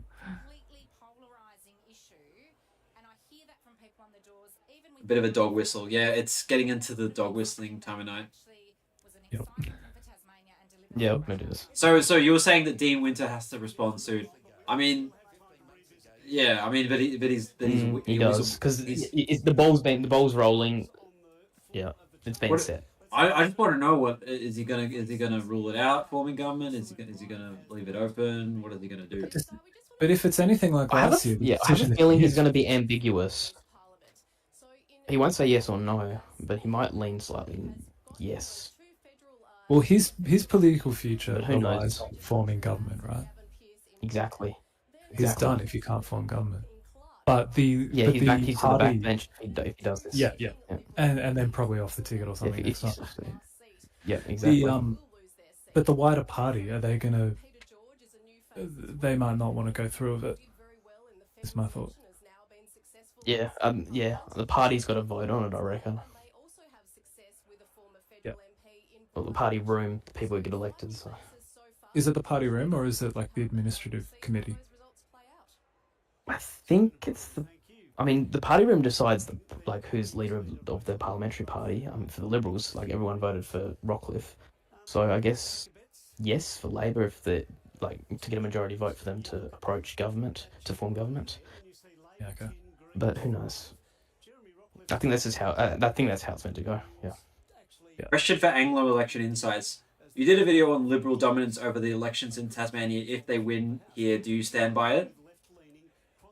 Well, what the video I did said was that, I pointed out that Tasmania was potentially a forever government because the demographics are kind of suiting them in terms of the youth and brain drain from the island, and also Labor can't put together a coalition of voters that's going to defeat the Liberals the way they're going. So why would the government change? And I would definitely stand by it, even if Winter decides to form government from this, I think. Yeah, because even if Winter forms government from this, it's probably going to be a very shaky government, right? Yeah. It will. This? Yeah, is this the Green? Even if they're more ideologically aligned, it's a further distance from Labor having a majority, because, they're on 10 seats. Liberals are on 14. They have way less leverage in the arrangement. Yeah. It won't be a Labor government. It'll be Labor and others in cabinet. Yeah, exactly. There's no other way. Could Dean Winter resign as leader and Labour still form government? No. No, of course not. That would be. No. That would be That's such a mixed message. Yeah. It just wouldn't make sense at all. Yeah. Wow, let's not go there. Goodness. Has Kevin Bottom said anything recently? Not really. Not since Rockliff. Yeah, but going back, it's the situation is just two parties. One that's the second worst in the country, I guess, and then another party that doesn't want to provide an alternative. And then you've got the demographic issues, young people leaving, and people are just floating with the status quo. People aren't risking for change if there's no real change that's been proposed. Yep. That's just vibing. I don't know how the betting sites pay out if Rockliff gets beats the parliament and then immediately gets vonked. Like how would Betfair pay out? I guess because the bets carry over in the event of like a new election, right? No, I don't mean if there's another election. I mean if he becomes premier. I love this comment. If he becomes premier and then immediately gets vonked, and then they replace him with Dean Winter, right? Like straight away. But like when he goes to the governor, yeah. If Labor can demonstrate to the governor that Rockliff won't have the confidence of the House, but Winter would, then Winter's won the election effectively, right? I don't know. Yeah. What are you laughing about? Her talking about Palestine or something? Into the speech straight away, and they start talking about something that isn't even happening here. Sleeper issue. And it's a state election too, which is funny. Yeah, it's like you couldn't be far removed. She really said that. So. I think I'm a Join Green's few baddies in the crowd. Yep. Let's see how the Greens did actually. Like, have they increased in their primary, or what's going on? They have ever so slightly increased their primary, but it's the wrong way to look at it with what happened in Franklin. Yeah. As in, like, I think just the George pinched the votes off everyone, but especially from Greens and Labor. Yeah. I think more Greens, yeah. Basically, what happened in the federal election as well. Yeah. Yeah, basically. I mean, it shouldn't have been a surprise to anyone. Like, pretty obvious that he was going to get in with a strong vote. Yeah, it is a shame. In the third stadium. But the Greens are putting our community's needs and the environment first. It's about policies that will make Tasmania a better place. Bonham is I have any idea what happened in Lions. How come Nats failed, but Shooters Farmers Fishers are in front for a shot at the last seat? Because the Nationals probably were seen as a second Liberal party, in coalition with the Liberals, even though they're technically not in Tasmania. They're also a big party. They're not like JLN or Shooters Farmers Fishers. There was also former Liberals who are running as part of the Nationals. So there's many reasons why they didn't get up. They also got seen as opportunists by the public, running in when an election's been called to pick up dissident voters. And then they just didn't have a big enough support base and volunteers, I reckon. That's another thing. So yeah, that's them summarised. It's an end to native forest logging. Kevin Bonham saying 14 Liberal, 10 Labor, Greens 5, 4 Independents, and then he's not sure about the last seat in Bass. So he's basically where we are. So Yep. we're just copying. Yep, copy- that's right. yeah. Yep. Yeah. So he thinks that Shooters Fishers will probably win in Lions. Yep. All right. Sweet. Seems Okay. like it. Yep. Yep. So Bass will be That's the the one to one. watch. That's the one. He doesn't seem certain about it. He's pretty certain that the Liberals have lost the seat in Franklin. Yeah. ABC's already called Braddon for Oh, there's no doubt about Liberals, that. likely. Yeah. So that's 75% fine. of the votes in, they're sitting on just off 4 quotas. Exactly. Yep. Okay. So he's We're not on sure. 14. He's not sure about Franklin and Bass then. He's pretty certain about Bonham's pretty Sorry, certain not about Franklin. Sorry, Lions and Bass. That's what I meant. Sorry. Bass particularly. He's saying multiple contenders for the last seat, and Lions. He's saying he needs to look at it further, but yeah, Shooters and Fishers in pole position. Dylan asked a question for Solomon Ospol. He already left. Yeah. But you can ask the question on his channel, maybe. Solomon would love that question. Yep. What was the question? It was, Do you think the Tasmanian election will end with Joseph Lyons coming back from the dead and choking Dean Winter like in Star Wars? Are there any dudes in the crowd? Ask somebody about the Greens.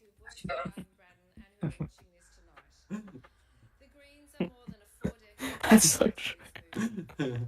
Do you think the Libs would return the favour of giving a speaker like Labor did last term? Independent again? Do they Peter have George's speaker would be kind of cool. Do they have Speaker Denison's rule in Tasmania? Speaker Denison's rule? Not sure. What's that? Where's the They had speaker? at least Archer, then they had... The speaker on the third reading has, if there's a tie, is supposed to vote no matter what. Pretty much. Okay. Which is really annoying when you have small parliaments or like bare majorities, right? Where the government supplies the speaker. Yeah. What's with the Hamas clothing behind the speaker? Yeah, last government... yeah, facts. She said they're saying that that her kids are wearing Hamas clothing because they're wearing like tea towels across their shoulders.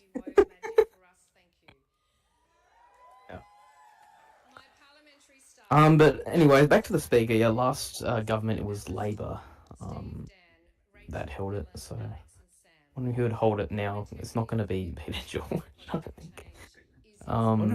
Maybe O'Byrne could do it. O'Byrne, yeah. One of the shooters. I mean, wait, no, they're not really experienced, so Yeah, it's got to be forget a about proper them. Yeah, operator, it's right? got to be experienced. Yeah, that's right. Chris Johnson. Not really many good options. Apart from the parties. Yeah. Could be Greens, but even then, like, we'll see. If Tucker got in, it would have been him for sure. Yeah.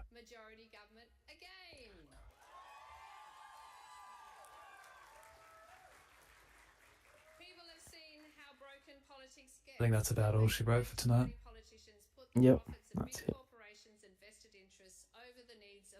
How long is this speech going to go for? This is like twice as long as Rockliff's. Pretty sure.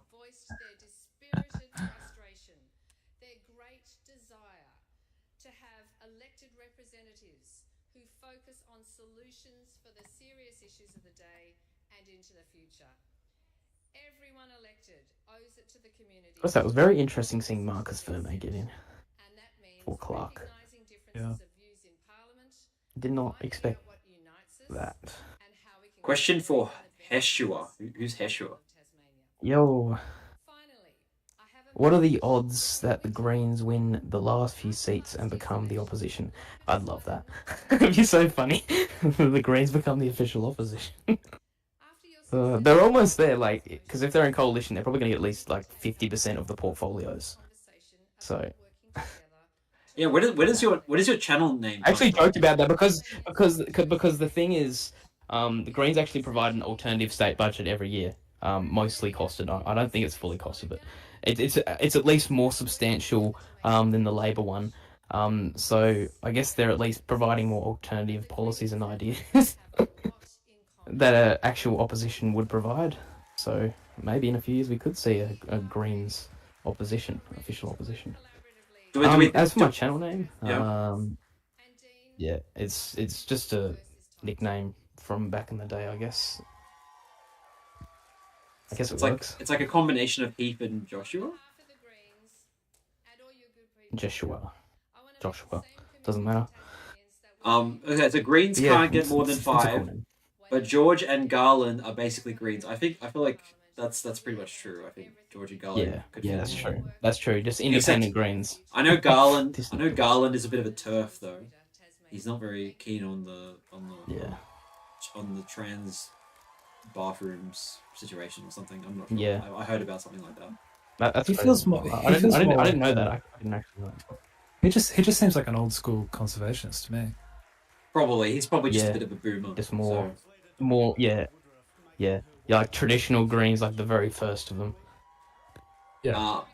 Thomas says hello as a non-Tassie. My cousins are too ugly for kissing. Watcher. Oh. What are the odds? Tasmanians. What are the odds that Dean Windsor tries to form minority government? Probably pretty unlikely, but it's it's possible. I mean, I feel like his party is probably going to tell him not to, but but he could if he really wanted to be like sort of his own man, he could try. So yeah, they can't push another no confidence because it will probably just hurt Labor again. So yeah, Garland is also. What are the odds of Mark McGowan? Go on, you could read it. No, just What are the odds of Mark McGowan jumps off the tightrope, slams the majors, and becomes the next premier? Fair. Just power drop him into Tassie, fix up the problems. Garland is associated with sovereign citizens. Well, that's like the people who are like, I do not consent. I mean, that's where they're all from, though. They're all from the far northwest. That's where they're all from, so it makes sense. Is it like they want to form their own secessionary like state or something? Yeah. Well, no, they just don't want to adhere to states' laws. There's like a bunch of them in the northwest where he's actually from. Like I think there's like 300 or 200 people like camping in the bush somewhere up around that way. I'm not sure, but yeah. It is probably bigger than the mainland, apart from Queensland. Would you call this a nothing ever happens result? We cannot have another 3 or 4 Yeah. of the same direction. Can you realistically say Tasmanians want change when Yeah, it was just musical chairs. is a vote for the status quo? Exactly the same 5 members of the Greens. Literally nothing has changed. Just that Labor's on an even thinner margin with their seats now.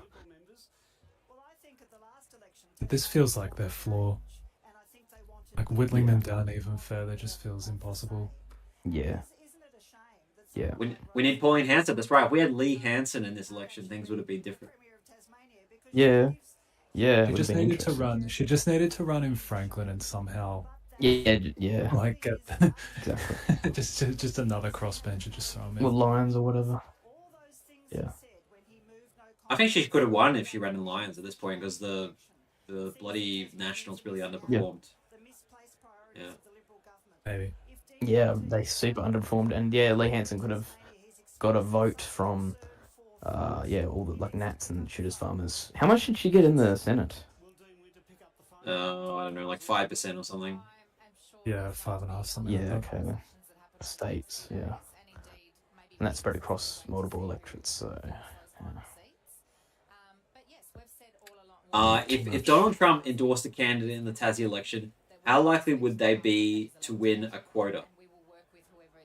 I don't think Tasmanians the like news Trump headlines very would be there for a little bit, but no, that as well.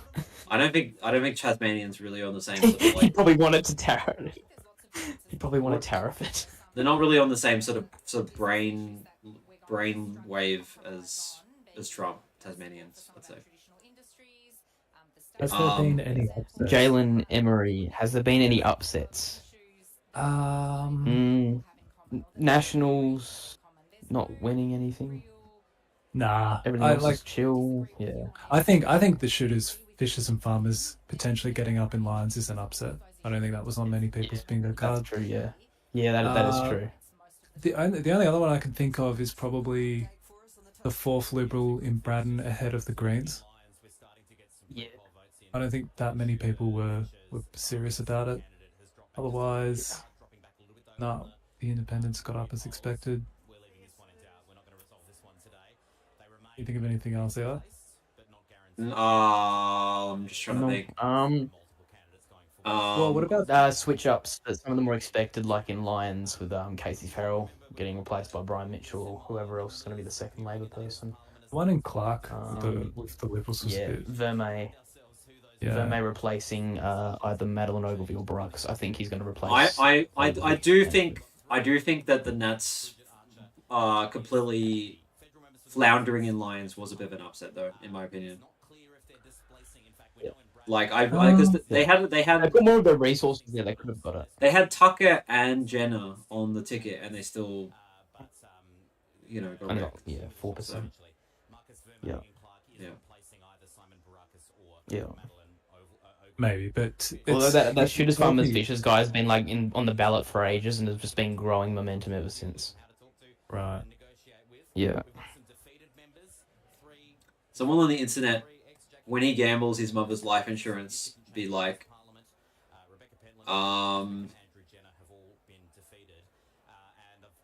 your predictions are wicked. We made $300. Oh, congratulations! Congratulations.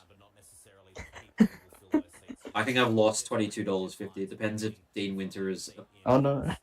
is weak or not. Yeah. Yeah. We've got to finish up in Thoughts 5 on the minutes. overall results? Yeah. Thoughts on the overall results of the former JLN members? Yeah, they got wiped out. Yeah. They only got It's elected. kind of expected. Like, yeah, it's what happens. Like, if you leave your party, or if you like trigger something massive like a no confidence motion. I mean, we saw that with the Rockliff government losing John Tucker and Lara Alexander. I think that's her name. They both lost their seats. Then you saw that with JLN this time. Yeah, it's pretty common, I think. Majority government is not possible, Dylan. A majority government is not. No, it Most- isn't. 16 would be the dream. 15, somewhat realistic. 14, most likely. I think what we're looking at. Really, you actually think 14 is most likely now? Well, what else? Yeah, What else 14, have they got? Like there would have to be. Bass. There would have to be a new. Well, yeah, 14. 14's like where we're at because they've lost one in Franklin. If they win 4 in Bass, so that's 15. Yeah, I'd say they're maybe a 35%. That's the chance maximum. of pulling that off, Yeah. maybe. Yeah, I think that's a good estimate. Apparently Dame Winter's going to speak quite soon. Oh, finally, come on. Do we want to keep going or? Well, we'll wait for him, yeah, but like. Yeah. Okay. It's like it's taking him long enough. Nationals were just splintering Conservative votes, says James Boom. Yeah, and they were just seen as opportunists. And yeah, seen as in coalition with the Libs. Yeah. To win a third in A lot of Franklin, negatives. the Liberals would have to set No, Winton. a very strong trend in Yeah, postals. I don't see it happening in Franklin. I don't. I mean, yeah, federal I don't election, the independent ranked above, and there's a bunch of Peter George surplus that's just going to flow to Greens and Labor. Like Labor plus Greens will be 15. Yeah. It won't be 16. SFF plus Liberal will be 16. So the other way around, Yeah. Thomas. But what's the left-right split going to be? Is it going to be 16-19? Okay, so who are we counting left? Is Christy Johnson left? Definitely. yes, Okay, so is David O'Byrne left?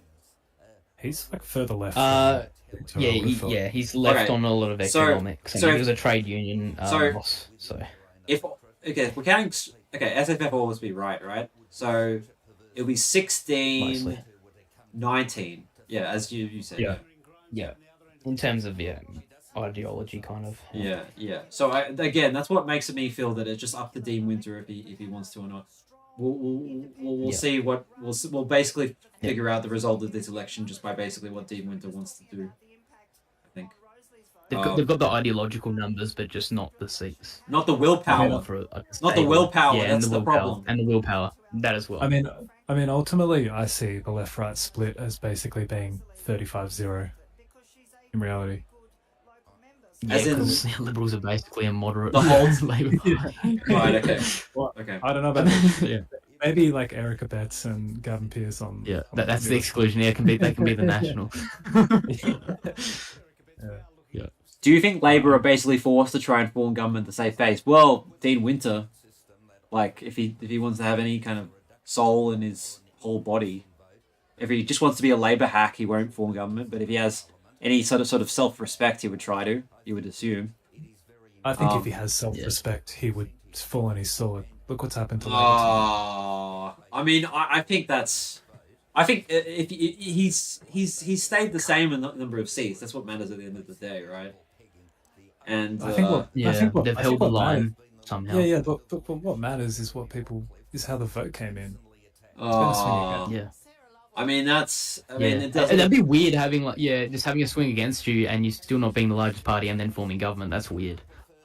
Oh well, I still think they probably have. Yeah. I still think they probably have the two-party preferred. Have a chance.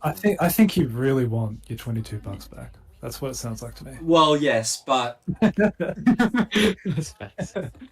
I want this to be interesting. If he just comes out and he's like, well, this is boring. This is the most boring election night. It's the same. If he comes out and he's like, well, we've got a swing against us. People made up their minds. Not going to bother. Like that's just. It's not really sad, but it's also boring. So I disagree with you though. I don't think he needs to fall on his sword. Like I think he has as much of a mandate as the Liberal Party does, really. Yeah, I think the Bristol Bruiser, he's got a good comment about the compromise with the salmon farms because that would be a big thing for Peter George in a deal. But then again, we've all mentioned that they might not enter a confidence supply agreement at all. The independents. So I feel like because weren't there instances of Labor essentially or the Parliament passing legislation without the support of the Liberals? Yeah, it can happen.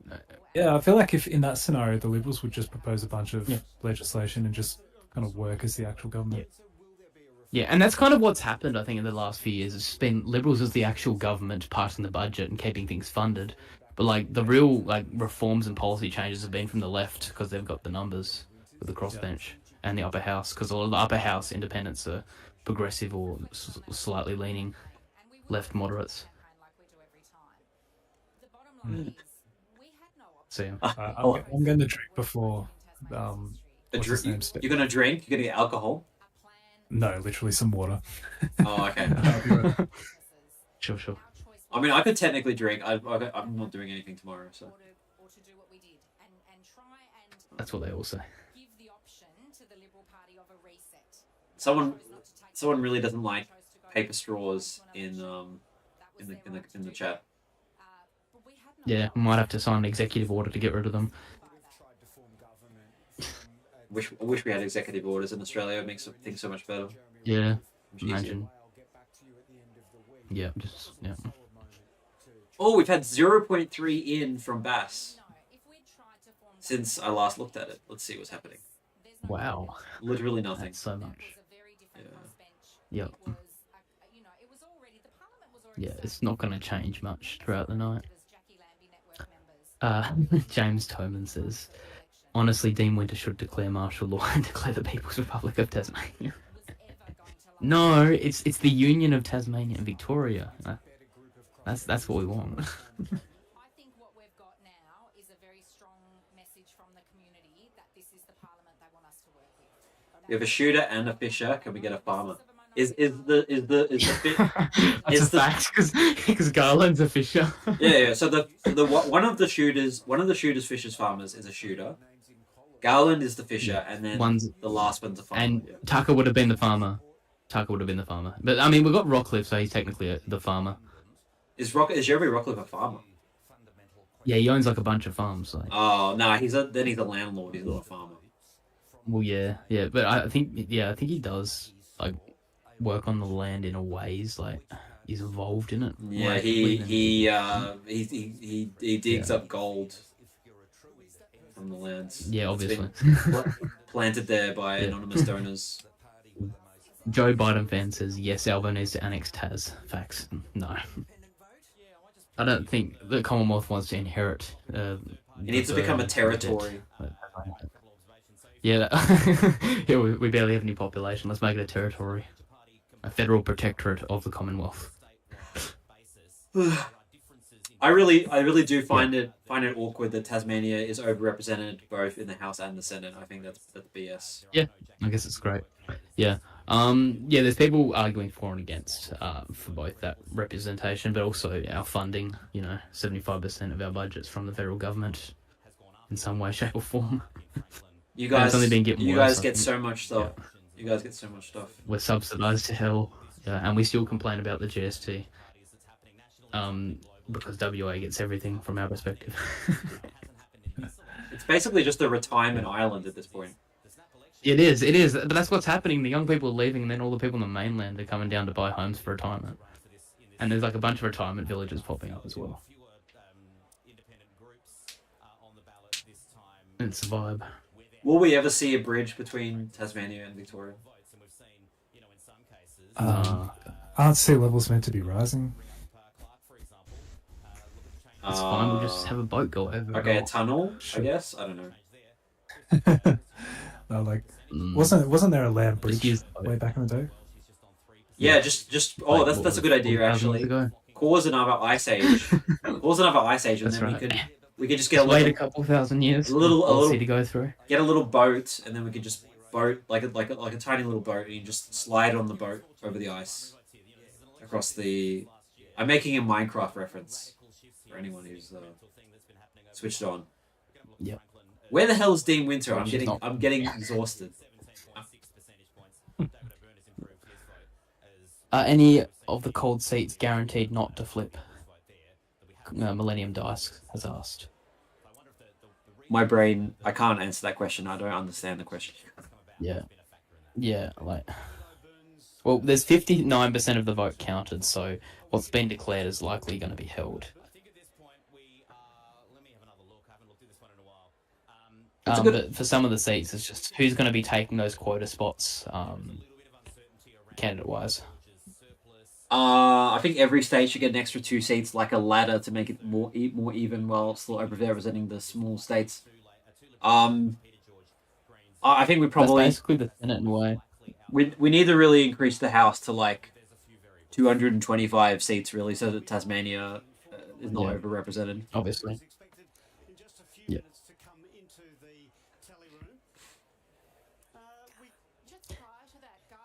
I think single-member electorates for Tassie State would be cool. 35, just like Queensland and other places. No. We love proportional representation. Are we sure? Look at this election.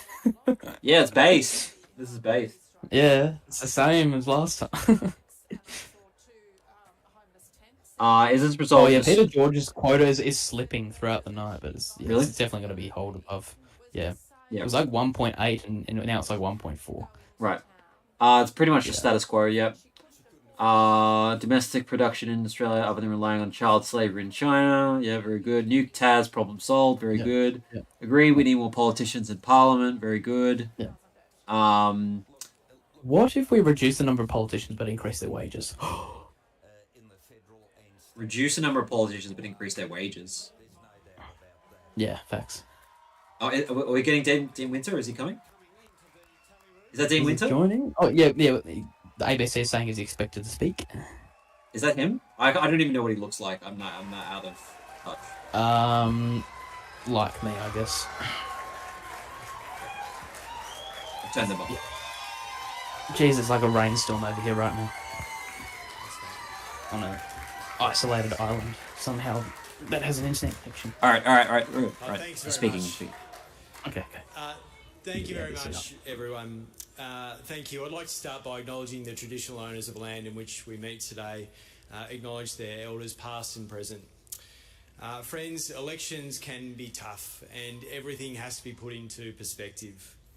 Early in this election campaign, our community felt the grief when we lost Constable Keith Smith. In Ulverston, you could feel the community mourning. It felt like the bottom had fallen out of our state, and it felt like we were all part of that loss. And I've had tough days on this job, and my family, like most families though, always knows that no matter what happens in my workplace, I'll always come home safe. For Janaea, our neighbour, Keith's family, that didn't happen, and we're still thinking of them and Keith's police family. The Tasmania Police is an outstanding institution, and they were exemplary in the way that they commemorated that during the election campaign. Why does it feel like a concession I'd like to speech? acknowledge tonight as well all of the candidates who've run and lost tonight. It is a huge undertaking to run for political office, to leave your job, to quit your job, to take on the basically opportunity to make speech. Tasmania a better place. And no matter what party people stood for, or whether they stood for as an independent, I know that every party, every candidate stood to try and make Tasmania a better place. I'd also like to acknowledge Jeremy Rockliff and his family tonight. Again, politics can be tough, and I have fundamental and real concerns with the direction that this state is moving in. But I do know that Jeremy cares deeply, and he has been in Parliament now for longer than anyone, and his result in Braddon tonight in particular reflects his service. I'd like to thank my caucus and my Labor movement, in particular the two behind me, Anita Dow and Josh Willey, who've stood with me every step of the way, and our entire Labor caucus. I'd like to thank them for their loyalty and their friendship over the past year or so, and through this election campaign. I'd like to thank our affiliated unions, who always stand side by side with Labor and our candidates, and who fought to build a better future for Tasmania.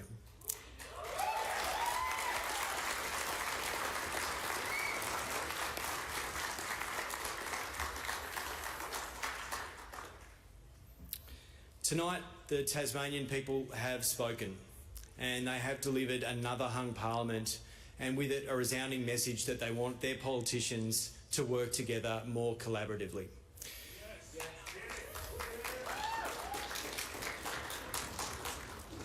They are not happy with politics as usual, and they want to see things done differently. And the Premier's speech early tonight showed some of the same approach that he took on election night some 16 months ago, and we know that has not worked. That's not what Tasmanians have just voted for. Tasmanians have voted for a parliament that represents a diverse range of views, one that appears highly likely to be progressive in majority. Well, yeah.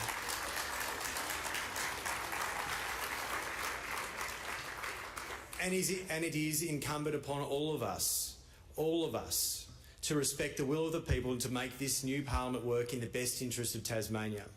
Whoever forms the next government will need to develop a new approach to politics in this state. One where genuine collaboration and willingness to work together and an ability to put aside differences as the order of every single day. I've listened to Tasmanians' verdict tonight, and I understand that they are deeply dissatisfied with the way our parliament has worked, and they want a change of approach. The result of this election is that the Liberals will have the most seats, but it is uncertain as to how they will achieve a majority. I have enough respect for Tasmanians to be upfront and honest about that. I won't be going back, though, on what I've committed to. Labor does stand for safe, secure, well-paid jobs. And I want to be clear that I'm not going to be trading away any of Labor's policies or any of our values.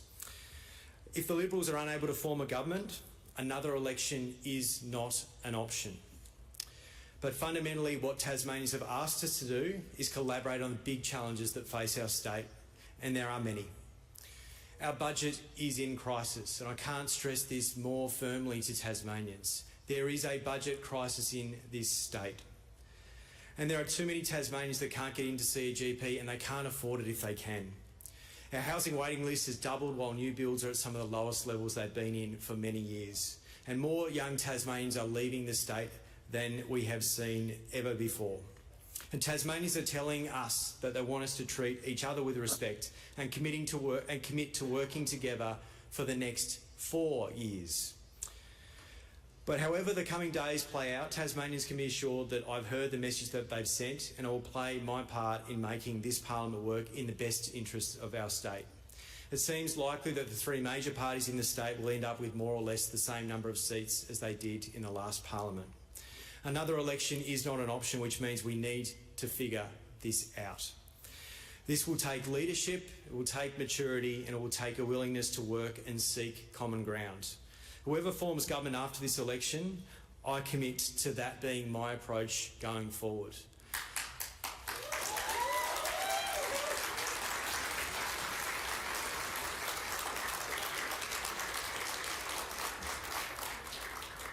And finally, we had our campaign launch on Sunday, and I forgot to thank someone very special. My wife, Alison. Oh, what the hell? Ready? I think so. I'm getting an ad. I'm getting an ad. No. Mark Kerr, a man on a mission. I've never seen him like this before. A concession. The greatest fighter in the world. That's as leader. He's been through. Sounds to me like he'll give Rockliff a chance to form government. If he can't, he'll do it. Sorry, everyone. Progressive Yeah. crossbench, you would Okay. suspect, Are going to be Yeah. conservative government to get the support of. So yeah, basically, I agree with you. It's he's going to give Rockliff the first chance, but if Rockliff can't do it, then he will give it a go, I guess. He will give it a go, yep. Yeah. And they're actually willing to talk this time, from what's being Um, said. Well, I mean, does it seem like he's going to stay on as leader? Like, I mean, Who knows? It depends if he gets challenged. Or does it depend on if Rockliff forms a government, he'll go. If Rockliff doesn't, then he'll step up and be premier. Yes, then he'll step up. Okay. Yeah, his position seems untenable if he doesn't form government. Okay. Yeah. It's after all that happens that the leadership will be questioned, I reckon. Totally agree. Yeah. Yeah. It'd be weird to have like your leader resign and then have another leader try and form government straight after. I love all the people just like typing skip in the chat. Yeah, so I was like fumbling around for a second. Sorry, everyone. Yeah. All right. Okay, so it's up to Garland. Yeah, Garland would. It's up to Garland. Garland would. Yeah, I don't know. It seems to be difficult for the. I mean, he's leaving the door open, Dean Winter, to form government. He's not saying no. I'm not going to try. Yeah, I guess it's a good approach. That means he's willing to work with the Greens. Yeah. Yeah, it seems so. Yeah. But maybe we'll hear something different tomorrow because we heard something different the next day when the whole Rebecca White situation happened. So. Yeah, so we never know until things actually happen. But it could be a good step for Labor, despite Liberal scare campaigns on, a Labor Green minority government. Yeah, I think Tasmanians are looking. Well, they've voted in a hung parliament. Yeah, but it's clearly a progressive. He made a good point. Yes, it's clearly exactly. a progressive hung parliament. It's progressive and modern, I guess you could say. Modern like people keep on going on. There's lots of people in the chat going on like, oh, Labor only got 25%. Yeah, they only got 25%. But if you look at all like sort of the left wing vote, it's more than the. Yeah, absolutely. It's absolutely like adds up to probably over 55%. I'd say. Yeah. Nah. No, you disagree? No, it'd be a little bit more than 50%. The Liberals on 40%, and out of the other 60, they're not even getting 10% of that. Surely not. Let's check the party totals for the state. Yeah, 40% Liberal, 20, 15, 14. That's for assuming most independents are progressive. How much is Nationals and Shooters? They're about tied. They're about tied, to be honest. Yeah, I would think. Shooters, Farmers, Fish is 3.2. So I think maybe the left is slightly ahead, but hang not on, much. It's hang on. Very neck and neck. Let me have a look at this.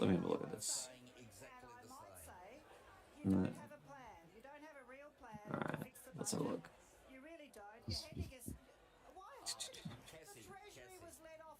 Yeah, if you just combine Labor and Independents, or it's basically on par with Liberals. Labor, Greens basically on par. So yeah, so the left wing it has got a larger vote share overall than the Liberals. It's about definitely. Yeah, it's so about 49%. Liberals plus Shooters plus Nationals is okay. It's maybe not 55-45, but no. But there's gonna it's ahead. But not all independents are progressive. I know. Yeah, And but most of them in the parliament are. Most of them are though. Yeah, exactly. Yeah, I would say a good 75% of this is progressive. So I'd say it's the only people who aren't are the Shooters, Farmers, Fishers. Well, they're not independent. Yeah, they're party members, but like still.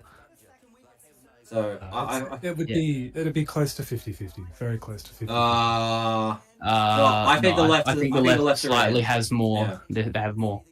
Yeah. Not by much though. It's only I think if you asked. I think last election would have been 55-45. This one is closer to like I don't know 52-48 something. Yeah. I will concede. Like I will concede on that. Yeah. But yeah, it's definitely progressives that have the upper hand right now.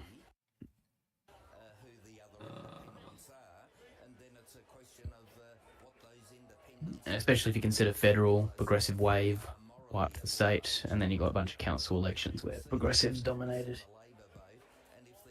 Winter had a no name for himself. Shouldn't have called the no confidence. Well, yeah, he jumped the gun. Yeah.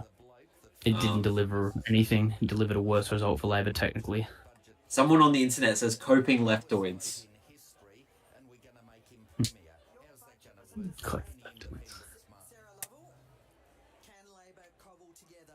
Bring back the Democratic Labour Party. I mean, that's basically the Liberal Party right now in Tassie. Noob gaming. You can't do math. Like, never mind. Yeah, no, he can. He's saying that there's enough leakage. There's enough leakage. Like, you can't just go, all independent and all green preferences. I didn't say that. I didn't he's say pointing that. out. But he's pointing out that there's enough leakage that in an actual two-party preferred contest, the Liberals would fall over 50. Yeah. Not sure. It would have to. Yeah. Liberals on 40%. We'd have to have a look at that. Liberals on 40% with 5% going to right-wing-ish minor parties, and Labor only on 25. They've got to be able to eke out more than 10% of the preferences.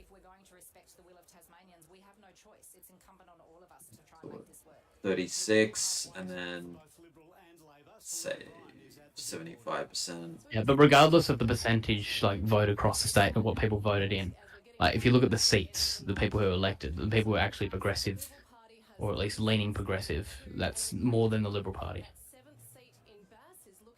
Alright, no. I think if you're talking about like who got elected to Parliament, I agree. Yeah. The balance exactly. is off. But if you look at voters, the election, that's right. Yeah. All right. I'm looking at it now, and I could sneed. Maybe it is very, very close to 50-50. Yeah, it is. All right. Okay. Fine. But I'm gonna. My next cope is seats. Seats are what matters. Seats is what matters. And it's split. That's And if you look at ledge code, like that's all independent. So like. Well, yeah, you gotta look at who's gonna be sort of more compatible with the ledge code. I don't know how probably Kevin Bonham probably knows about which independents are left and right, but I have no idea for the ledge code. So yeah, it's crazy. Now I love Heath Clark. I love this proportional shit. This is all good. This is how it should be everywhere, in my opinion. Oh no. So okay, we're gonna finish up at 11. That's 8 minutes. Yeah, you've been pushing it back so far. I reckon the first call was like 9:30. Yeah, that was when we thought we were gonna finish at 9:30, but Dean Winter took forever. Okay, all right. Yeah, and we had to listen to what he had to say. We had to, and he gave a pretty definitive answer, which is like shrug. Mm-hmm. So that's what we needed. That's facts. Yeah. And I just love hearing this. I love like the later you get in the night, the more interesting the chat gets as well. That's also the other thing too. I gotta say, Dean Winter's speech kind of is a perfect representation. It's not Dean Winter, it's Dean Winger. He did seem very sad. He looked. Yeah. he didn't look like the kind of guy that was looking forward to forming a government. He was kind of just like, well, you know, if Jeremy doesn't want to do it, then I guess I can. Yeah. Yeah, it wasn't really stepping up. Meanwhile, Rockliff like set a clear agenda in a way, so you know he got the ball rolling straight away. How did Rebecca White sound on election night? Probably a little bit about the same, really, but probably slightly stronger. It was strong. It sounded stronger, but it was more ambiguous, I think. Right. Okay, I think Heath Clark is fine. I think the issue is that you also have a legislative council on top of that that is filled with independents. Double paralyzed. Yeah, so that makes things even more difficult. Who else is drunk? I'm not drinking tonight. There's no bingo no bingo for me to drink on, so. Can you not be so left-wing, please? I'm not. I just have a practical approach. What's the progressive? I used to be a Liberal member, so I'm definitely not what's the left-right split on this stream? Yeah, I'm centrist now too. When it became a little bit more sort of slanted to the right after Sormon left. Yeah, sure. Yeah, before then it was full left wing, communist. Pretty much, yeah, pretty communist before. Yeah, exactly. Tasmania should implement the Electoral college to make things simpler for the median voter. Oh no. It's not the HC system, it's Tasmanians. I feel like that's got a point. That's got a point to it. It's an egg and chicken situation there, I think. Yeah. Oh, maybe if this system was in another country. Eli, do you want to put do you want to put another poll out as to who's going to form government? Oh yeah, we'll do that. Yeah. Okay. I like the suggestion. That someone just made. What's the preferred form of government? Heath Clark or normal? I love that question. I love that. That's amazing.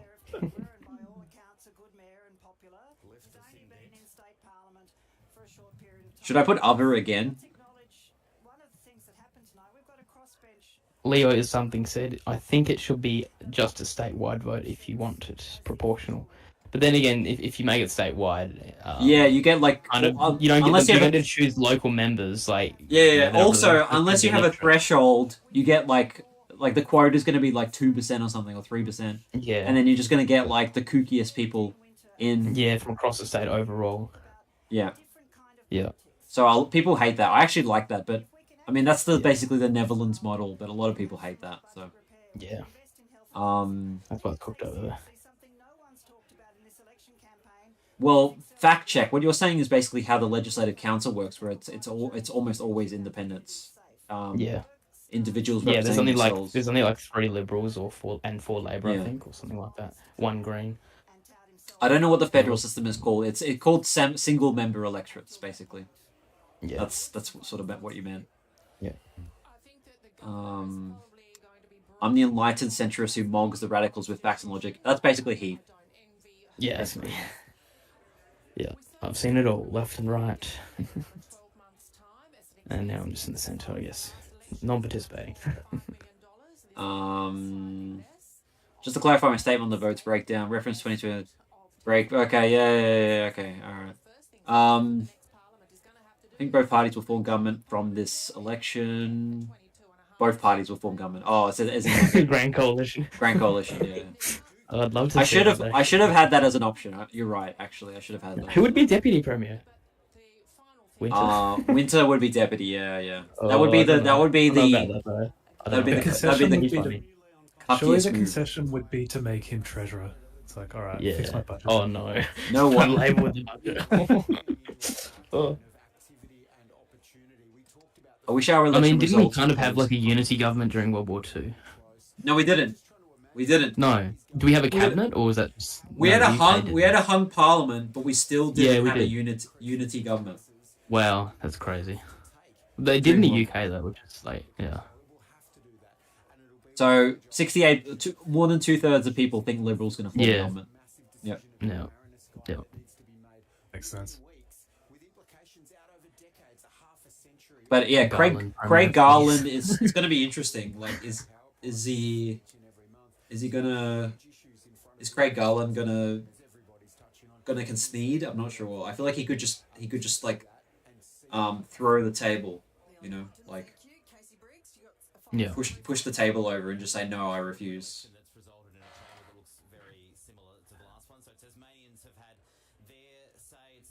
Yeah. I don't know.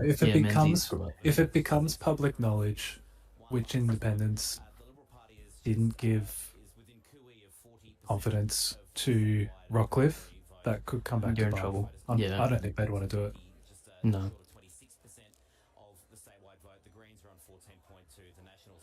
What? So, by the way, Bonham's just said that counting's done.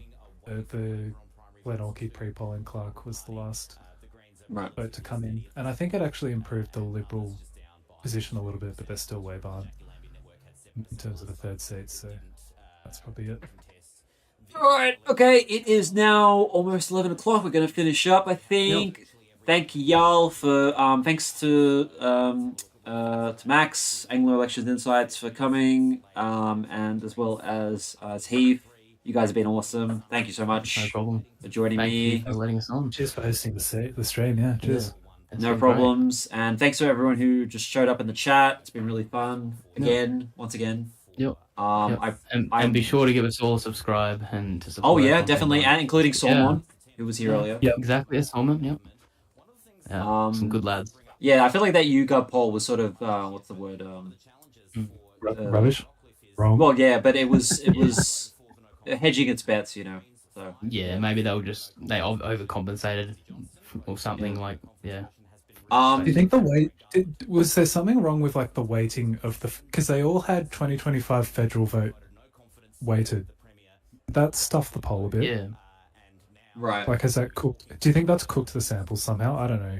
I don't know. You could do a video about that probably. So, the both economic purpose of balance. Okay. Anyway, so yeah, thanks for joining us, everyone. I will be doing an aftermath video soon. I know I haven't done video predictions, but I'll do an aftermath video, and I will try to be more active on YouTube.